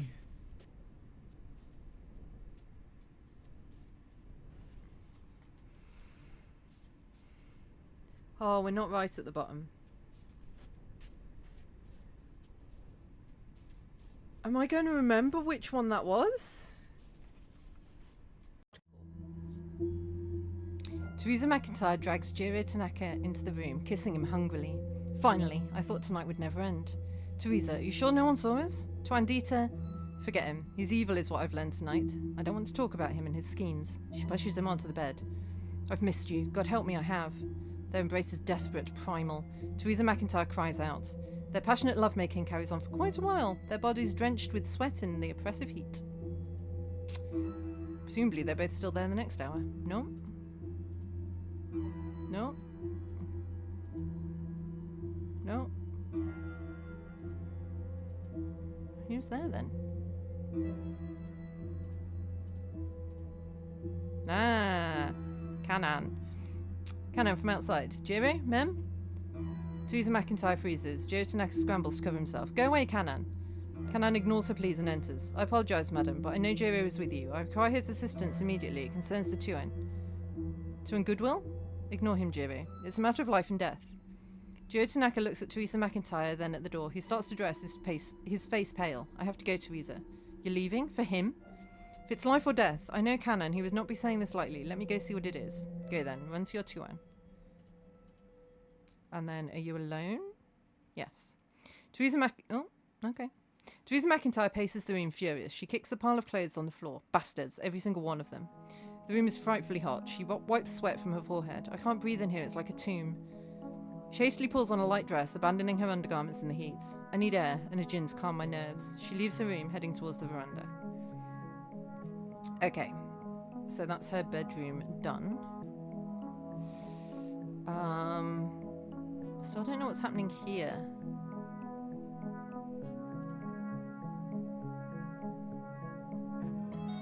It's gotta be you two?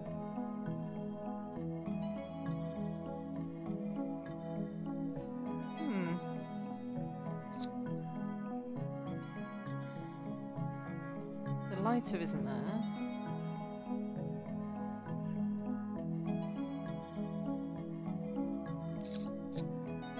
Huh.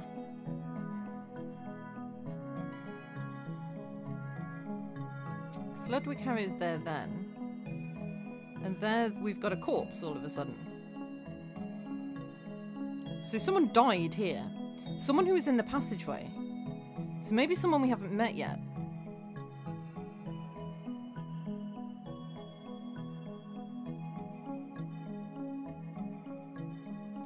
Right, and is... No, everyone we've got is busy. Okay.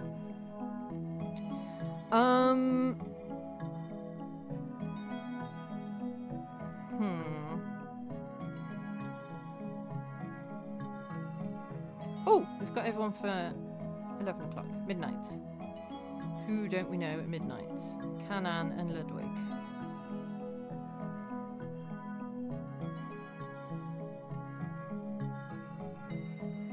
Where did Kanan go after this? He makes his way to the kitchen. Excellent. Kanan goes to the kitchen.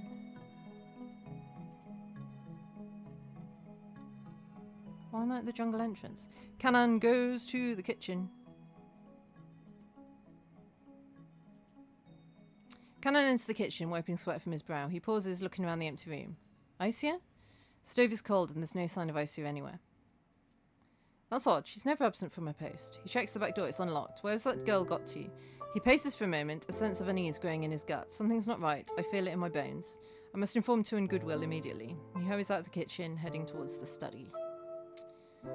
Cool beans. And then I think we know he's in the study. Yeah, we've done the study for the next hour. Yeah, Kanan walks into the study. Okay. What have we got here that's still giving us clues, apparently?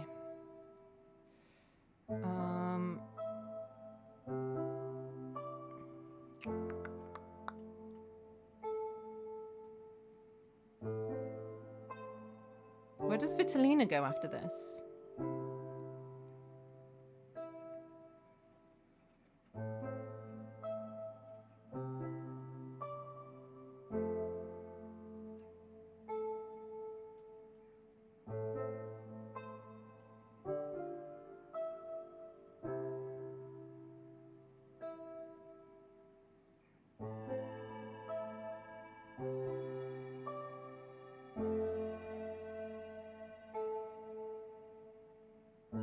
She goes to the clubhouse, yeah. But something's happening here.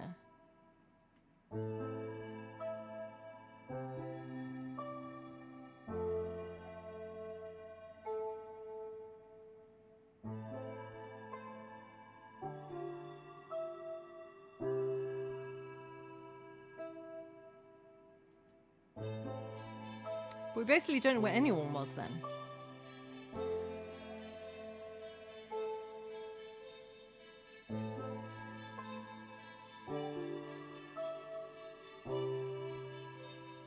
Cynthia and Vitalina were at the clubhouse. But we don't know where anyone else was. Lucas went to the chapel, I think. Did he say?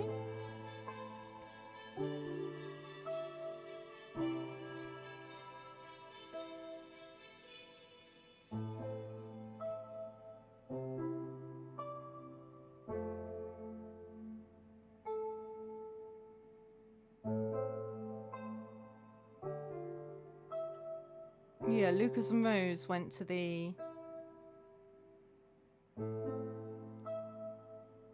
chapel. No. Went to the library.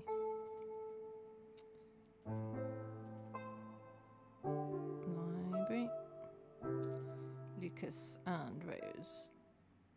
Lucas Sterling and Rose Goodwill scramble up the stairs, bullets chipping the plaster around them. Japanese soldiers are swarming the downstairs corridor. Into the library, move! They dive into the library and Lucas Sterling slams the heavy oak door, throwing the deadbolt just as a heavy impact shudders the frame. Bullets start splintering the wood. That won't hold for long, we need the key.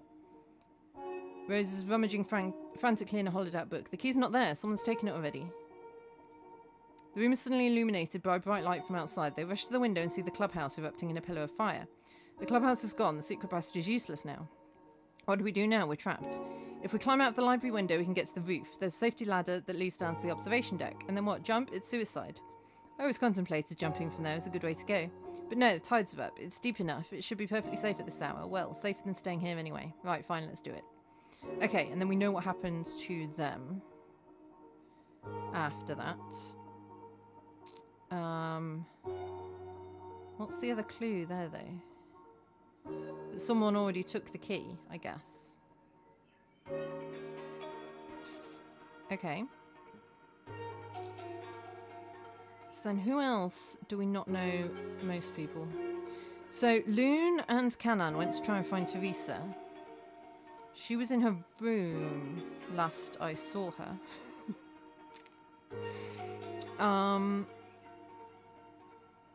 Wasn't she? No, she's on the veranda.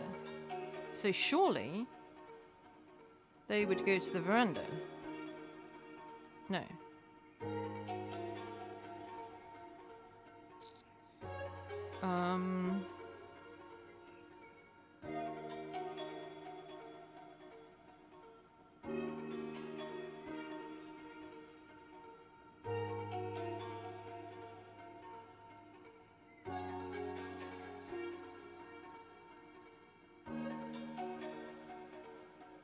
When did she get shot? On the... Was it there?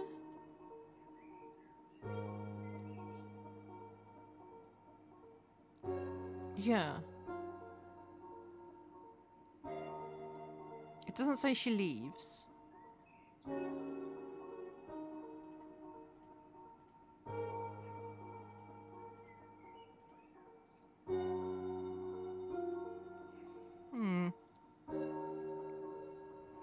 I don't know.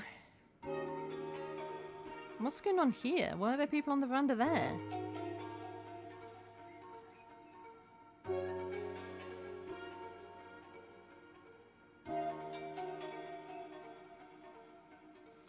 Bones' room? I've got no idea who's in Bones' room ever.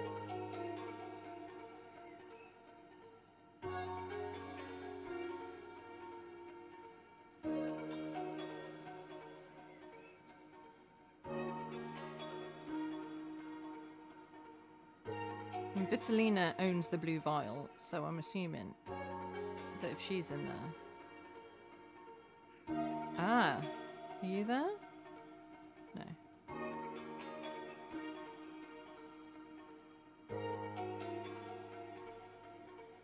You might be in your room then? No.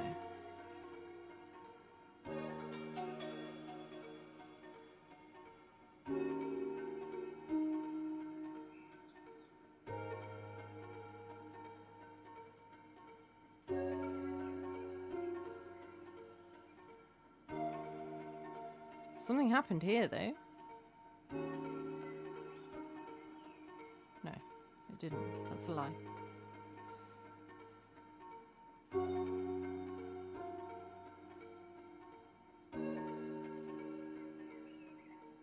Did nothing happen at all ever in their room? Why am I allowed to know about their room if nothing ever happened there? Weird. Nothing happened in their room at all ever. Okay, well, that's sorted. What about the clubhouse? I mean, it burnt.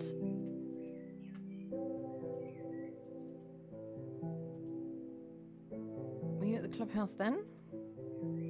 Nope.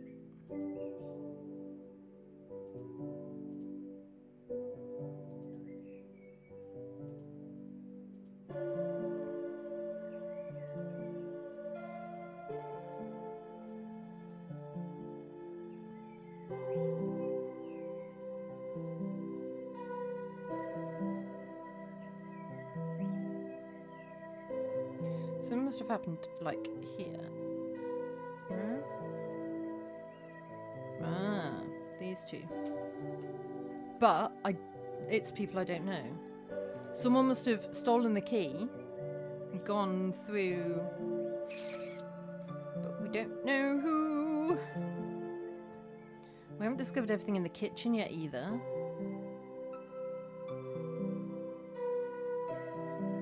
Someone is definitely up to shenanigans. What were you doing at that time? That's an interesting question. What was Edward doing? No. You. Between the veranda and the jungle entrance.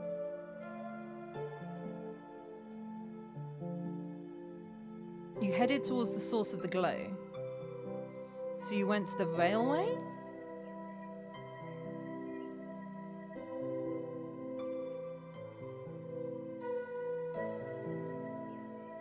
No.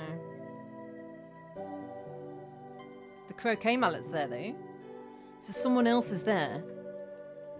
That is interesting. Somebody that I don't know about is there. Edward Bonfire arrives at the railway, stops in his track, his mouth agape. Bloody hell. Harry's handiwork, no doubt about it. He's torched the only way out. Edward Bonfire runs towards the water tower, grabbing a bucket. He throws water onto the nearest carriage, but the fire roars back with redoubled fury. It's no use, it's too far gone. I have to go, warn Jerry and the others. Who goes there? Dieter? Edward Bonfire rushes towards him. Okay, so there's someone else there, but not anyone that we know who. Because I haven't got anyone else. I know where everyone else is.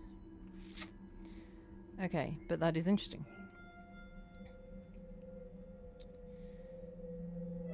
But at least I know where you were at that point.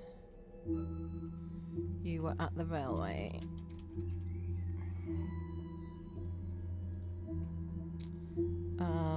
And then where were you between here and here?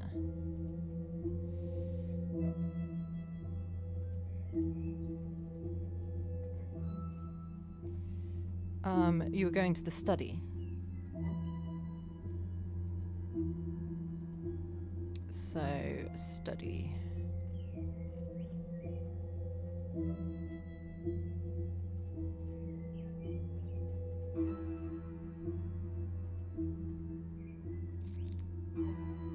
Edward Bonfire and Ludwig Harrow slide into the study. Okay.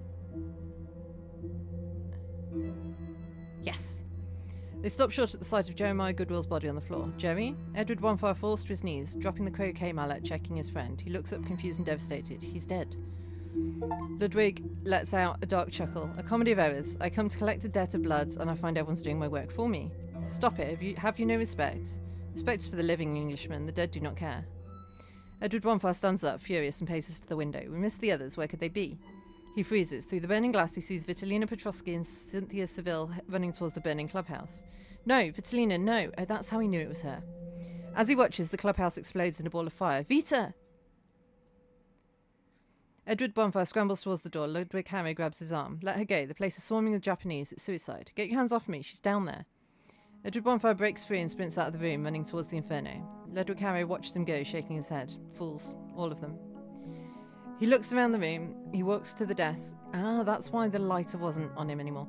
He walks to the desk and takes a cigar from the box and lights it with the lighter he pulls from his pocket. He takes a long drag, then leans down and tucks the lighter into Jeremiah Goodwill's breast pocket. I believe this is yours. Ludwig Harrow turns and walks out into the night, vanishing into the shadows. His aura leaves the plantation. This was the last time Ludwig Harrow was here. He cannot be felt after that anymore. Okay. So that's him sorted. Kind of. Still a clue from here.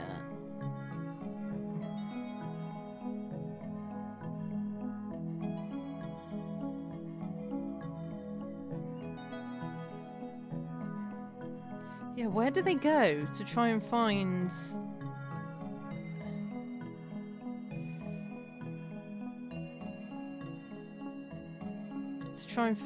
Teresa?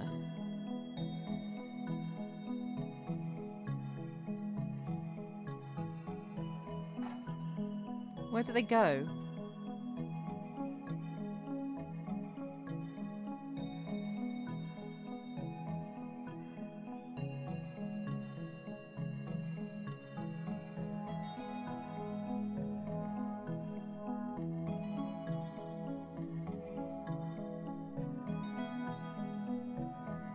I just thought it's got to be the veranda.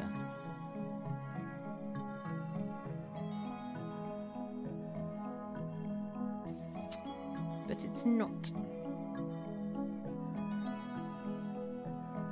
I don't think any of them have got anything on them that would let me know anything.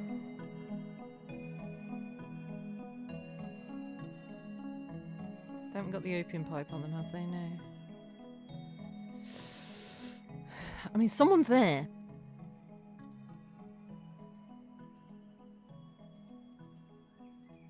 Is Dieter there as well? Dieter is there as well. Oh my god. Dieter von Guntram steps onto the veranda, his face twisted in a rictus of hate. He levels his smoking pistol at Teresa McIntyre. Oh, it was you that shot Jiro. Because you wanted Teresa for yourself, obviously. Dieter von Guntram spitting the words. The help? You would not have me, but you would spread your legs for the help. For racism, no less. With everything that's going on, you killed him. Whore! Dieter von Guntram advances on her, raising the gun. Mother! Lune Goodwill's scream tears through the night. Dieter von Guntram spins around distracted. Cannon raises his rifle without hesitation and shoots. Dieter von Guntram looks incredulous as blood starts to pour down his face, a dark hole appearing in his forehead. He collapses over the veranda railing, dead before he hits the ground. A massive explosion rocks the estate, the ground shaking beneath their feet. The clubhouse is gone. We have to move now. Jiro. He's gone, Mem, but Lune is here and she needs you. Mother, please. The clubhouse is destroyed, our route is gone. We must go through the kitchen window and sneak round the back to the boathouse. It's our only chance. Yes, of course. Follow me. Stay low. Okay. Did she get shot then? Was it like the bullet went through Jiro and into her, maybe? So then they went to the kitchen. The kitchen is dark. Oh. Lune Goodwill is standing guard as Cannon breaks the lock on the back window. He climbs halfway out, checking the perimeter. It looks clear. Come on, Mem. He reaches back to help Teresa McIntyre. Suddenly he spots movement in the bushes outside. Get back! A burst of automatic gunfire shreds the wooden window frame. Cannon is hit multiple times. No, Cannon! He jerks violently and falls back into the kitchen, blood pooling on the tiles. A Japanese soldier appears at the window, pointing his weapon at Teresa McIntyre. Lune Goodwill screams and raises her rifle. She shoots and the soldier's head snaps back and he crumples out of sight. Lune Goodwill grabs Teresa McIntyre's hand. Run, mother, run! They vault over Cannon's body and through the shattered window, sprinting into the darkness towards the boathouse. Okay, and then I think we pretty much know what happened to them after that. Yep, there's no gaps there. And there's no gaps there. Okay. And no gaps there. Nice. Okay. Who have we still got gaps for? You, no gaps. You, no gaps.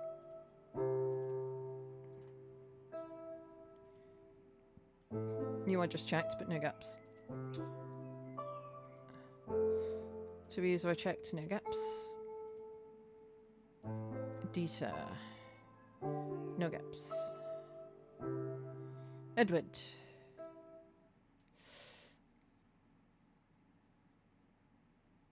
You were with, yeah, you saw someone at the railway, but someone we don't know yet. Okay.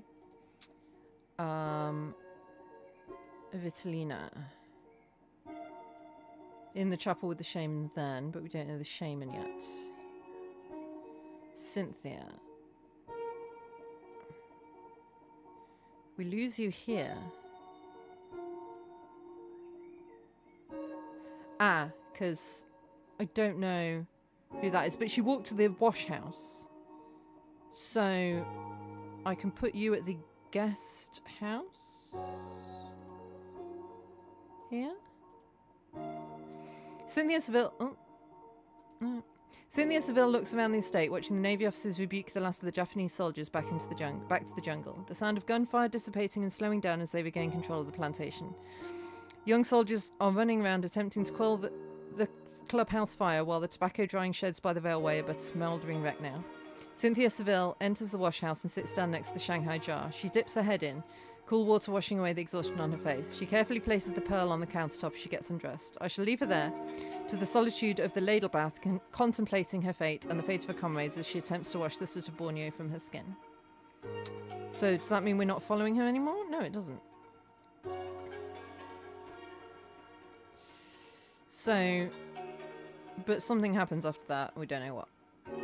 Okay. Canaan. No gaps. Jiro. No gaps. Isia. No gaps. Rose. No gaps. Ludwig. What were you doing then? You must have been at the jungle entrance with someone else. But I don't know who.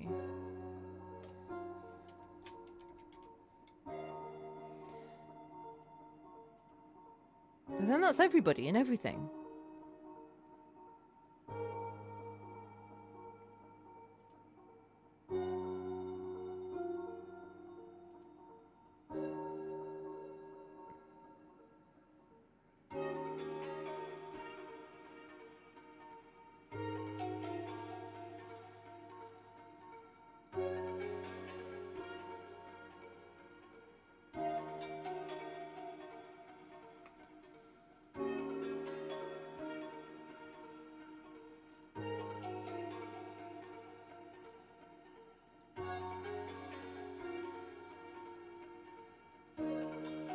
Ah, something was going on in the study at this time.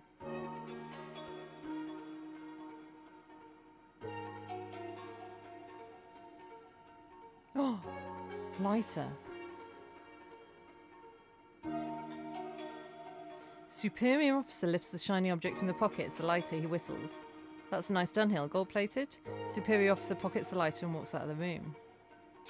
Oh ho ho! Okay, so he's mooching around the place. So then we can follow where the lighter went.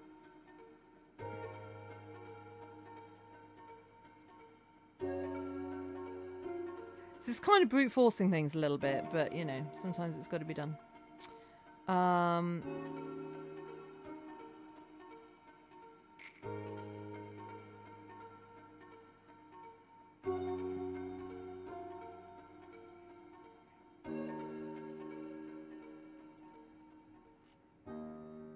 So Cynthia might have been on the veranda then, because somebody was.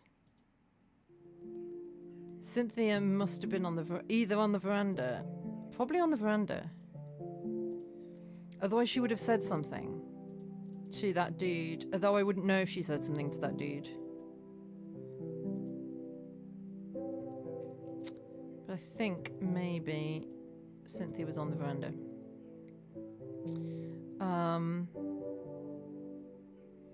I think I need a hint, because I'm a bit stuck. No, not that. That. You can identify the owner of the passageway key. Ah. I forgot I had that. Is that Rose? No. Is it Jeremiah? Yeah. Okay. So now I can track where that gets picked up. It gets picked up from the library.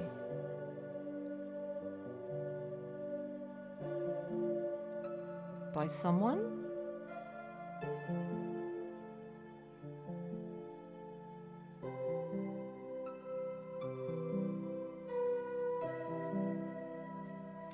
Although maybe not on this day. It would have been in the chapel at some point. Was it in the chapel here?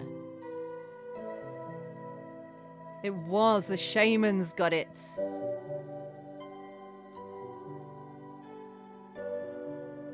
Okay. It's not the land that's sick. A dark shadow clings to him. A spirit of greed and despair. Pearls there with tears the infected sea. I cannot, but the spirits of the deep offer a bargain. Water blessed by sea spirits. Must drink of it. The curse will lift. The pearls will clear. Cure for the soul is bitter for the tongue. Trust in the old ways. Give it to him tonight before the moon rises. Okay. And then was the key still here? No.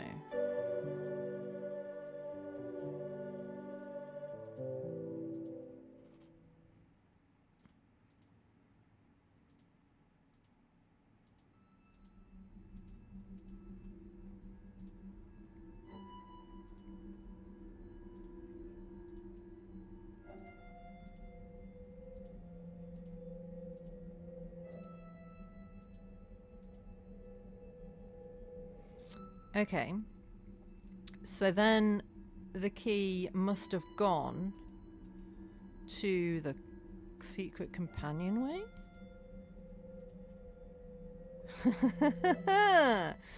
The shaman is rummaging through some crates in the darkness of the secret companionway.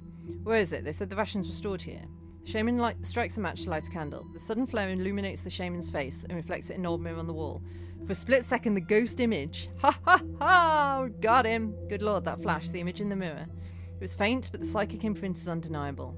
The sheer intensity of the flash left a mark on the ether. It's strong enough. With this anchor, I can track him. I can feel his movements through the plantation now. Hell to the yes. Right, so now we know who he is. We can go back to here.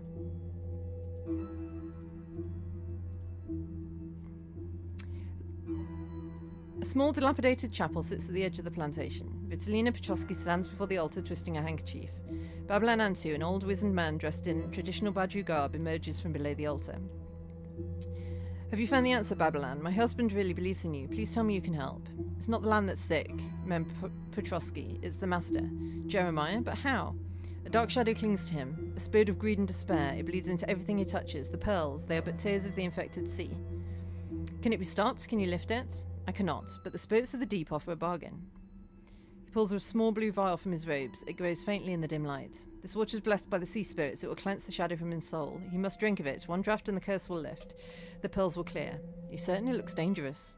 The cure for the soul is often bitten to the tongue. Trust in the old ways, Madame Petrovsky. Give it to him tonight before the moon rises. Okay, and then off he goes to the secret companionway.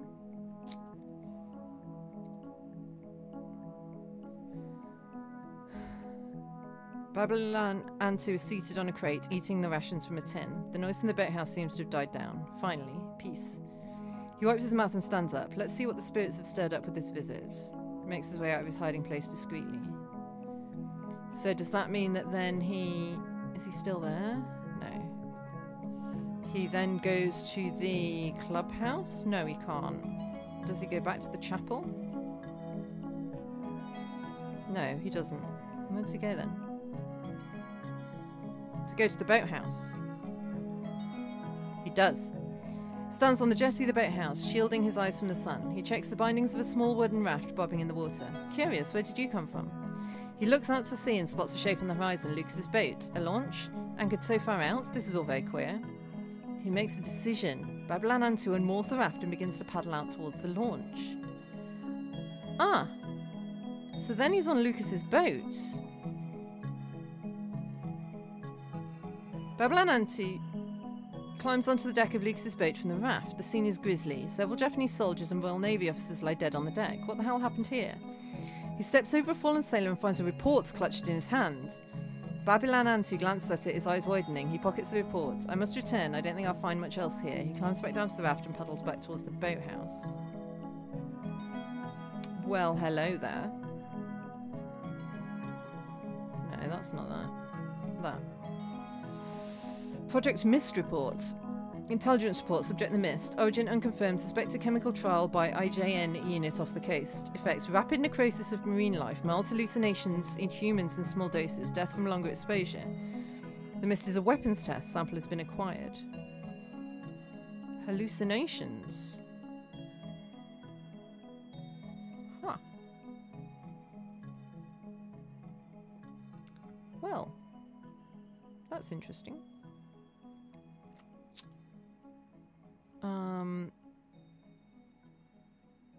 Then where did it say? Yeah, then he went back to the boathouse. Babelan Antu secures the raft to the jetty. An explosion echoes from the direction of the clubhouse. He watches as smoke billows into the sky and tiny figures scatter in panic running to the building. Utter chaos. They run like headless chickens. Even that full cannon, the so-called head Yaga. The bunker leads straight to the clubhouse through the passage. They will be too busy running to watch the shadows. I can make it there, take a look around and remain undetected. So then he goes to the clubhouse. Then? Yeah, he must have been in the secret companionway then. Navigates the concrete... Oh, alright. And then to the secret companionway passage. The air is stale, the tunnel is very narrow, so tight. He presses on, the walls closing in with every step. Finally, he reaches the end. He locates the hidden latch. With a soft click, he slides open the panel that leads into the clubhouse. So then we go to the clubhouse. I am almost done. Hello, deranged Walby. How are you doing? So then he's there. Babylon Antu steps out from behind the panel into the ruined clubhouse. He surveys the smoking debris, but his attention is caught by movement on the lawn outside. Armed men. What the hell? He spots a familiar figure barking orders. Harrow, what's he doing here? The Rajas cannot be aware of this. Why go to the trouble of getting Jeremiah poisoned quietly to avoid suspicion, only to send this brutes? Your name?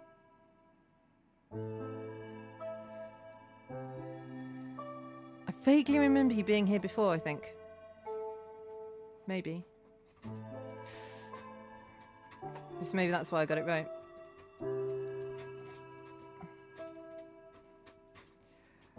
It makes no sense unless Harrow was double-crossing the Rajas, I'm sure of it. Retreats back into the deep shadows to watch, so then he's still in the clubhouse. Babylon Antu continues to watch from a vantage point. He sees Ludwig Harrow and his men move towards the railway. Moments later, flames erupt along the tracks. Madness. The tobacco fields are right there. The season's been dry. Everything will burn. The entire plantation will be consumed. This is not what the Rajas would have wanted. What's going on here? Realising the danger, Babylon Antu breaks cover. He rushes towards the spreading fire. You come into Borneo streams. This is my first stream of this. So maybe you watch me playing something else? Maybe you watch me playing,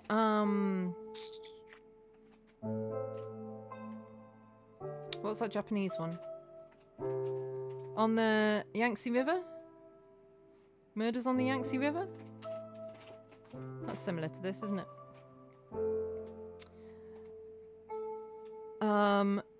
This is not what the Rajas would want. What's going on here? So you rush towards the spreading fire. So that then means we go to the railway. The heat's intense as Babylon Antu arrives at the railway. The fire is already spreading fast. Oh, you're definitely new to the channel. Oh, okay. Interesting. It did not pop up that you are a first-time chatter, so... Weird. I will believe you anyway. Oh, no, it did. It did. I'm an idiot. Ignore me. You are new. I did play Return of the Obra Dinn. On stream, I believe. I think I played it on stream. But oh, this game's awesome. I'm really enjoying it. Well, thank you for stopping by anyway.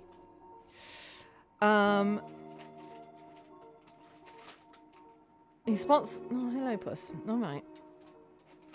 Ugh. I swear you're getting heavier, mister. You're not supposed to be growing. Anger replaces fear. Babylon Antu steps out from the smoke and heads in Ludwig Harrow's direction. So he's the body. Thanks. Yeah, love you too. So then he goes to the jungle entrance.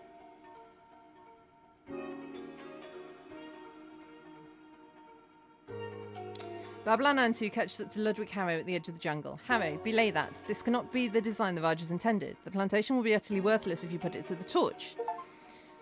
Harrow turns slowly, he laughs. The Rajas? I'm in the pocket of the Triads, you witless simpleton. They don't care about the plantation. They just want to take over the oyster farm. The oysters, but the pearls, they're worthless. The pearls are tainted. You're just as much of an idiot as the rest of them. There's nothing wrong with the pearls. Boney's too cheap to buy new cages. He's using the old iron ones from the 20s. They're rusting the water and staining the pearls. The red swill? It's nothing but common corrosion bleeding into the nacre. It's pathetic, really. That makes sense. Everyone's a witless simpleton. Rust? It's just rust. Babylon Antu steps back as he realises the mistake he's made in running up here. You're with the Triads? He tries to back away, but the other pirates have surrounded him in the gloom. Please, Ludwig Harrow just nods. The pirates rush Babylon Antu. Babylon Antu falls, stabbed to death by a dozen swords. Ah, do they?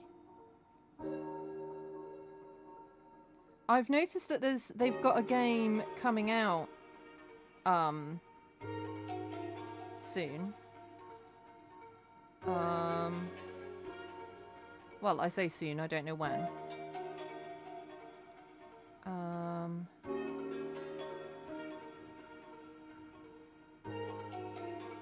Green Mist over Portland. I have wishlisted that already.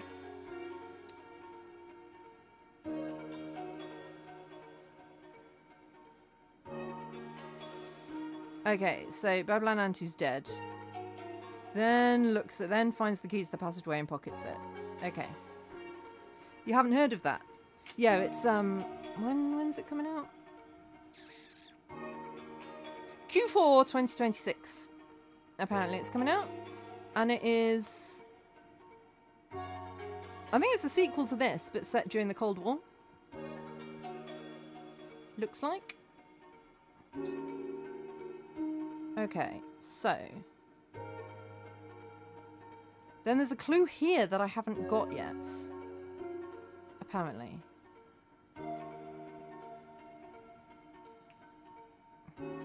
Is there a list of games I've played? There is not. I could make a list of games that I've played. Easiest way is if you head over to my YouTube, and if you're specifically interested in the Sherlock Sunday games, then they're all in one playlist. Otherwise, you might just have to pick through all the games on my YouTube. Yeah.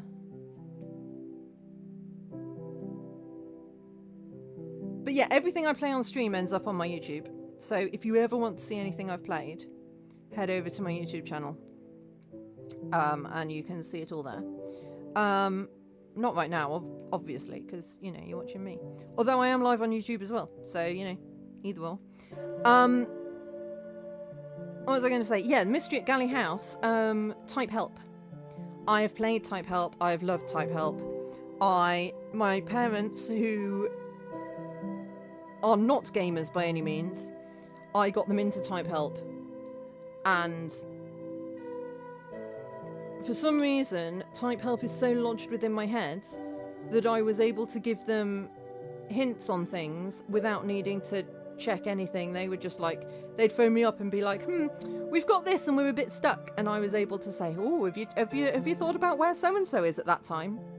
And I scared myself by how much it's all in here. I got my parents addicted to Type Help, yeah. They played through it.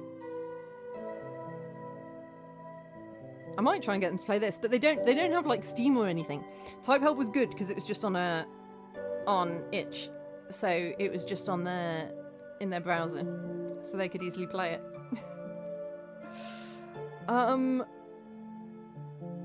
Right, why does that say there's a clue here?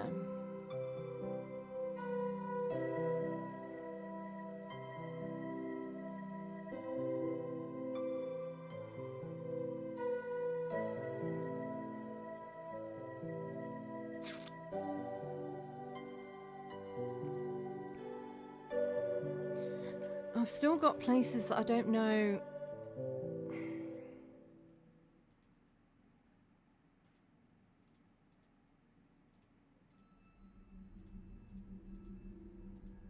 Don't know what you're up to.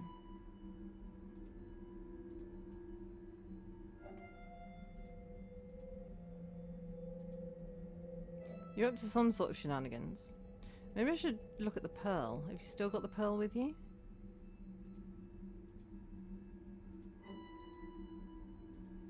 I don't know if you've still got it with you.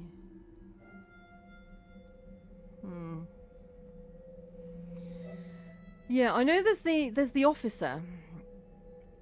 I thought I don't know, but I didn't think he'd arrived by this point.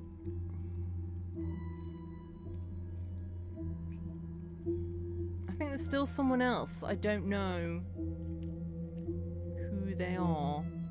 Although, now I know that, what's-his-face has got the key to the passageway. What's his name? It's not a very piratey name. I've forgotten his name. Ludwig. Ludwig Harrow. Now I know that he's got the key to the passageway. I can track him. No, Ludwig Harrow. So, where don't I have him? I love that he's listed in guests. No, I don't have any gaps for him.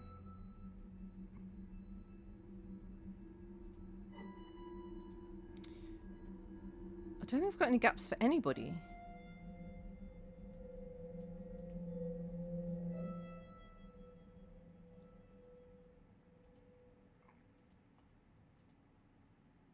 Here.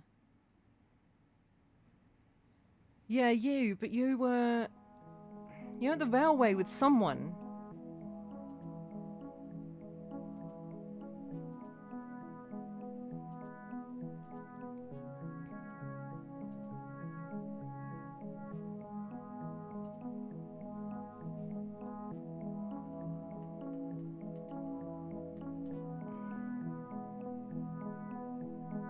But I don't know who, because I haven't got anyone else to put there.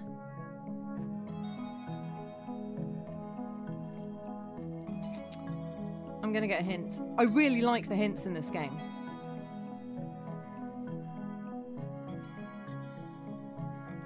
Still echoes to discover between 3 o'clock on Tuesday. Okay. Okay. So I just need to try items in places. Cool, cool, cool. Oh, he took the the dude took the lighter. So that means that I can find the lighter. I have played a lot, especially on Sherlock Sunday. Yeah, it is getting to the point where I ask people for recommendations, and just every game they give, I'm like, yeah, played it. This one's new to me though. I have still got a couple of others tucked away that I haven't played yet. But we know that you've got the lighter. So, can we follow the lighter around the place then? Not there.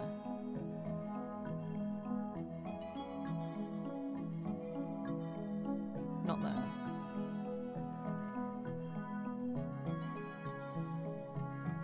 Not there. Well, where'd you go with the lighter then? Oh, here.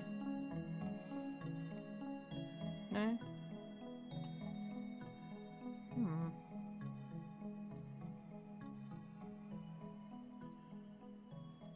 Something's happening at the clubhouse at this time, because it's not going grey. So that's interesting. Maybe I try everything here?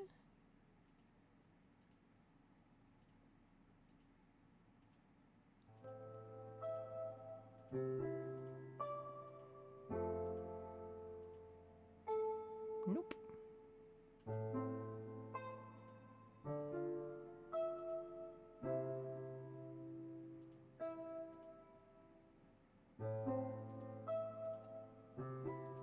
It's a good way to rule stuff out. So something was going on here at the clubhouse, but not Cynthia on her own, and not any of the objects. Interesting. Jungle entrance. Let's just see if we can close it all down a bit. I don't know why I'm doing the blue vial.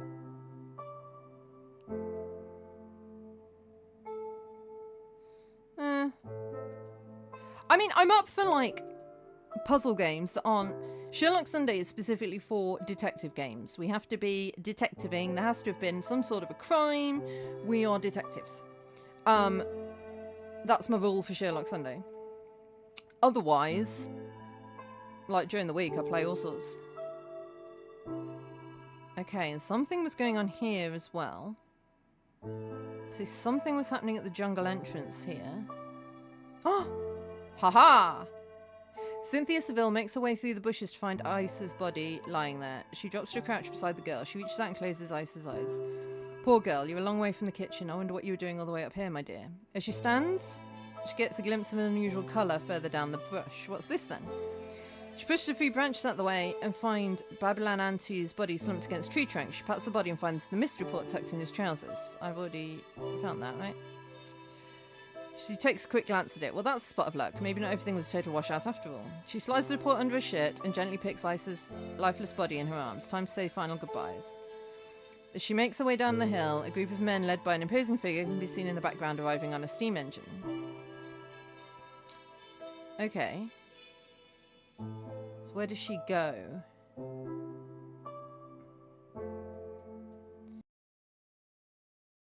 Port, right? Yeah.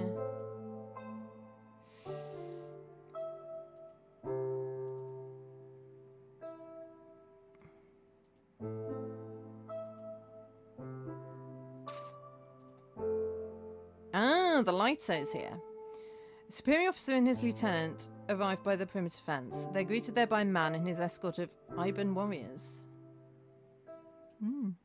In traditional loincloths, painted in tattoos and armed with modern rifles and ancient curved swords. Dear Raja, we didn't expect to see the Sarawak flag this far north. This is chartered company land. What brings you over the border? We've repelled the first wave, sir. The Navy has the case under a watchful eye and the mist is dissipating. It's a bit hairy, but we're holding the line. You can't be serious. Are you trying to just march in here and take over company property in the middle of a war, sir? You're not here to protect anything. You're here for your own interests. The man's a ghost from the 19th century, still trying to outmaneuver the Admiralty. We don't need any more bloodshed. We know the island's lost. No sense in squabbling over cinders. Let's take him over the plantation. Let him take over the plantation and its ghosts. It will be a short-lived victory by the time the Japanese have regained their second wind and return in force. Sure. Okay. So then where did she go, though? Did she go to the railway? Or did she go to the worker quarters?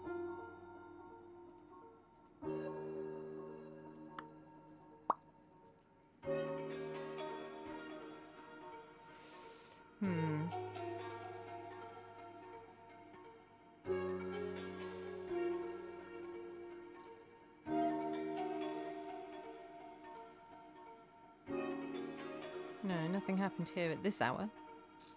Maybe I just need to... Let me block this out.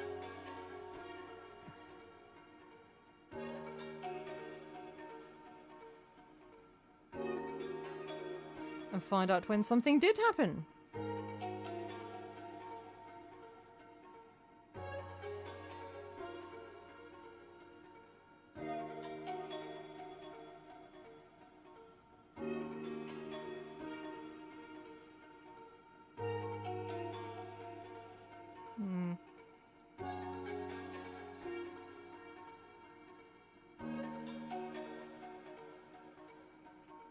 Something happened here, but we don't know what.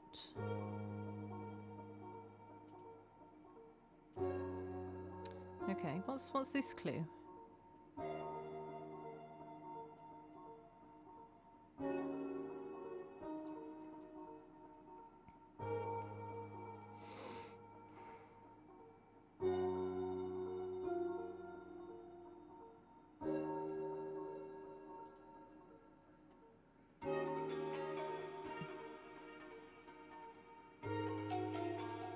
The only place that I don't know what's going on there is at the railway.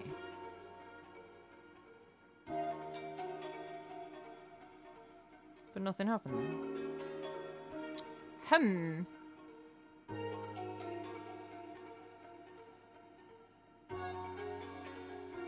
Is it going to give me the same hint if I ask it?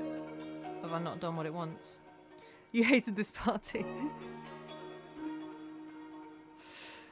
Still echoes to discover. Alright. Okay, so there I've done, unless there was anything else here. I've done that. To get a different half of a conversation. No. Okay. Clubhouse. I don't know why I'm trying the telephone. The telephone's in the study. It doesn't move. It's not a mobile phone.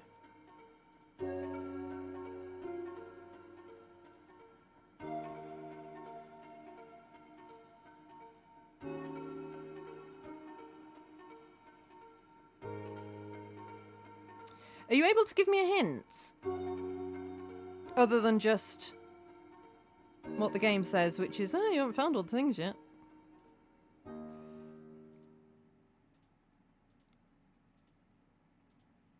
Okay, none of them.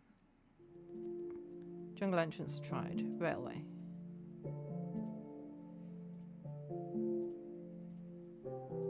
Must be something at the railway.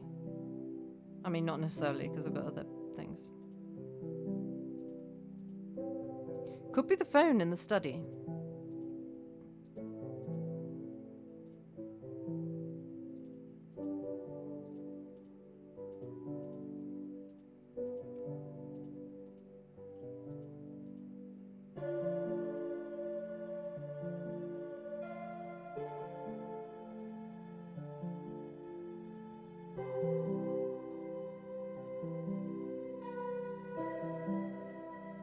Ah, something here.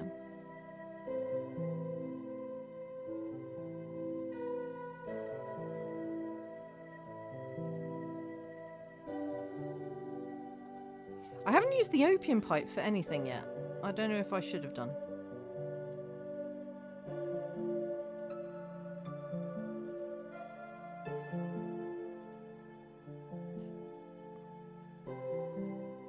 No, that's just that.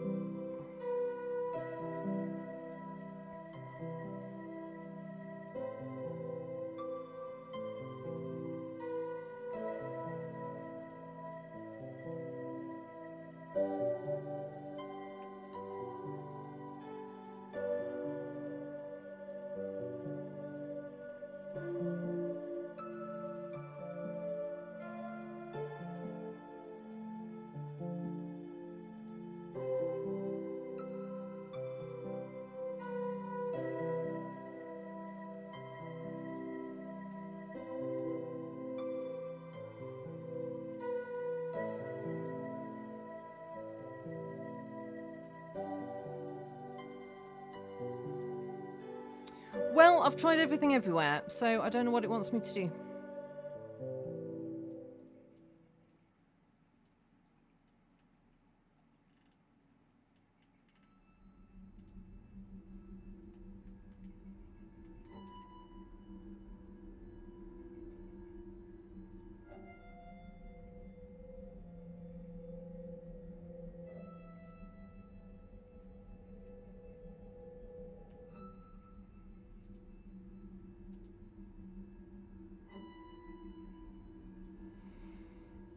It's not helpful to me.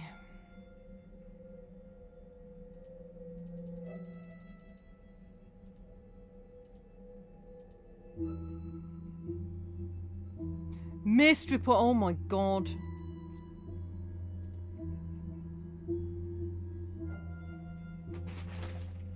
I was just thinking, well, I've already read that.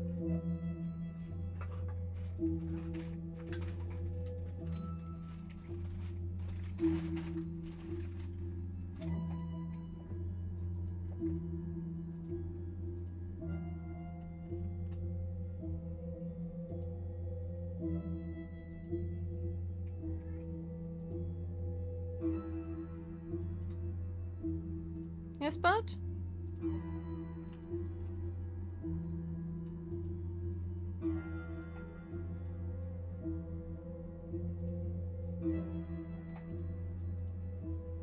Okay, well, I've tried the mist report everywhere.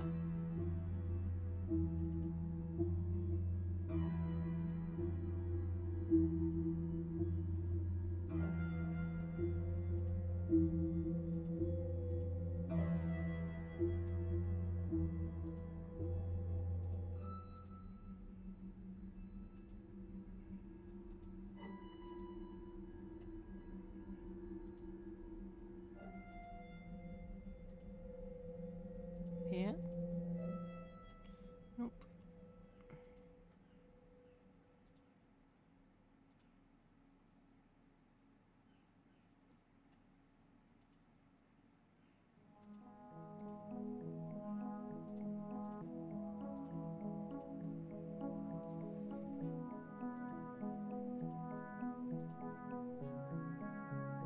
I'm stuck.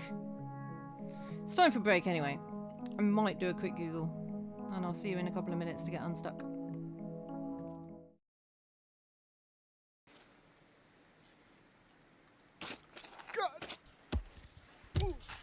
No, no, no!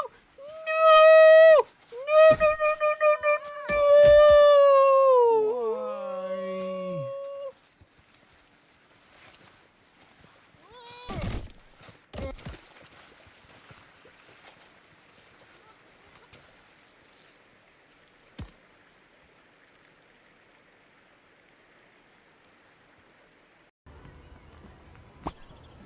Oh no. Go! Oh no! Oh no! Go! Oh, nearly got it. Oh!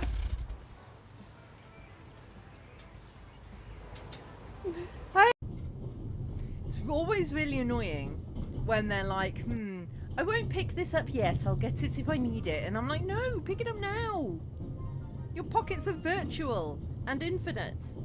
Just pick it up.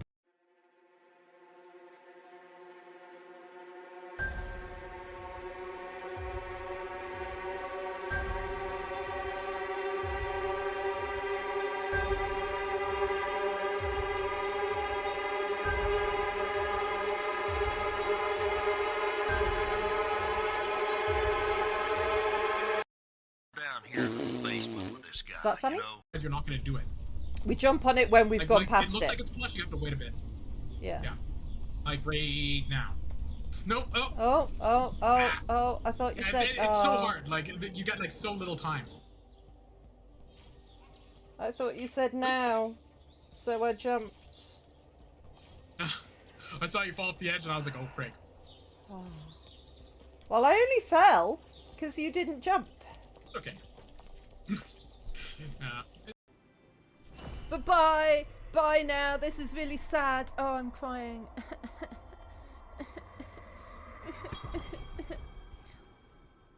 See you, Giovanni. Subtract the UK off of you and Lilith, so... Alright, pick a direction! Yay! So yeah, just spam right-click. Guys, I got some bad news. Suzaki's dead. No! No! What? Just well, happened. Well, Suzaki, No! That was a turret. Turrets shoot you. I hope you've learned a lesson. It's in the room straight ahead.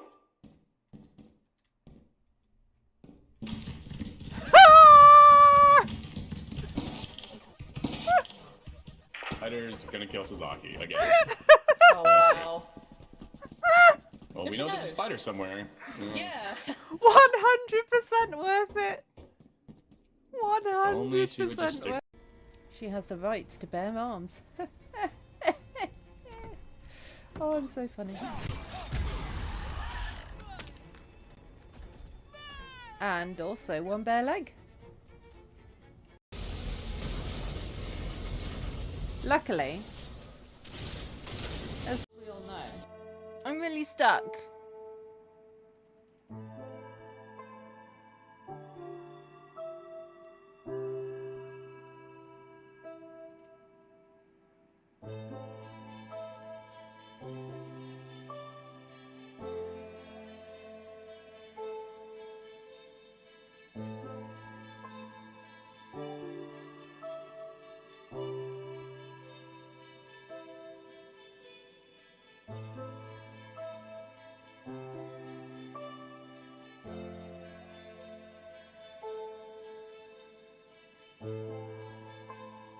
Don't know what this is saying. I've still got... I guess it's because the superior officer, I don't know who they are.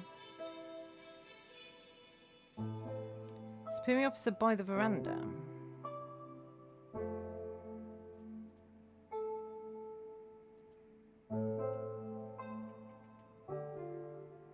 I don't have him at the veranda.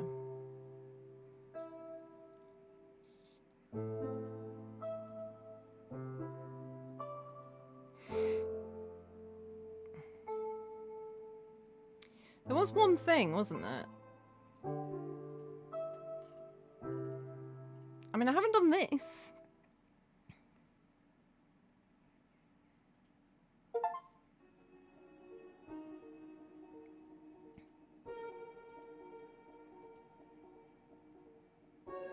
I've concluded my investigation of the events at Goodwill Plantation. The truth is stranger than the official report suggested. Your father, Jeremiah, did pass away on that night. It was not the Japanese who killed him. It was the treachery and occultist beliefs by a well-meaning but misguided friend. However, I have life-changing news for you. Sister Loon did not perish in the fires, as the colonial records state. My visions show her escaping the island on a boat with your father's second wife, Rose, and a man named Lucas Sterling. She could be alive, Mr. Goodwill. They were attempting to escape back to England under a new identity. She chose to leave that life behind, but I want to believe she survived. I will keep looking and hope to find her.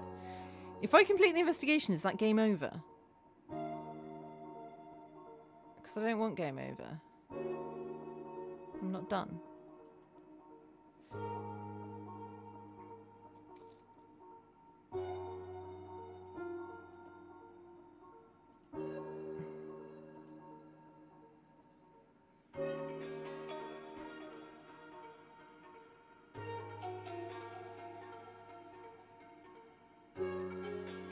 But also, I'm completely stuck because I've tried everything.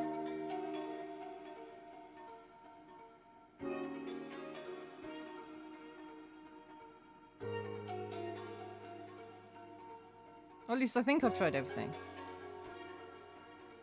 I might have missed something.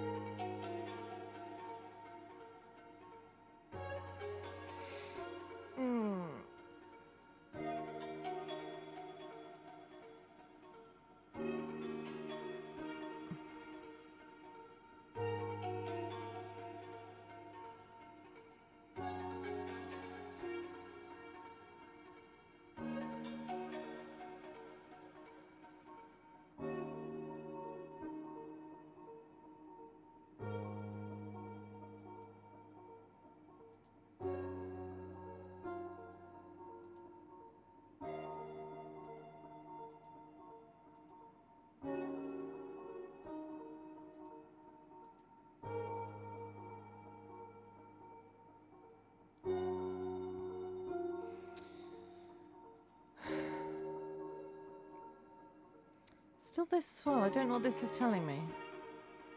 So there's still a clue here.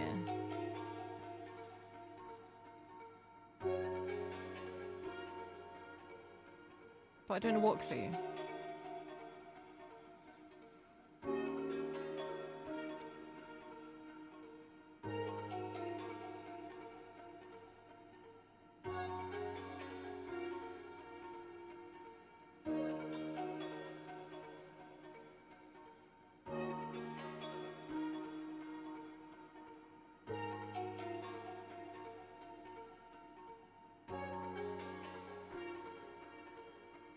It is Edward and Dieter there with our friend Captain Ludwig Harry. They're heading back towards the house.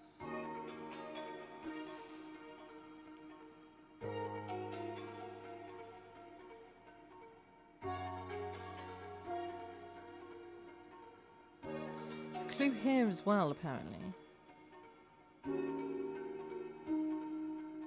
The Van Damme business?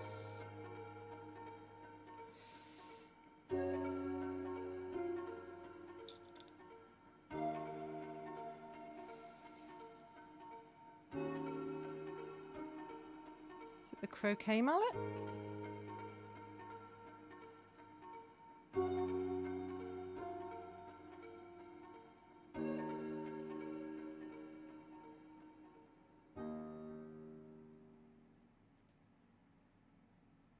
Because that gives me this. But I don't know who else is there.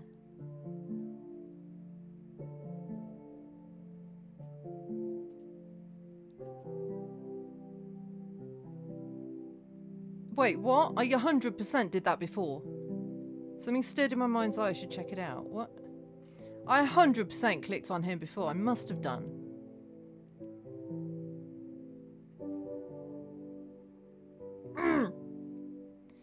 Edward Bonfire arrives at the railway, stops in his track his mouth agape. Bloody hell. Wooden carriages are engulfed in flames. The heat's intense even from where it stands. The tracks twist and blackened. Howard's handiwork, no doubt. Trying to put the fire out. I have to go one journey at the others. Spots movement near the jungle entrance. Figure is emerging from the tree line from the direction of the secluded beach carrying something heavy. That's Dieter carrying the body. Yeah, okay. Well, that tells me nothing, does it?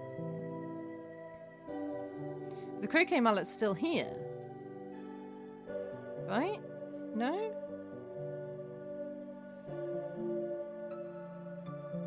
Oh!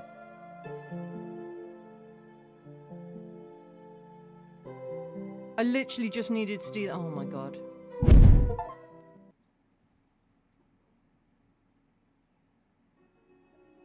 The web of memories is complete. I can feel the resonance strengthening. It's pulling me beyond the islands. Lucas, Loon and Rose. I can see their escape. They endured a long and harrowing journey back to England. I've unlocked a new pathway. It maps their return voyage. I can now follow them across the sea. Ooh. Ooh. Ooh.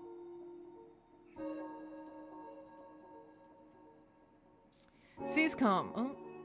Alright. Sea is calm, but the deck of the launch is slick with blood. Rose Goodwill is in a cabin with a bucket of water and a somewhat clean rag, cleaning up Loon Goodwill, who has finally stopped crying. There now, Loon, you're looking yourself again. Though I'm sure I don't know what's to be done with your hair. It's positively unruly. Matters not, just leave it be. I only wish to curl up and sleep forever. She's seasick. Though I'm frightfully peckish, I'm pining for Isia's kachang and the kerapok. I would give anything for savoury right now.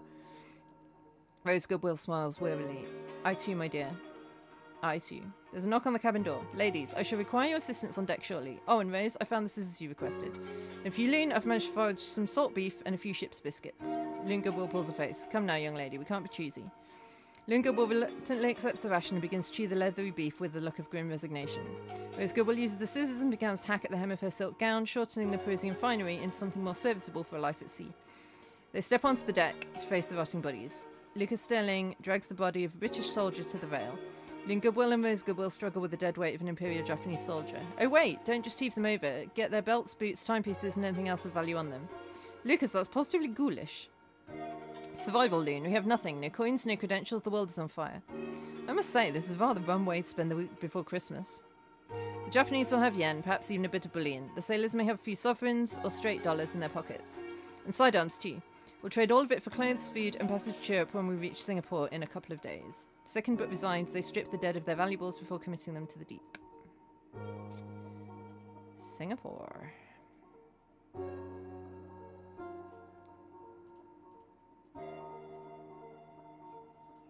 No? Oh, no, here.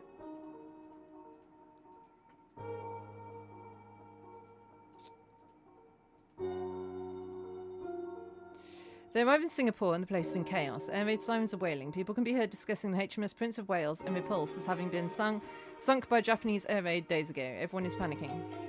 Loon Goodwill and Rose Goodwill are huddled together on Collier Quay, watching the last of the ground ships leaving the harbour. They're still wearing their clothes from days ago. They've tried to clean them and restore them the best they can, but they look like they've been through hell.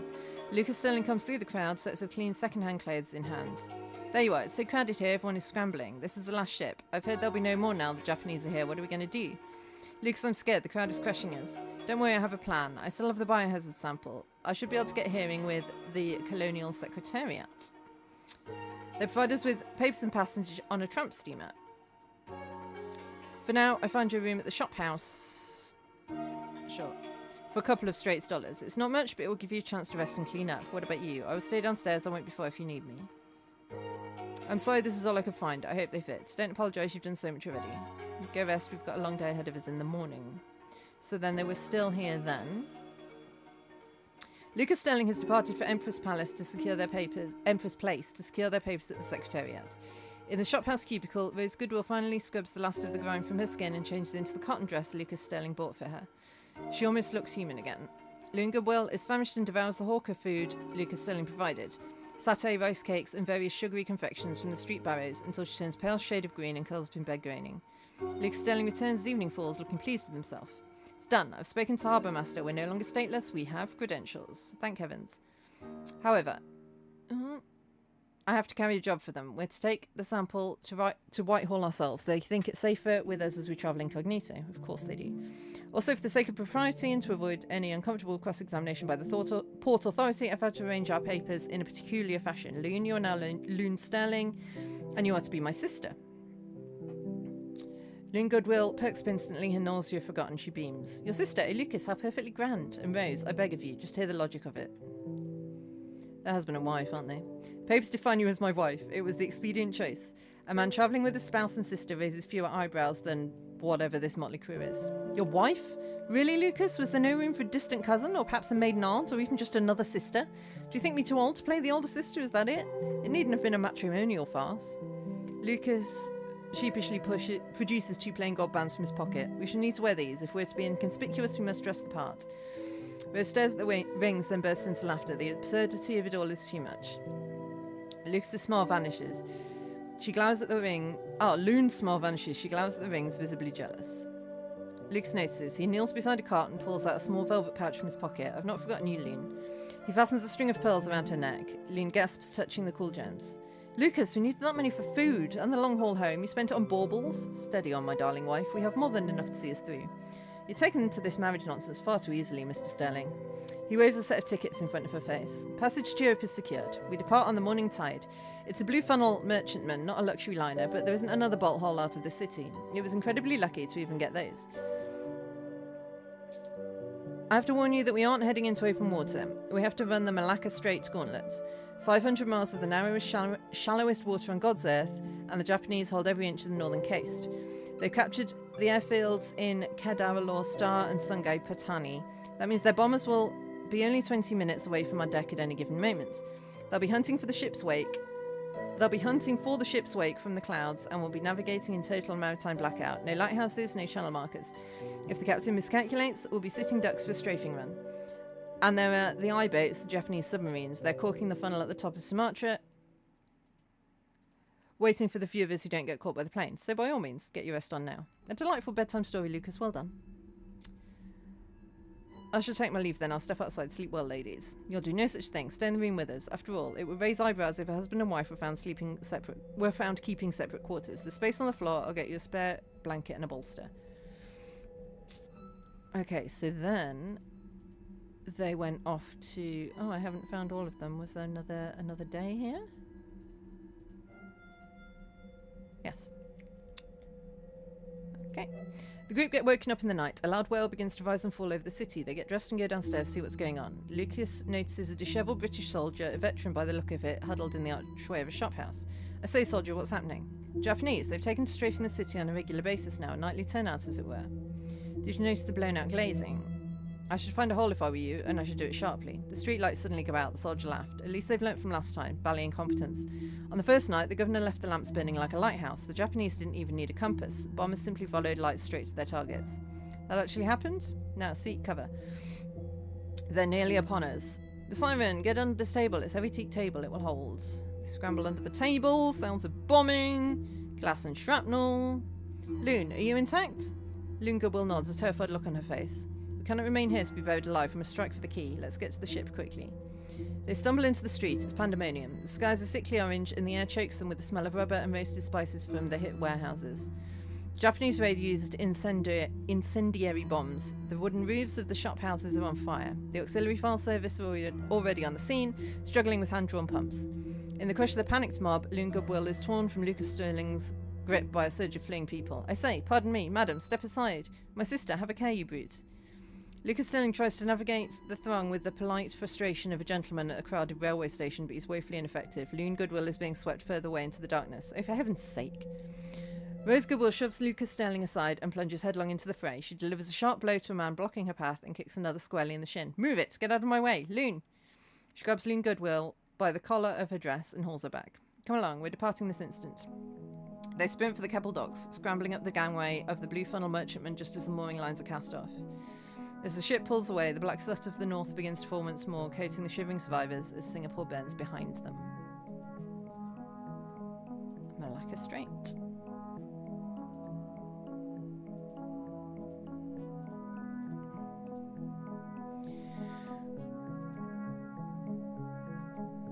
The Blue Funnel Merchantman was a labyrinth. Every inch of deck space was occupied by distressed British subjects huddled on crates or sleeping on dirty blankets. The vessel moved with a slow and heavy rumble. It was a constant reminder that they were sitting on thousands of tons of cargo and fuel, a prime target for Japanese torpedoes. Luke Sterling spent the first morning on the boat deck scanning the horizon for the silver glint periscopes. Good morning, sir. Quite an adventure, I must say. What's your story? My wife and I were in Borneo. We made it to Singapore, but only just. How about you? Borneo, eh? You chaps had it uncommonly quick. I spent 3 weeks in hiding before scrambling for the causeway. The brass in Singapore told us the jungle was impassable. Impassable? The Japanese were riding bicycles through the thick of it like they were on a Sunday jaunt in Hyde Park. Same story everywhere, I'm afraid. The Royal Navy is stretched thin. They've been caught with their pants down. I saw the smoke over the strait when we pulled out. Did you manage to salvage much? Or are you travelling on a secretariat chitty like the rest of us DBS wretches? I've my wife and sister with me. We managed a few trinkets and the clothes on our backs. Beyond that, well, I suspect I'm starting from scratch once we hit England. At least you've got your womenfolk intact. My mem was on the last P&O boat out in November. Pray heaven she made it to the Gal Face? That's in Colombo. Okay. I haven't had a scrap of news since the wireless went down at Ipoh.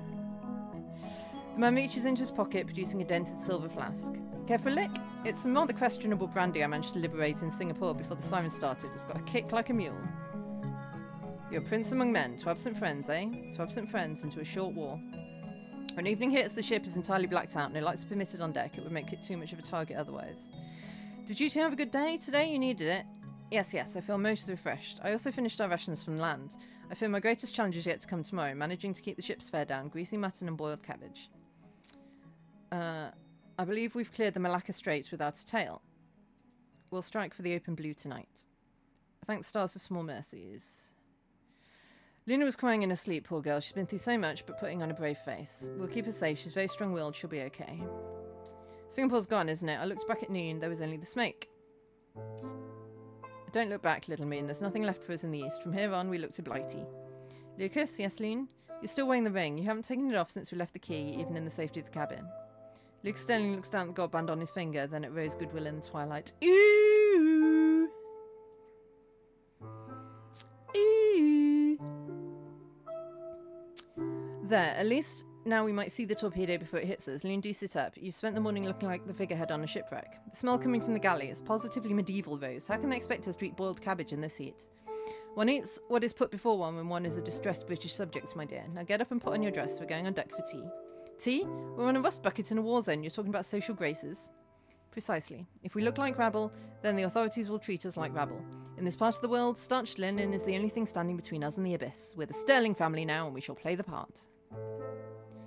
The deck is crawling with people. It's so hard to get around without knocking people over. Miller from Johor, the old chap I was talking to yesterday, is pestering everyone for news, and the staff are overworked. It looks as though you've been stoking the boilers yourself. Come now, Lean, the team won't wait. Let's go. Later on the boat deck. It looks like a shroud, doesn't it? And unrolling all the way back to Sandakan. If it's a shroud, then it's a funeral one, Loon. The Japanese of the airfields in Kedah now. The entire state is under Japanese control. And we're about to go past that coastline. If a Nell or a Betty spots our wake, we're in the soup. Do talk about something congenial, darling. The group of old women over by the lifeboat are watching us. They've already asked me where we were wed. I told them Singapore 3 years ago, St. Andrew's Cathedral. St. Andrew's, was it? You've a frightfully vivid imagination, Rose. Be a sport and fetch me some of that ghastly lukewarm water they're calling tea. I'm thirsty. 3 years. You've erased my father in a single afternoon's chat. We haven't erased him, Loon. Until we hit Galface, we need not draw attention to ourselves. Steady the buffs, little moon, please. I'm steady, Lucas. It's the world that's gone all adrift. I miss Mother the most, but I did love Father too, you know. And he loved Rose. Please remember that. Don't sully his memory.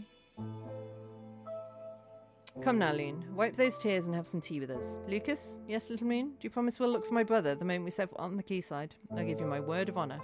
I wonder why Lucas Sterling didn't keep that promise. Did something happen to them on the journey? I do not know. Let's find out. Okay, the Blue Funnel Merchantman has emerged from the claustrophobic squeeze of the Malacca Straits. Lucas is on deck. He can see the Nicobar Islands. Area still under British control. It's Christmas Day, 1941. In their cramped four-bunk cabin, Rose Goodwill has performed a minor miracle with a few scraps of silver cigarette foil, creating some shiny festive garlands. Captain tells me we've put Sumatra behind us. We're in the Andaman now, striking west for Galface. I don't know how that's supposed to be pronounced. Thank the stars, a bit of luck at least. Lunga Will is sitting on the edge of a bunk, looking more alive than she has since Singapore. Is it true, Lucas? Thank you. Hey, check your posture. Drink up. Are we truly away from the Japanese and their airfields? We're beyond the range of their bombers at any rate. We've still the submarines to consider, but the open blue is a sight better than that death trap of a strait. Rose Goodwill goes under a bunk and produces a dented tin that was hidden there. Then I declare a double celebration, one for the captain and crew of this fine vessel and one for Father Christmas. Rose, is that plum pudding? Don't ask me what I had to trade for it, and it's a bit battered, and heaven knows it won't be hot, but it's Christmas in a tin. Lucas grins as he reveals a bottle with a handwritten label from his jacket pocket.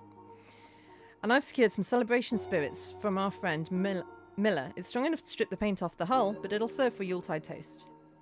Bay of Bengal we're heading to. To absent friends. To Papa and Mama. To absent friends and to the Sterling family. May we reach Tilbury before the gin runs out. Good heavens, it's like drinking a lightning bolt. It'll put hair on your chest. Do you think they're listening to the King's speech back home, around a fire with real holly and proper snow? I expect they are, though I imagine His Majesty has a deal to say about the current unpleasantness in the east. Too dapper, Lucas. For tonight, we shall pretend we're at peace. No soot, no soot rain, no sirens, and certainly no pirates. Just a pucker Christmas in the middle of the ocean. It's the best thing I've ever tasted. It's the start, isn't it, Rose? Isn't it? A few days of clear water and a bit of duff. Is that plum duff? Plum pudding? Yep. We might just make a go of this, Rose. You're incorrigible, Mr. Lucas. Don't get sentimental. It doesn't suit the husbandly image. Now be a sport and pour me another tot of that vile firewater. I've Christmas spirit to maintain. Okay. How long is this section going to be? Because I've been streaming a long while. But I feel like there's not enough left for another stream. A contested, dangerous and isolated war zone. Oh, alright. Well, you three again. No? Oh no, here. Ship is wallowing through the... Oh, alright. Through the Bay of Bengal. I'm kind of skimming this. Blah, blah, blah, blah, blah, blah, blah. I've had enough of this stupid boat swaying like a drunkard. I swear my internal organs have switched places. The monsoon in the Bay of Bengal is traitorous?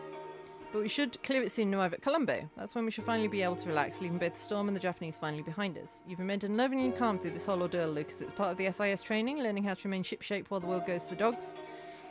That's not training, that's life. I've lived through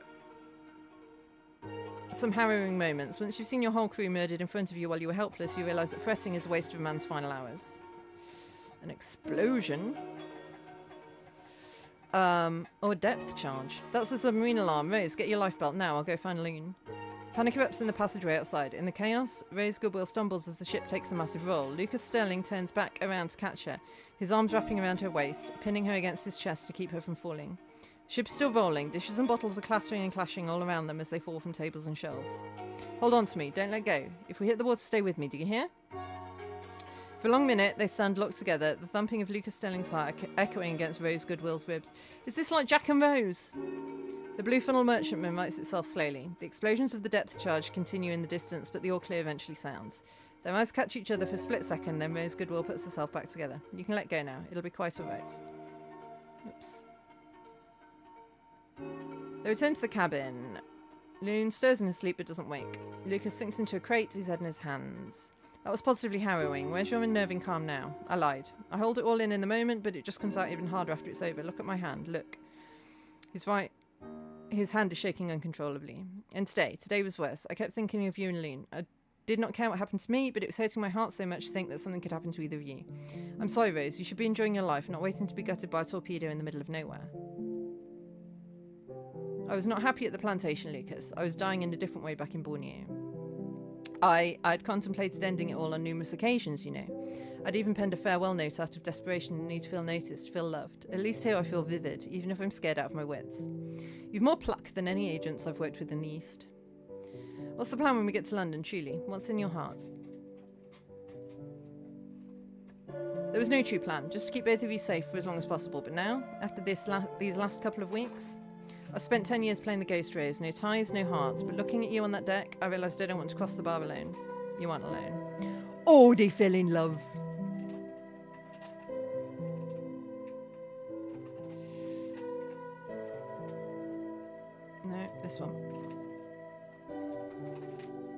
Oh, someone's not there.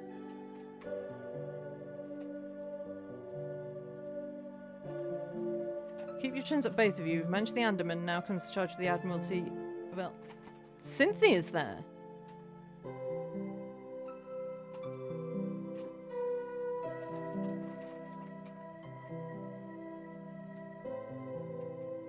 Huh.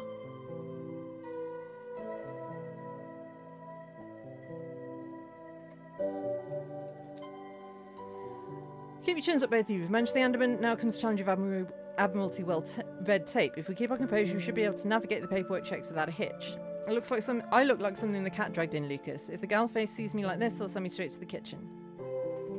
Look at the soldiers, Rose. So many of them. Are we going to be all right? As they clear the customs shed, a familiar voice cuts through the noise of the docks. Rose, Mr. SAS, little loon. Good heavens, you look like you've been dragged through a hedge backwards. They spin around to see Cynthia Seville. She's striking contrast to their ruin. She's in crisp tropical whites, a service armband on her sleeve. Cynthia, you're intact. I'm so happy to see you. Ah. I wonder how Cynthia's journey went. Okay. Oh my god. This might be a lot longer.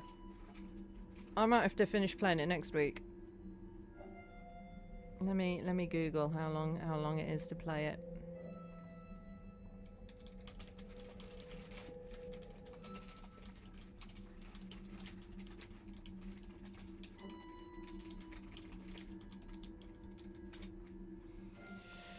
$8 hours, apparently. I've been playing for 5.5. And I did get quite stuck for quite a while. So I think I'll read through this one and then I'll stop there.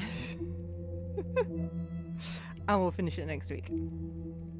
Cynthia, intact. I'm so happy to see you. Intact and on duty. I was ordered straight to intelligence hub here. I've been scanning the manifest for 6 days hoping to see your names. Imagine my surprise when I saw Mrs. SIS on the manifest.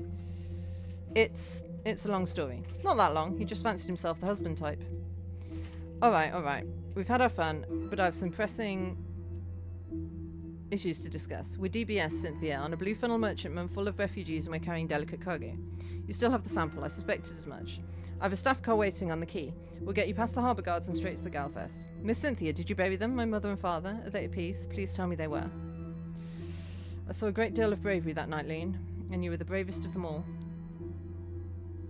We quelled the fires and I made sure they were all buried with dignity by the chapel. Only poor Vitalina and Mr. Bonfire were too charred to bury and we gave them a sea burial. Keep your heart up, you're with us now. Why can't you bury someone who's charred? If you can chuck them in the sea, can't you chuck him in a hole? Thank you, Miss Cynthia. New Year's Eve. Ladies, you're looking positively a treat. Thank you so much, Lucas. Oh, and you too, Miss Cynthia. Don't mention it, Little Moon. You're most welcome. The news is grim, SAS. Hong Kong has fallen. Singapore is under fire, as you know. They're calling this the blackest new year in the history of the Empire. All the more reason to get this sample to Whitehall. If the Japanese are using green mist in the Sulu Sea, the War Office needs to know before they strike the Indies. Well said. Rose, to Goodwill... what? Oh. For tonight, can we not be agents? Can we not be refugees? It's New Year's Eve and we're safe and in fine company. Well said, Rose. To Goodwill Plantation. May it one day rise from the ash. And to the Sterling family. You're so charming together you even fooled the master attendant. To the new year. May the end be better than it started. As the midnight gongs begin to echo from the ships in the harbour, the blackout remains total. There are no fireworks, only the lights of a searchlight sweeping across the water, waiting for the inevitable. And yes, that is where I'm going to stop. I thought I was right at the end. Apparently I'm not. So let's see who's around to raid.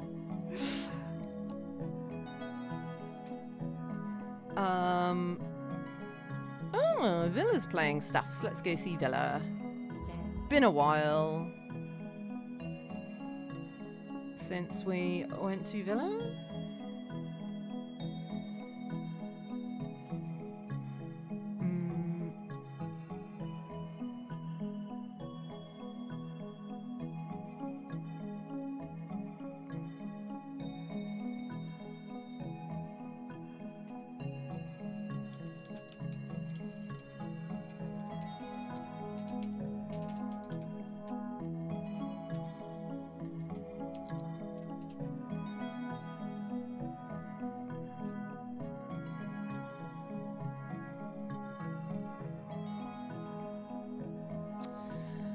Okay, folks. Copy the raid message, paste it when we get there. Thank you all so much for watching. I will be continuing with this game same time next week. During the week, we are still playing, what do you call it? Zero Parades for Dead Spies. So come watch me then. I've got a couple of things going on during the week, so I'm not entirely sure when I'll be streaming.